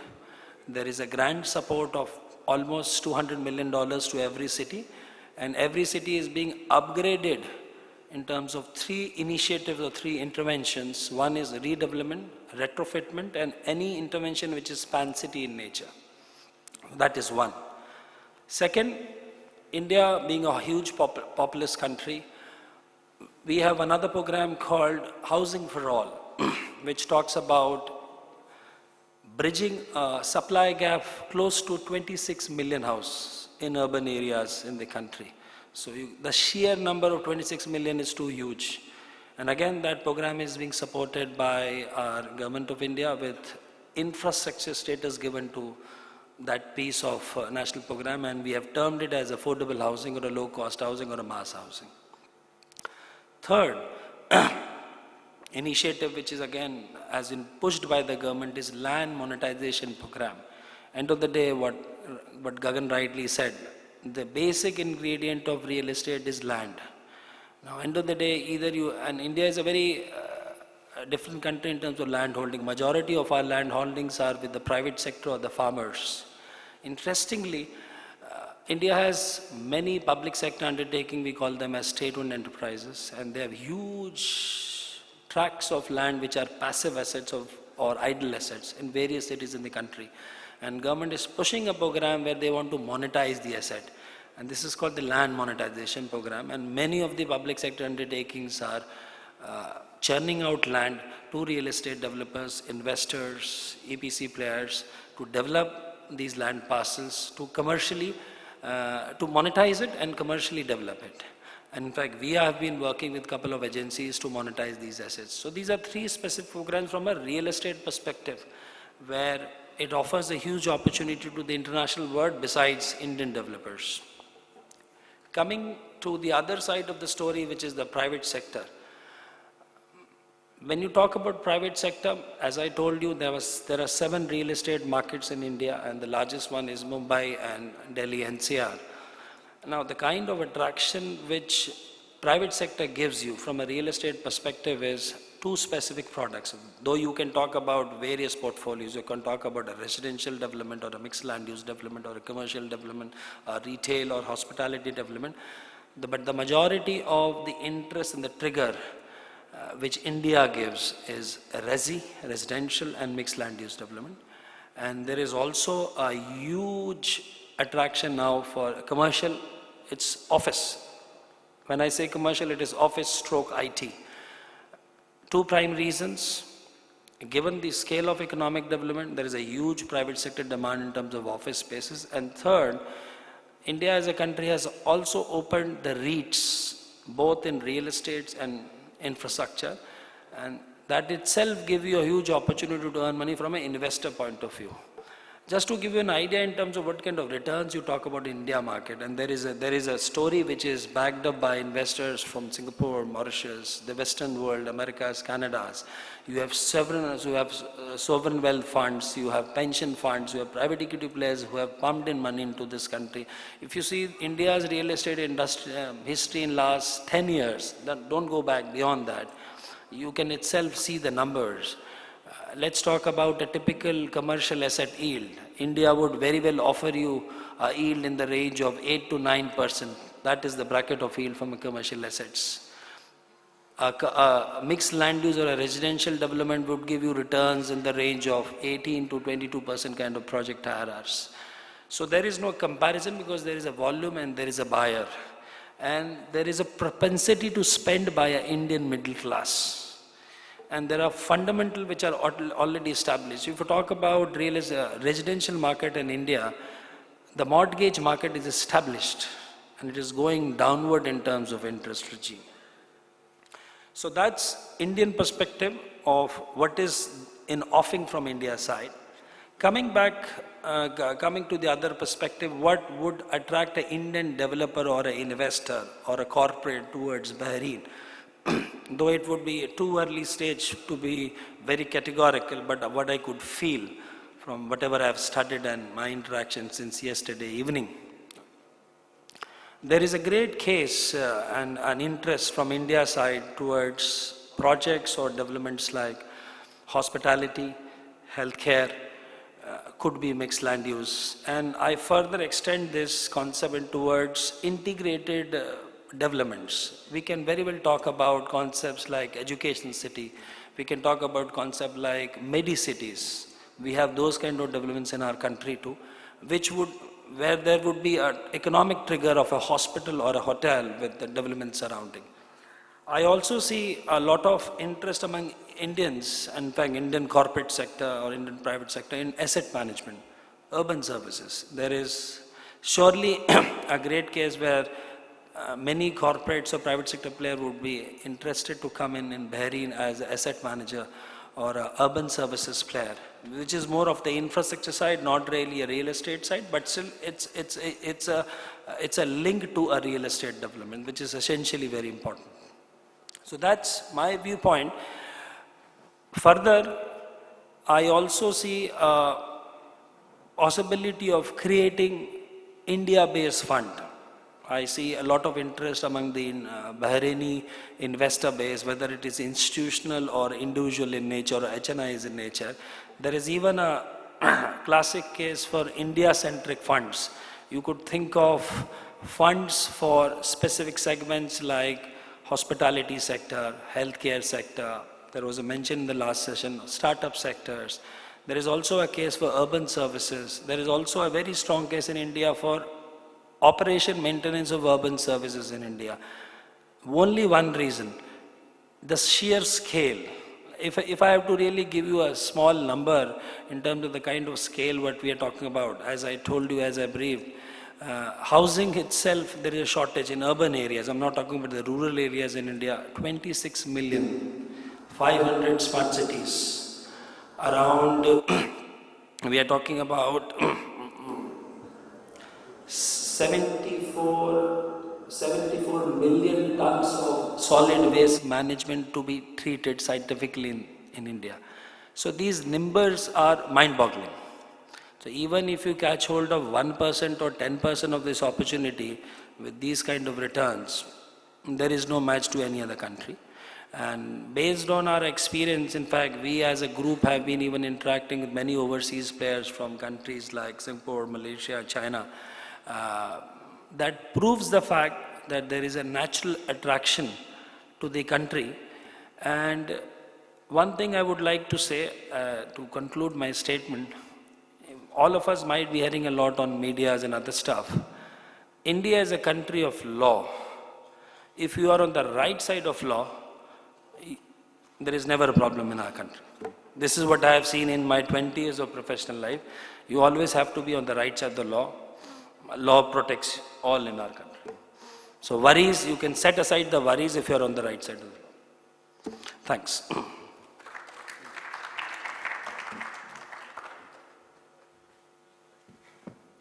Thank you, Mr. Sachin. I myself grew up in India. And growing up is very interesting because we used to always hear that the largest issue India had was its population. And within 20 years, by the time I grew up, left India, it was very interesting to hear that the largest strength of India now is its population. So India continues to provide the largest amount of skilled and unskilled labor to the rest of the world. So it's actually quite remarkable. I think the numbers itself in India make things work. And I think it's in every possible way, it's worth an area for all GCC investors to look at. Anyway, coming back to Bahrain, next speaker I'd like to invite is Mr. Arif.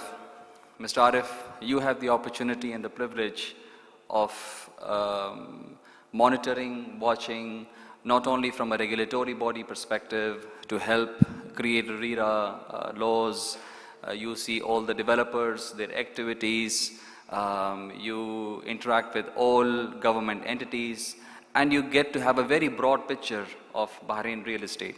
We would love to hear from you how Indian investors can come and invest in the Bahrain real estate property sector.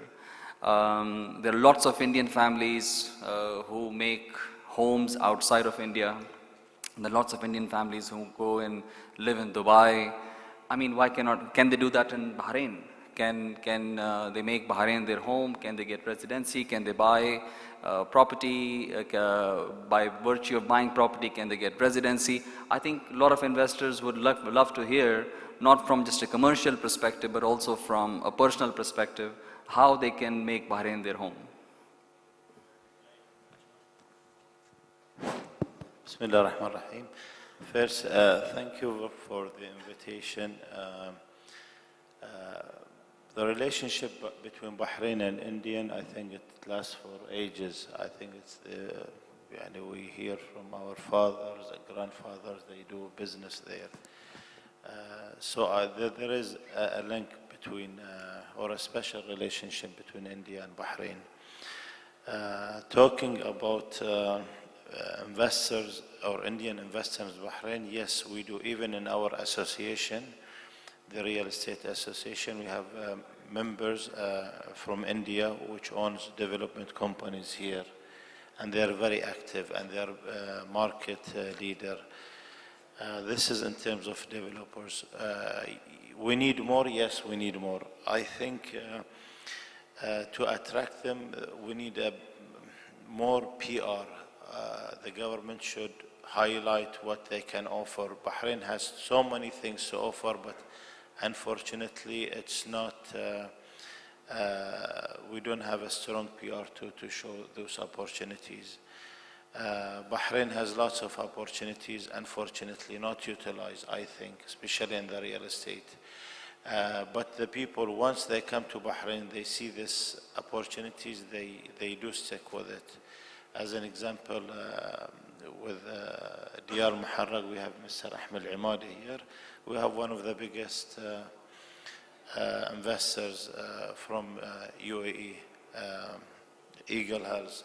They took huge chunk of or piece of land in Diyar, and they have one of the biggest projects in Bahrain. I think he will finish it. So Indians, they do have the investment, they do have the experience, but I think they need somebody to introduce them to Bahrain real estate market. We see them a lot in Dubai. They are big players there. I think because Dubai has strong PR. Dubai, they've been working they work ahead of us. As I says, looking at Bahrain real estate industry, personally, I think it is the best in the region. Not because I'm a Bahraini, because I can see the opportunities here. The competition is less. The margin, the profit margin is higher. Price of lands are reasonable. I can see real project, real demand. Unfortunately, this thing is not promoted, or we did not have a strong PR to promote this one. One of the most important opportunities, I would say, Bahrain being next to Saudi Arabia. From Bahrain, you can reach to Saudi Arabia within 20 minutes. Again, this bridge, I think, causes us a little bit of traffic. We need to solve the traffic between Bahrain and Saudi. Once this solved, I can see the demand on real estate in Bahrain not double, at least it will triple. Lots of people, they want to come, live in Bahrain, invest in Bahrain, visit Bahrain.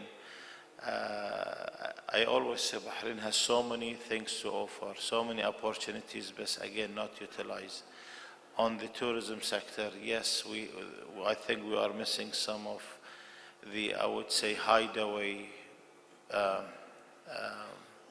hotels. Desert hotels, yes, we live in a desert, we don't have desert hotel, a proper one desert hotel. We have islands that are not utilized. There is lots of opportunities for investors to utilize on this islands or desert or beaches. Especially you see in the Maldives, lots of investors are from India. They take an island, they invest it, they make a resort there. Why this thing doesn't happen here?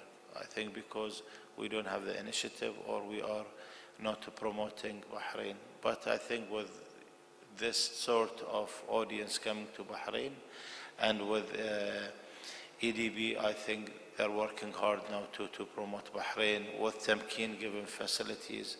We have beautiful stories here, but again, I think our voice is not going or not strong. I hope within EDB, within Tamkeen initiative, soon we should reach there.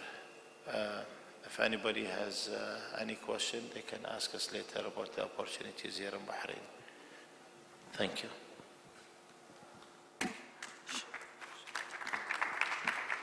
Shukran, thank you very much.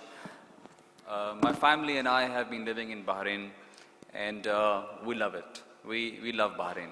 For us, Bahrain has now become home, and I think many expats who live here feel the same way.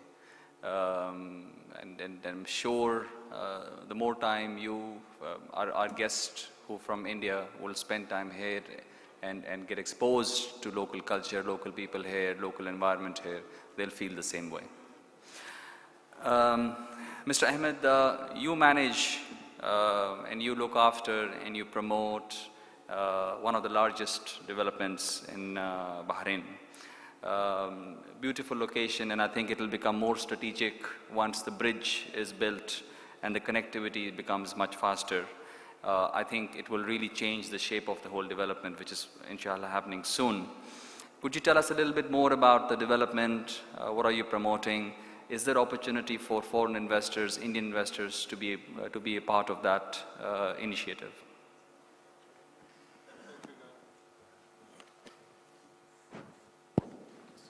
Assalamu alaikum warahmatullah. Thank you very much for the introduction. Thank you, gentlemen, also for this good opportunity here to be with you guys. As living in an island, in Bahrain, it's normal that most of the people, they speak more than one language. So English is, we are always trying to speak English. And the first word we speak in third language was Baya. So that's the relation between us and India. So we feel always we are brothers. And it's a pleasure always to have. Then our first relation in business relation when we were kids, the first thing we learned was Kamti Karna. So we are always in negotiation with Indians, businessmen, and this is an opportunity for us. And we see this coming more and more because Bahrain is, as Abu Ahmed mentioned, that we love the Indian culture. We feel there is a long relation, long time ago since our grandfathers and fathers between Bahrain and GCC in general and India specifically. Talking about our project, I was excited when I get in that I am proud that we are having the biggest project in Bahrain because we are building now around 3,000 social houses under construction. But when I heard that in India they are building 26 million, I felt, okay. So I'm still excited about our project. Diyar Muharraq is one of the leading projects, as many of the gentlemen, ladies and gentlemen here know, that it's around 12 square kilometers in the north of Bahrain. A city, well-designed master plan, has all the opportunities of residential, hospitality, retail, education, and mixed use of properties. We are expecting around a population of around 80 to 100,000 people to be in this island when it's fully completed within 7 to 8 years from today. The opportunities are various. As Mr. Arif mentioned, that we had a very good opportunity done with Eagle Health, one of the largest real estate developers in UAE, and we did a JV between Diyar Muharraq and Eagle Health to develop around 1 kilometer of the project. It will have a shopping mall, which is under construction, around 180,000 square meters, address hotel, Vida hotel, and multi-mixed use residential, seafront, and beach access for all these residents. The other type of opportunities we did is similar to Dragon City, which is a big retail shopping mall, around 50,000 square meters, and we brought a Chinese operator, which is China Max. So this is a different type of opportunity. There is a joint venture with Eagle Health. China Max is an operator for our shopping mall. And other opportunities are there, like a joint venture for education or residential or hospitality. And we are now developing a boutique hotels, a beachfront hotel, and we are always looking for a good operator. And I know the Indians are amazing in hospitality, even though you didn't invite me to your house yet, but still, I know they are very good in hospitality, so we expect to have a very good operators in boutique hotels and hotels as well. In hospital and healthcare, we are also assigning a land of around 85,000 square meters, and we are assigning a budget for this, and we are in negotiation with one of the leading Indian companies to operate this hospital. And we are also open for other opportunities in education and healthcare. The opportunities are there. In the residential, we will appreciate to have like your expertise in how to develop this residential, better solutions, construction ways. It's all open for these opportunities. Thank you very much. If you have any question, I'm available around.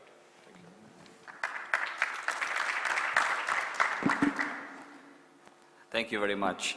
Dinner invitation is coming soon. I'd like to open the session to questions, please. I think we have 5 more minutes. So if you can just raise your hand. Go ahead, please.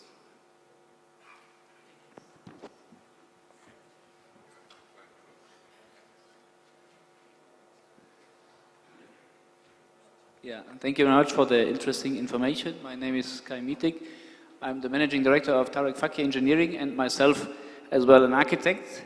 And I'm also related to the environment and the waste management or technology. And I know we have huge kind of developments here. And my concern always is that the supply of water, electricity, all is underground. But the most toxic stuff and hazardous stuff we have is unfortunately our waste, which cannot be avoided because we have plastic bottles, we have a lot of things in our households which needs to be disposed. How, in your developments, are going to implement this kind of waste collection, waste reduction, recycling system and these kind of stuff? Because not everywhere in the world we have the opportunity where we have completely new developments, but as an architect myself, I feel always there is negligence when it comes to these things.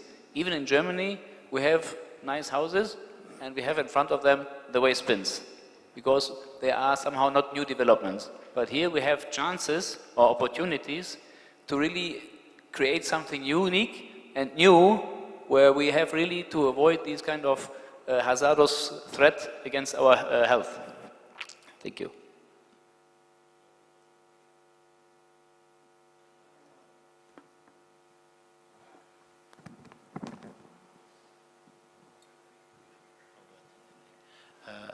Thank you for the concern of the waste management. Unfortunately, the waste management here mostly done by the government, and they have their own way of doing it. Germany is way advanced, or even Europe way advanced in the waste management. So your question will be excellent question, but I think you should go to the Minister of Municipality. He's the right person to answer you.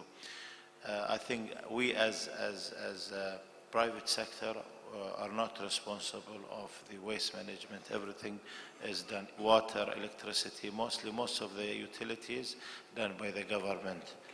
Yeah, I hope I answer. Yeah. Also, I don't know if this will answer your question as well regarding like electricity saving, going more for green buildings. That's also a direction that in our development we are looking into this solar energy as well. For example, our latest project is the Dragon City. We try to put the maximum efficient devices, air conditioning, everything to minimize the electrical consumption as well. This is in the environmental sector. So I don't know if I answer your question from my side.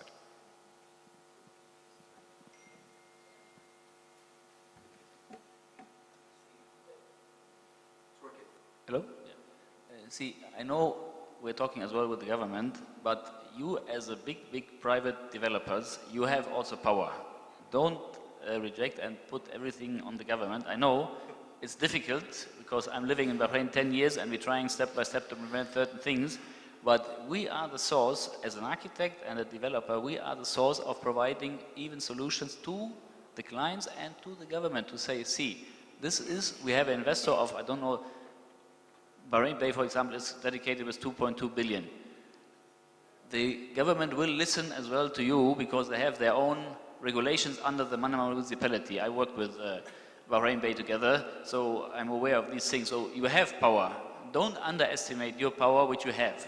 But they should be willing as well to do the first steps. When it comes to small communities and even bigger, let them grow, no problem. But do as well step, don't tell us, oh, only the government. I know they are responsible, out of question. But as well, we have also, as architects and developers, our responsibility to provide the knowledge which the government might not have yet. It's the same in Germany. It started literally also with the private sector to develop certain technologies, and they were implemented. And then it became also a business, a private-public partnership, or as well somehow through the government only. Okay, I will tell you what power we have. We're trying to form Bahrain Green Council, Bahrain Green Building Council. It's been 2 years, it's under formation. This is the power we have, and we're still waiting. See, people will not go, I remember for the past 8 years, I've been telling the Minister of Electricity, you are the reason why people don't go green. Electricity used to be so cheap, and still it's almost for free. Why people will go for LED lights, for example, or solar? Because or recycle. It's so cheap. I think if the government and they started increasing the rate for water and electricity, now people are starting to go green, insulation, LED lights, whatever. So I think I can see this in the next 5 years it would happen. But now, yes, we've been fighting for the past, since 2010. Yeah, so yes, and we totally agree with you. Sorry, Sachin, you wanted to say something? I'm not the right person to go. I'm not a Bahraini, but I'm saying on behalf of Indians or from the infrastructure field, this is a challenge, well accepted. Solution is privatization of urban services. Indians are keen. We would be certainly keen to invest in urban services in Bahrain. 3 reasons. Your scale is low. Regulatory mess, you can easily maintain the regulatory control. And third, there is a willingness to pay in this country. Indians would be keen for urban services in this country. Thank you. That is great to know. Next question, please. I just want to add on my colleague Kai, what he said about waste recycling. I think there's a mega project like Diyar al-Muharraq have a sole responsibility for protecting its own residents, because the concept of a gated community, it relies on being considered or being tagged as a mega compound of residential compound.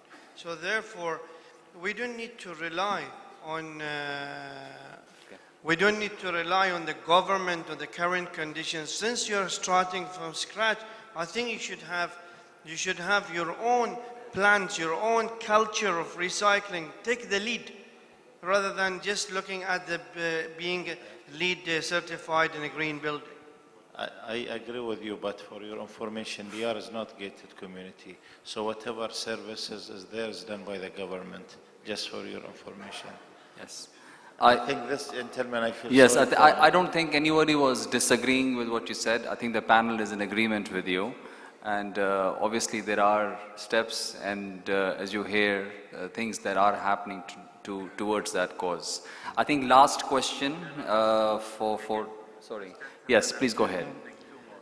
Gagan, you started, before you introduced the first speaker, about the Indian real estate scenario, that there were certain misty conditions, non-transparency in terms of ethical dealings and all that.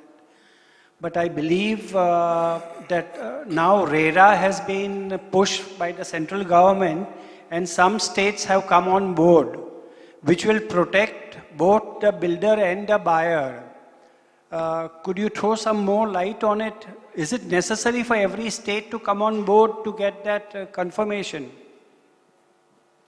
RERA is a national law, one. It applies to the entire country. I will just take you to the briefs. You can always go to the public website and see the entire act. RERA is a law, it applies to the entire country. Every state needs to follow it.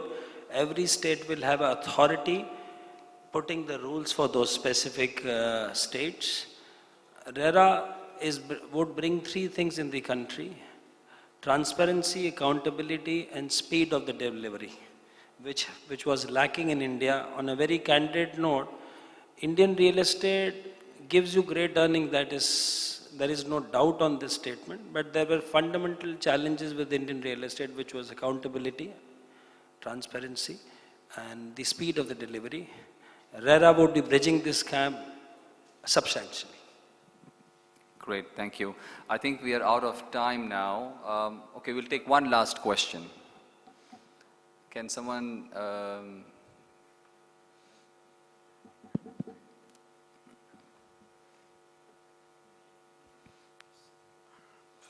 Thank you so much for the information. My question is to Mr. Hajaris as well as to Mr. Ahmed. Being an Indian and being in Bahrain, as a resident of Bahrain, I just want to know, such a big and beautiful project like Diyar Mubarak, why it is not open for expats? That is one question before. Second question. Sorry, you mean expat to own? Yeah, expats. Second question is, when we are talking about this business in real estate and development and all that, you know why, like Bank Kuwait Finance House, Khaliji Bank, and your Ithmar Bank, and all kind of banks which you have their real estate subsidiary for development. They do new projects and they put a lot of money in those projects. Why a national asset of stalled projects have not been considered? You make a consortium of the banks and support those national assets which are lying idle for years, where so many investors have lost their money. Instead of each bank going ahead with its own subsidiary for real estate development, Khaliji goes its way, and Ithmar goes its way, Kuwait Finance goes its way, Al Salam Bank goes. Why all these banks cannot look into a national asset like Marina West or a project like Villamar, which is lying and gathering dust for years together, and many investors have lost money? Simple two questions, please. Thank you. Thank you, sir.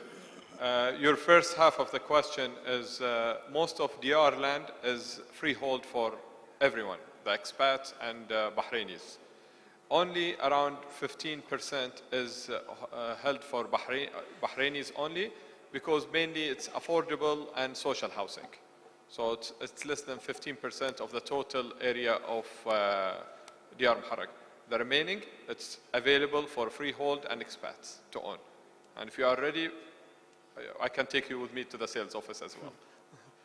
This is the first half. The second half is regarding the banks, if they just do like a fund together and start their real estate development. This question, I think, should go to the banks, which we would love to have them all together. What we did in our Al-Uyun project, which is around 3,000 units, which under construction, and we will deliver the first by end of this year, the first phase. We did actually 5 banks together to get the finance from them. They are Salam Bank, BBK, KFH, and Baraka. Yeah, so there are 4 banks, I think. So they did this, the financing for the whole project, and we announced this to put all the banks together to finance this project. So they are part of it. We are trying from our side as real estate developer to put everyone together, and but we can guide them to the lake, but we can't force them to drink. Thank you. I can add just one line to you, your question. It's not that banks don't come together. There's a lot of syndicated loans which do happen. Any loan more than a certain amount by CBB also is usually syndicated. So banks do collaborate funds and they do syndications. Your point about funds, there are lots of real estate funds which happen as well. It does not make sense, or it's not normal for all the banks to put together a real estate company and finance it, because all of them have different investors, they have different classes, they have different shareholding and all of that, so it's quite complex.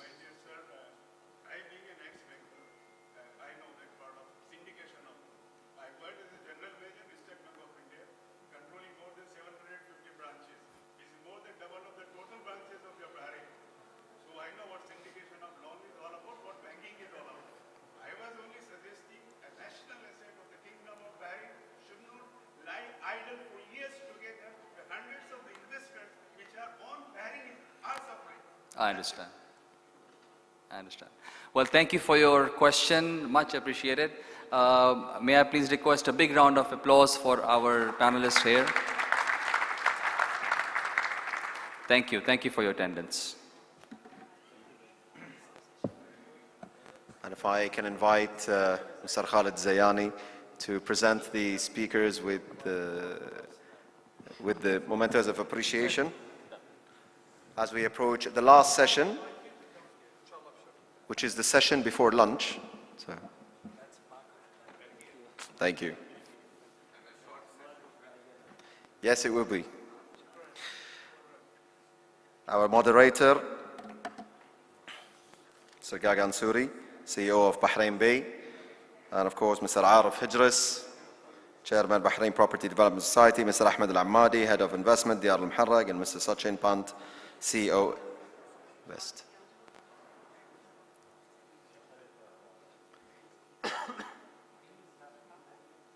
Start with Gagan.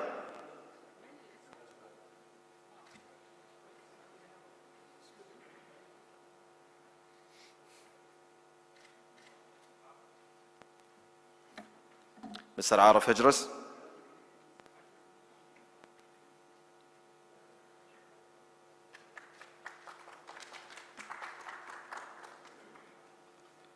Mr. Ahmed Al-Ammadi.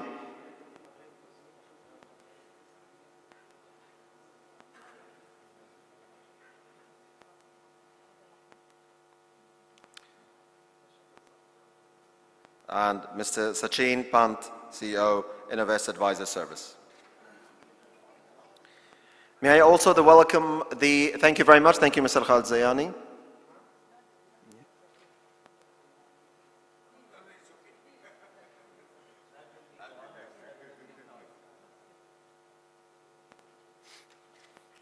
May I please invite the following panelists to the stage.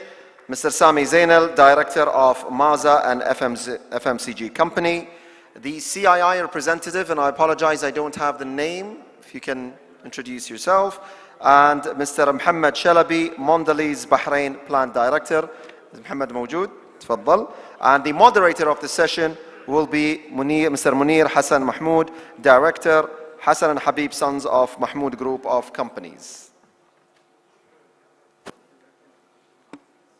السلام محمد شلونك؟ عساك طيب؟ كيف الحال؟ Okay, Mr. Munir, the time now, you've got until 5 to 3. You are the last session before food, so you could tell how people are eager to participate, inshallah. Wish you all the best. It's going to be a very interesting session, ladies and gentlemen, because it's food processing, and I think it is an area where there are a lot of developments that could happen. Mr. Munir, the floor is yours. Good afternoon, Your Excellency. I'd like to thank everybody.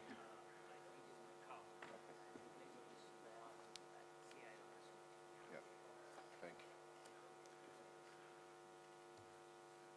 Good afternoon, Your Excellency, the Ambassador, the audience, and ladies and gentlemen. First of all, I'd like to thank the Chamber of Commerce for organizing such an event with Ms. Ahlam Janahi, who did a very great job. And we are in the end. Obviously, it's lunchtime. I'm not going to talk too much about food because everybody's mouth will be watering. I know it's lunchtime now. But we talked about different sectors earlier, properties, medicine, healthcare. Food is something that is essential, and no matter what's happened to the economy, everybody has to eat. We all need food. So it's my background, from my family background, going back to the 1940s, where my family started the food business, supplying the British forces at the time when they were in Bahrain. And the company has grown to different divisions, from catering to wholesale to ship chandling, all various activities in the food. We don't want to make this very long, as we already running out of time. We have a great opportunity in Bahrain for not just exporting of food, but also to think of Bahrain as a hub of food processing, as there is a lot of government support from Tamkeen, as there is a lot of support from the Ministry of Commerce for any foreign investors investing in food. The market is open. The Bahraini workforce are available, educated, speak the language. So to think of Bahrain as a destination of food process, it's definitely the right path to think. Bahrain enjoys a great location, so it gives an opportunity for any investor, not just to think we are a small market, but of course, we cannot ignore the bigger country around us and the opportunity that Tamkeen as well and the Ministry of Commerce has invested a lot of time and money to promote Bahrain as a destination for investors who think seriously of setting up food process, and hopefully to look at the market around them in the area. So today we have three gentlemen from different industries. I would like first to introduce Mr. Sami Zainal, an old established company in Bahrain, going back to the 1930s, a household name available. You can see them in the supermarket, you can see their name everywhere. Well established still as a family business for the past 80 years, I think. And I think you are in the third generation, I believe. Yeah, same as we are. So it gives me a great pleasure to introduce Mr. Sami, who is the CEO of the group and director. And Mr. Sami hold also different positions. And I would like him to introduce himself, to take the opportunity to come on the stage to introduce himself. Please, Mr. Sami.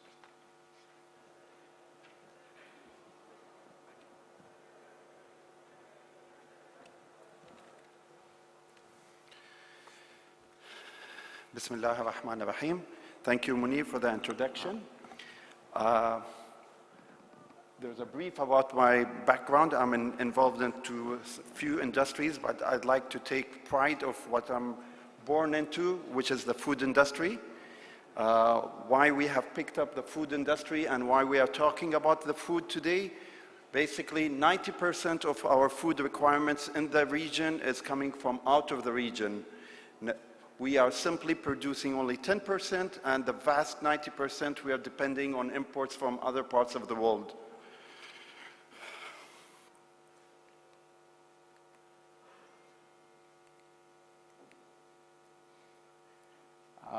I'm just sharing just a slide for the gentle people, guests over here, to understand why Bahrain has to be considered to be a center point for a possible production, reprocessing, repackaging facility. We are having access to a mere of about 440 million people population around the MENA region. Bahrain is well known, easy access, friendly people, as most of the people over here shared earlier. I'd like to express or share the experience in a field that I'm involved with, which is the poultry, the chicken. It's an interesting line that we should talk about. It's a requirement, something that every house should have. And when I start chicken, a lot of people do misunderstand chicken, that the one which lays eggs and the chicken which we consume and slaughter it is the same chicken, but they are different.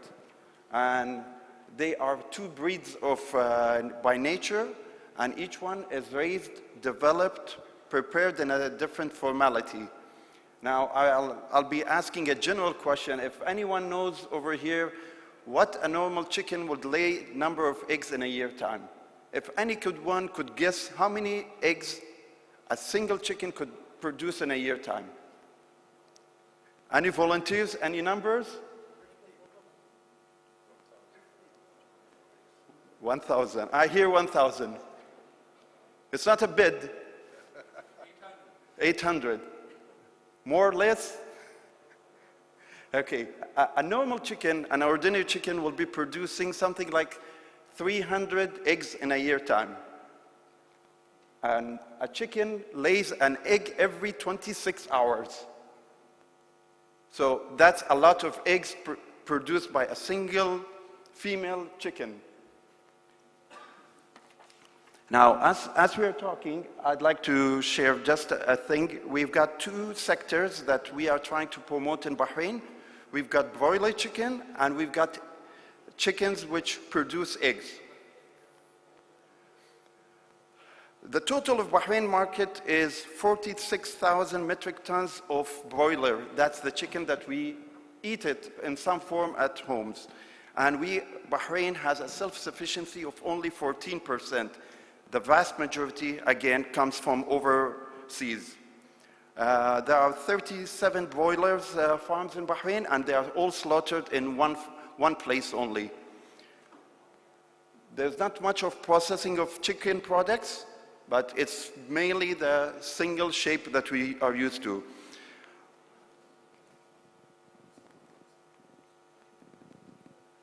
This chart shows what is the consumption, a person per capita in a year time, how much we are producing, consuming chicken meat in a year time. So Bahrain, a normal Bahraini person, or a person living in Bahrain consumes something like 35 kilograms of chicken.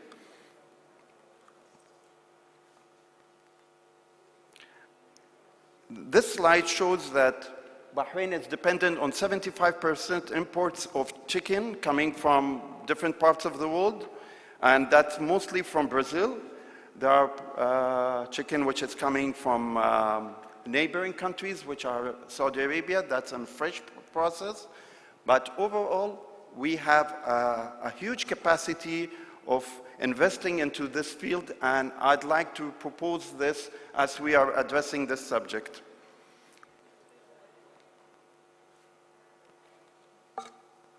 Now, the second subject I have is eggs as a consumption.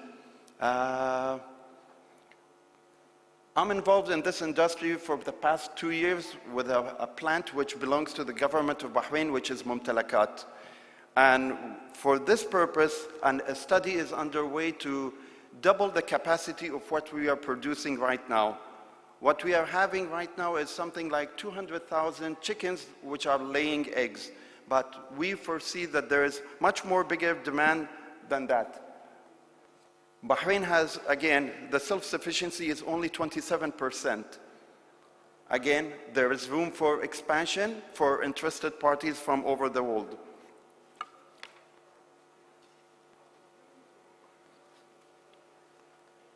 Last slide, I'm just showing where the imports of eggs are coming mostly from. And neighboring country is Saudi Arabia, is the dominant player. They are a leader in this market, and the government of Saudi has been heavily subsidizing this industry, but we do believe that this subsidy may change, and that's why we are proposing that people who are interested into developing such a concept in Bahrain, we're here to join hands with technology, with capital, and whatever resources are available. Bahrain is well equipped and the government is well prepared to support such industry. Thank you.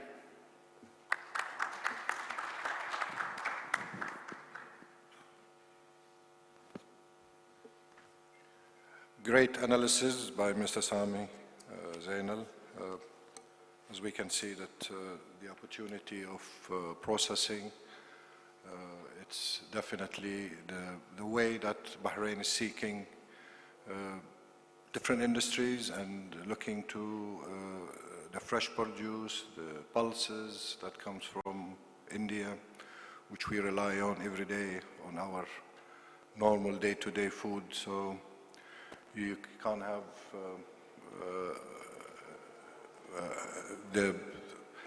any food in Bahrain without all these important items. My next speaker would be Mr. Mohammed Shalabi. He is the director of Kraft Food, which is a very well-known brand, a household name, established in Bahrain with the manufacturing, I believe, over $200 million. Kraft Food has invested, and I believe they're investing more, which is good news. And Mr. Mohammed Shalabi is the main guy. I would like him to come on the stage and introduce himself.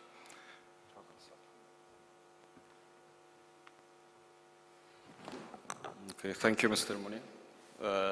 Actually, it's a pleasure really to be here invited with the Bahrain Chamber of Commerce, which we always consider as one of our business partners in Bahrain.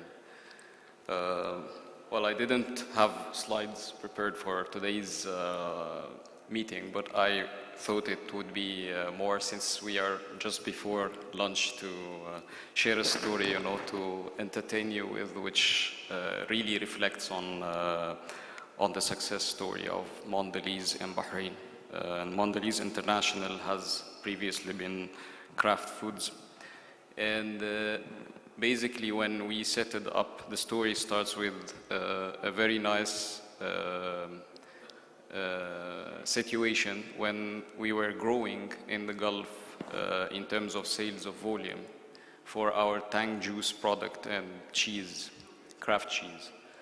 And that started to raise questions. We bring materials, a very complex supply chain.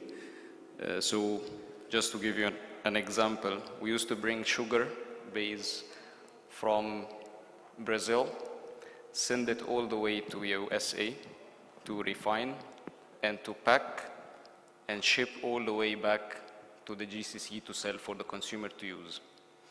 Same way on cheese, some raw materials we used to bring from New Zealand and all the way from Australia, send it to Europe, manufacture it, buy the glass and the cans from other countries, pack it there, ship it and consume it in the market. The lovely thing is volumes kept growing with Mondelez, and then the idea was we need to simplify this supply chain. So we had to come and invest in the GCC. And back then the decision was very, I can't say very easy, not a straightforward decision. Shall we invest in which country in the GCC? And at that time, in 2004, 2005, Bahrain was really booming out as an economy also at that time and was seen as one of the most flexible and interesting business models. And also, Causeway was being prepared at that time or started a few years before, and we were seeing this as an opportunity to cross-sell, become next to the biggest markets in the UAE and Saudi. Of course, Saudi being number one and the UAE being the number 2 biggest population in the region. And we took this model, we built it into Bahrain. We were quite confident that this model will gradually grow, but we were a little bit, worried whether will it grow fast, will it grow, slowly. We grew almost 300 times from the first year of operation in 5 years. And you can imagine, thank you. And you can imagine if this success story happens, it's not happening because Mondelez is too great in its way of thinking and building a very innovative model where some multinationals didn't, become into Bahrain faster than us at that time. We were really seeing something different, and that's why we came into Bahrain. And the biggest advantage we saw across the 7 years of operation, in the first 7 years, when we were still not taking a decision to expand, were really the level of cooperation and coordination we're getting with the government. So we're building a very strong partnership with the government on how we can grow step by step, how can we become more competitive step by step.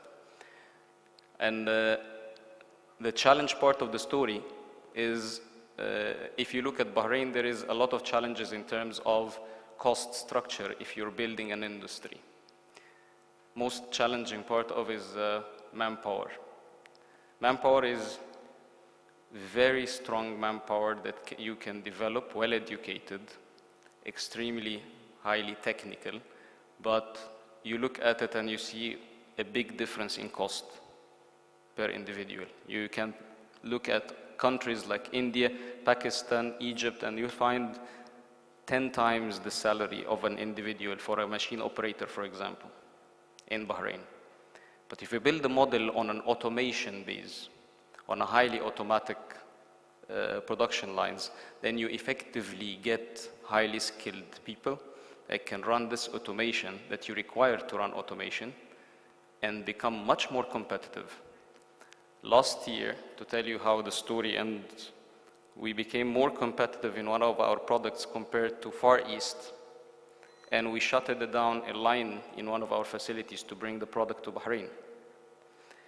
And that was taken as a success story in the Tang area, where we were seeing that, okay, the model that we built with the partnership that we are doing with the government and the Economic Development Board, and of course many other entities, Transportation Ministry of Industry, Ministry of Transportation, on improving the causeway, is really happening to become effective.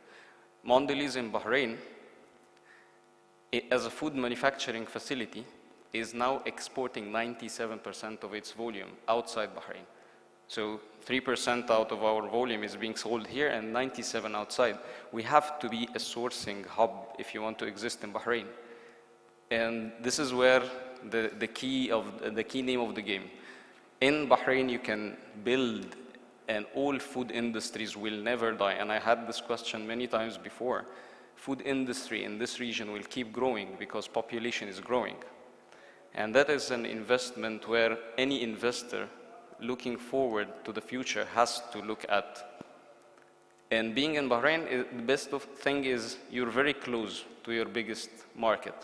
Our role is to become so competitive we have to really invest on the way of thinking of how to improve logistics and transportation, because that is a key if you want to grow in exporting.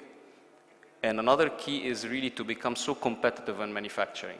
So the first battle, which is a competitiveness in manufacturing, we've proven already in our first facility. And that's why 3 years ago we took a decision to invest in another plant to make the biggest Oreo manufacturing facility in Bahrain. And we're starting, and by the way, Oreo is more than 100 years brand, so you know, it is very difficult to convince globally, where are you putting your sourcing unit? And it took us a lot of efforts, but the biggest winning was a model of Bahrain to build this facility here has been proven successful in manufacturing base, and the challenges on logistics are improving, and the supplier base is growing, and that was the third mission.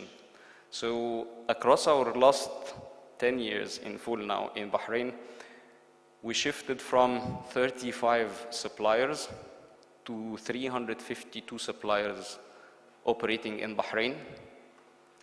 Our raw material, packaging material supply base gradually increased, so we were sourcing until 2 years ago 3% of our raw pack material from Bahrain suppliers. Now we're sourcing close to 10%. You can only grow and become more competitive through developing your suppliers. And this is our mission that has been going aggressively in the last 2 years. How to grow competitive, well-qualified local suppliers. It is an area that we, of course, take a lot of investment in, but also we benefit from.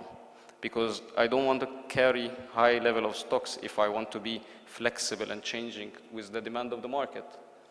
And in the same time, this is of an interest to the Economic Development Board, who wants to also help us in developing suppliers in Bahrain. And this is where the partnership wins. Always a winning relation comes when, you know, both entities are winning together. And this is the model that we're building in Bahrain. That's the story that we have, and I'm more than welcoming to answer any of your questions. Thank you very much. Thank you for your patience.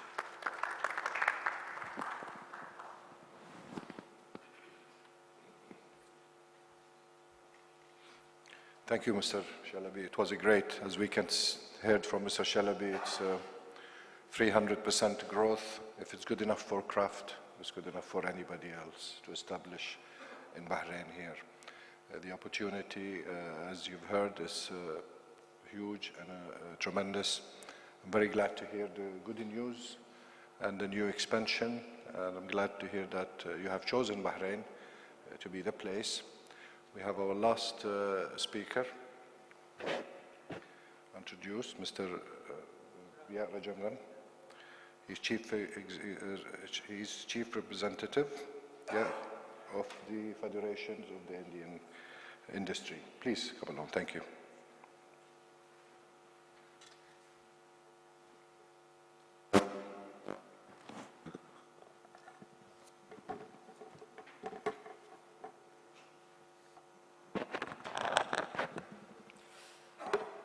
Good afternoon. Thank you very much. My previous panelists spoken exhaustively on the food processing industry, automation, and also shape of things to come in Bahrain, and the growth in the food processing sector in Bahrain as well. I'll just take you through a small presentation on what opportunities that are available in the Indian food processing sector, Indian food processing industry. The Indian food processing industry is poised for a tremendous growth, very high growth in the time to come. The government of India last year launched a major initiative, which you must be knowing, that is the Make in India, in which various sectors are being covered in the Make in India program. And one of the sector that's being nurtured, that's being given more focus, is the food processing sector by various agencies in India. And the food industry, it's a sunrise industry, and currently, it's valued at about 39.71 billion, and expected to grow compounded annual growth rate of about 11% to about over 65 billion. So CII has been, as an industry body, has been supporting the cause of attracting FDI investment into India. Realizing this, CII has taken many initiatives. One is the CII National Committee on Food Processing Industry that looks into the policy aspects as well as how India could upgrade technologically and also attract investments into India. So this has been there for some time, and later CII went on to set up the Food and Agriculture Center of Excellence as a center of excellence to focus on the food processing industry. Beyond this, CII does agrotech exhibition every alternate year in Chandigarh to attract globally companies to come in India to look at the opportunities in India in terms of collaboration, joint ventures. We had very good participation from Australia and various other countries coming in as partner countries. We also do down south Food Pro exhibition, which is also being held every alternate year. So these are all the many initiatives that CII has been taking to promote the Indian food processing sector. I was very happy to see that very recently the amount of enthusiasm that was generated during the Gulf Food that was held recently in Dubai, where we met a number of local companies wanting to get into India, getting to India to look at the food processing sector. Going forward, as Mr. Gupta mentioned in the morning, CII along with the Ministry of Food Processing Industry would be launching one of the biggest event, the World Food India in November, to attract companies globally to come and see for themselves what India has to offer within the overall food processing sector. So if I take you some of these figures which are very mind-boggling in terms of the level of investment that Indian government itself is making, Indian industry is making, and kind of consumption that is going to come in the next 5-6 years in the food processing sector. I'm sorry, I'll just.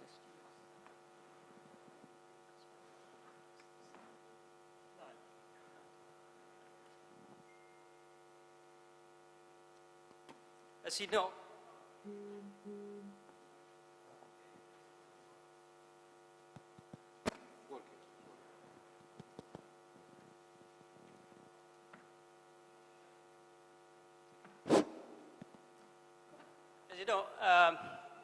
in India, food processing sector is an important contributor for the GDP, employment, and investments. Sector constituted about 8.69% of the GDP in manufacturing and agriculture sectors during the 14-15. The value of processed food exports is US dollar close to 30 billion, 15-16. Foreign direct investment in food processing sector has increased from a level of 170 million US dollars, 11 to 12 to $505 million. It's no doubt that it's one of the fastest growing economy in the world, fourth largest, among the 3 top investment destinations, 1.25 billion consumers, which is a very, very large market for us, large producer of several agri-commodities, availability of world-class. So this, most of the people know about it, rich demographic dividend, strategic geographic location. The online food is picking up, that's also is witnessing an exponential growth now. So India is placed second in retail potential in the 2016 Global Retail Development Index. Share of personal income, food, Indian food and grocery markets, world's 6th largest, with retail contributing 70% of the sales. So now currently, government has been making lots of policy liberalization, being the focus sector. Added to this sector has to create lots of employment in the time to come. So you see 100% FDI through the automatic route, and the government 100% FDI under the approved route for trading, including through e-commerce, food products manufactured or produced within India. And then there are a lot of fiscal incentives which government is giving for the food sector. As most of you must be knowing, I'll come to the fiscal side. So ease of doing business. So India moving towards a single market, one nation, one tax, which is going to be operational from July 2017. Very recently, India passed a very landmark bill, debated and passed it in the Lok Sabha, which is the Goods and Services Tax Bill, so which will eliminate all the taxation, excise, and other duties. More than 1,200 archaic laws have been repealed.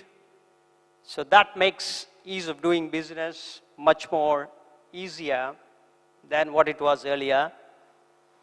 Then also there are major FDI reforms in quite a few new sectors, whether it is pharmaceutical, defense, and various other sectors. And there is a new approach. You know, this is the Make in India program, which we talked about, Digital India, Skill India, Startup India. So many initiatives which government took very recently and were much more aggressively is being pursued. New infrastructure, urbanization, R&D, under that Startup India, intellectual property rights. So lots of IPR you could get to see under the Indian pharmaceutical industries hold many IPRs. So India also moved up 12th position in the ease of doing business, which was released by the World Bank report. So we already talked about simplification of laws. Then food retail. So this is the figures that I just mentioned in the beginning, that these are all the figures which are very mind-boggling going forward. And retail expenditure, what you could see is the current expenditure after 5 years, total expenditure in the next 5 years going to be on various segments within the broader food processing industry. So these figures are very mind-boggling. This is again retail expenditure on food and beverage. This is our annual average growth rate, the percentage of this. Then India launched a major initiative of mega food parks, 42 mega food parks that we are trying to develop.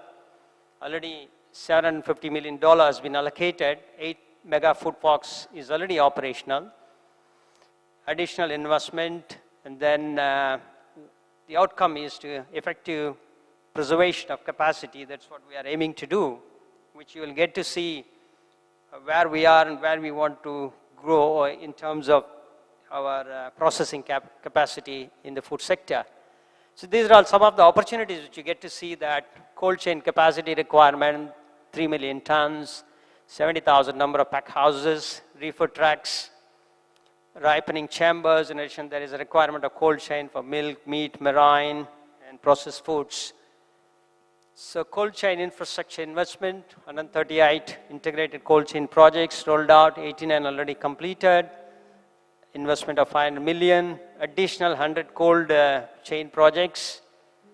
And also this will impact in terms of creating cold storage handling capacity, increase it to 2.6 million. Milk processing capacity of 3.6 million. This chart is very, very interesting. So if you look at it, our global position in terms of different segments, where we stand in terms of percentage of processing in each of the segment, that's where the opportunity lies for us, and also for the international investors. So fruits and vegetables, global position 2, very pathetic, 2% processing. This is where we can get a lot of investments. This is an opportunity for global investors. Daily production, Number one, processing is about 35%. Meat and poultry, 6th position. Processing, 21%. Poultry, 6%. Fisheries, global position is 2. Processing is just 23%. So there is a huge gap. There is a huge opportunity in all these segments within the overall food processing. So key subsectoral opportunities. One is the cold chain, which we talked about, technology, upgradation for new and value-added products, processing opportunities in the other sectors, milk, health food, traditional Indian food, and various other things, another 3 more. So these are all the global players who are already operational in India. It's very interesting to see that many of them, quite apart from the new food parks, which government is coming up, we also have private sector food parks, which have rapidly come up. Down south, I know of Sri City, where some of them are located. Some of the Mahindra, World City, Sri City. So we have private players developing industrial parks within India, as opposed to what government is also trying to do now with these more than 40 food parks, among which 8 is operational. So these are all some of the global players who already moved into India, food processing companies. Some of them do have a presence, Middle East presence, in Dubai as well, and targeting the Middle East markets. But of course, these are all bigger players within the Indian food processing industry. Thank you so much.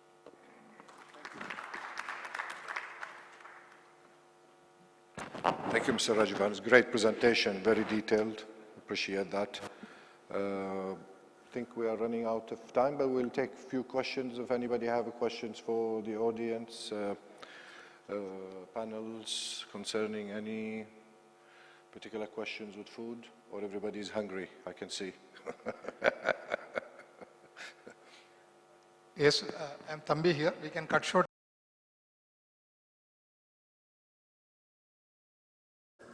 Two years back, I tried to set up one chicken processing and egg processing unit here. When I entered the due to the pollution, no other new units are permitted. That was the information I got. Because only Ilman is there and the other one is there on. So both are under the control of the government.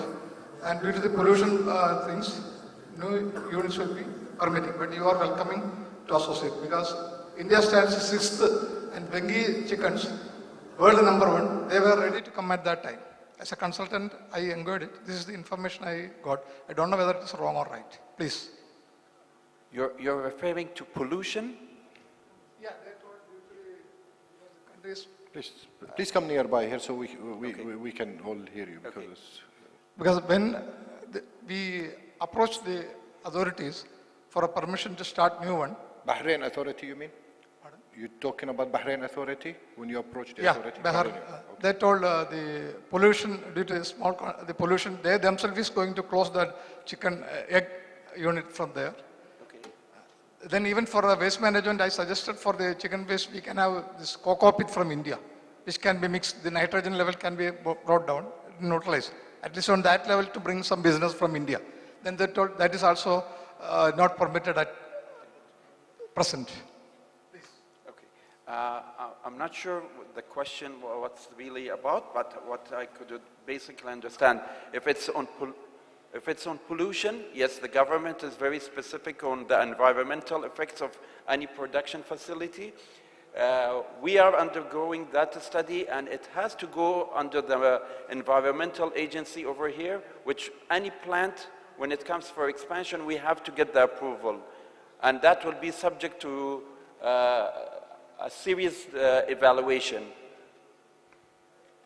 One more thing, at that time the live slaughtering itself was around, I think, more than 1,000 sheep were slaughtering. Now even that was reduced to hundreds, some. Yeah, now the slaughtering house is no longer there. Bahrain used to be an importer of livestock, which was coming on regular basis from Australia, but the government decided to remove the subsidy. That has stopped. Now, there is no livestock slaughtering on a commercial basis as of now. Whatever is being done is on individual basis or on a very small basis. That's to my knowledge. I'm not in livestock. As the majority community is from India, Indian chicken, if processing started, it will have a good scope here. So you will be associating, then I can bring party. I don't mind. I can meet you after this discussion for. Thank you very much. details. Pleasure. Great. Anybody has any other question related to food processing to the panel, please feel free. As I think we are running into past our time, everybody's hungry. We're all happy to see me come. Are they? Okay. Well, thank you very much for giving us the opportunity once again. And thank you, Ahlam, for organizing. And Your Excellency, it was a great day. Thank you. Thank you very much, Mr. Munir. Thank you for the moderation and for the guests as well. May I please call upon you to be up or down? Down? Okay. Mr. Munir, Muhammad, Steen, and Mr. Sami, if we can step down just to take a photograph. حياكم. Appreciation, token of appreciation with Mr. Khalid Sayar. يعطيك العافية.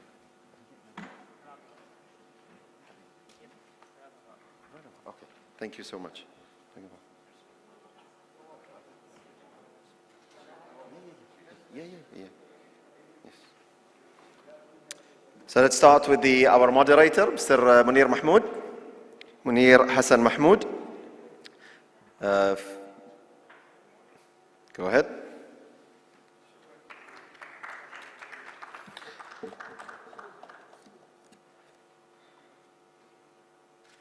Mr. Sami Zainal.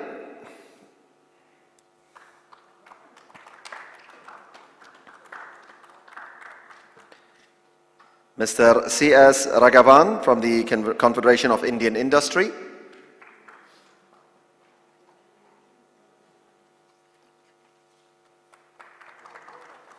And Mr. Muhammad Shalabi.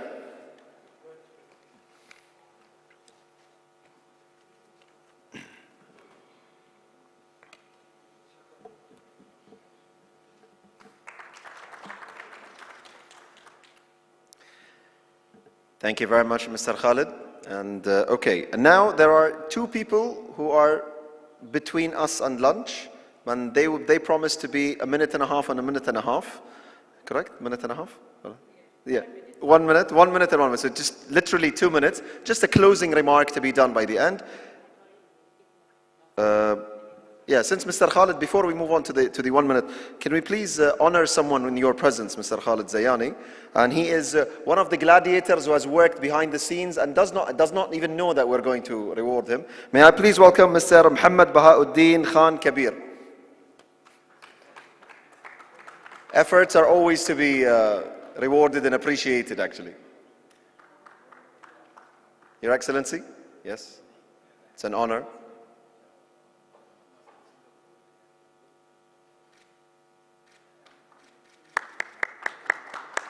Thank you very much. May I please welcome, for a closing remark that's approximately 60 seconds long, Mrs. Ahlam Janahi, Board Member and Head of Promotion, Exhibitions and Conferences Committee, BCCI.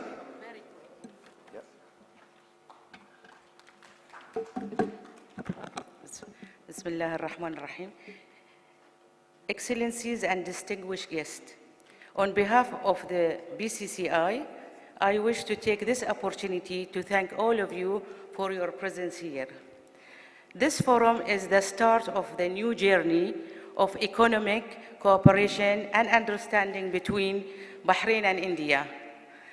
We in Bahrain want to share our advantages with India as we are the most business-friendly in GCC and MENA region.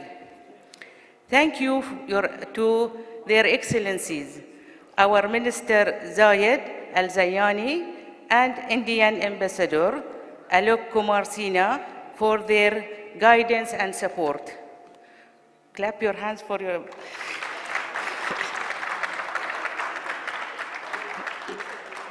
In BCCI, we wish to express thanks to the chairman and board member and to the Promotion and Exhibition and Conference Committee members, and the Bahrain Asia Trader Committee members, especially Mr. Mohammed Sajid Khan and Mr. Manoj Bhatia. Clap your hands for Mr. Manoj Bhatia. As well as our business movement supporter, Ms. Shantani Raja, I don't know where is she, for their vision and their cooperation. Our thanks also to the speaker from India and Bahrain, who have spoken so clearly for higher relation between their countries. I personally would like to thank BCCI Executive Committee. Can you come please, BCCI Executive Committee, who worked continuously day and night this week for their tremendous work they did. We also would like to thank Mr. Ragwan, who was one of our main day-to-day work with him from CII. We are proud of your trust in Bahrain and assure you we also believe in India's powerful future. Thank you. Mr. Bhatia, please, last word before invitation of lunch.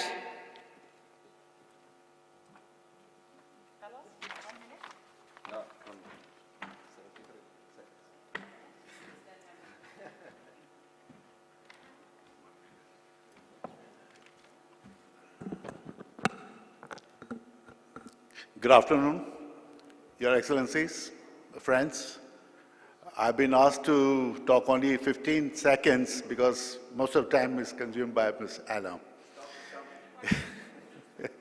All right, now, since we are coming to the end of the session, I'd like to thank the organizers from Bahrain Chamber of Commerce, the team who have supported wholeheartedly to this event. I'd like to also thank our strategic partner, who has given us a full support. I would also like to thank all the delegates from India and from Bahrain who has attended this event, and I'm sure they have taken the benefit of the speakers, wonderful speeches, the information they have given us, and I'm sure everybody presented will take advantage of it. We in Bahrain Chamber of Commerce, as a Bahrain Asian Traders Committee, our objective is to enhance the bilateral relations with the Asian countries. So if anyone wants to know any more information, we are there to help you out. Thank you very much. The lunch is served.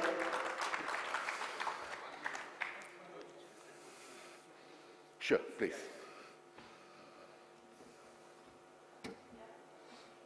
Good afternoon, Excellencies. I don't want to be between the lunch and this thing. I just want to say that CA is very proud to associate with Bahrain Chamber of Commerce and Industry. And we commit the next the summit will be in India. The date can be finalized later. We request all of you to come to India for the next one. Bring a big delegation. We will give you whatever support you like. We are very pleased to do that. Thank you very much.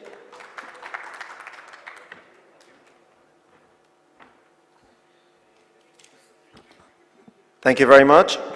Ladies and gentlemen, our next session is actually to have lunch that way. Thank you very much for a wonderful organization. Thank you for all the people who have played an important part in making this happen and bringing this to life. We would like to congratulate Bahrain and India for such a fantastic cooperation. Your support, Your Excellency, has been tremendous, and thank you very much on behalf of BCCI and on behalf of the organizing committee. Lunch is in that direction and it's served. Well done to everyone. Have a good day.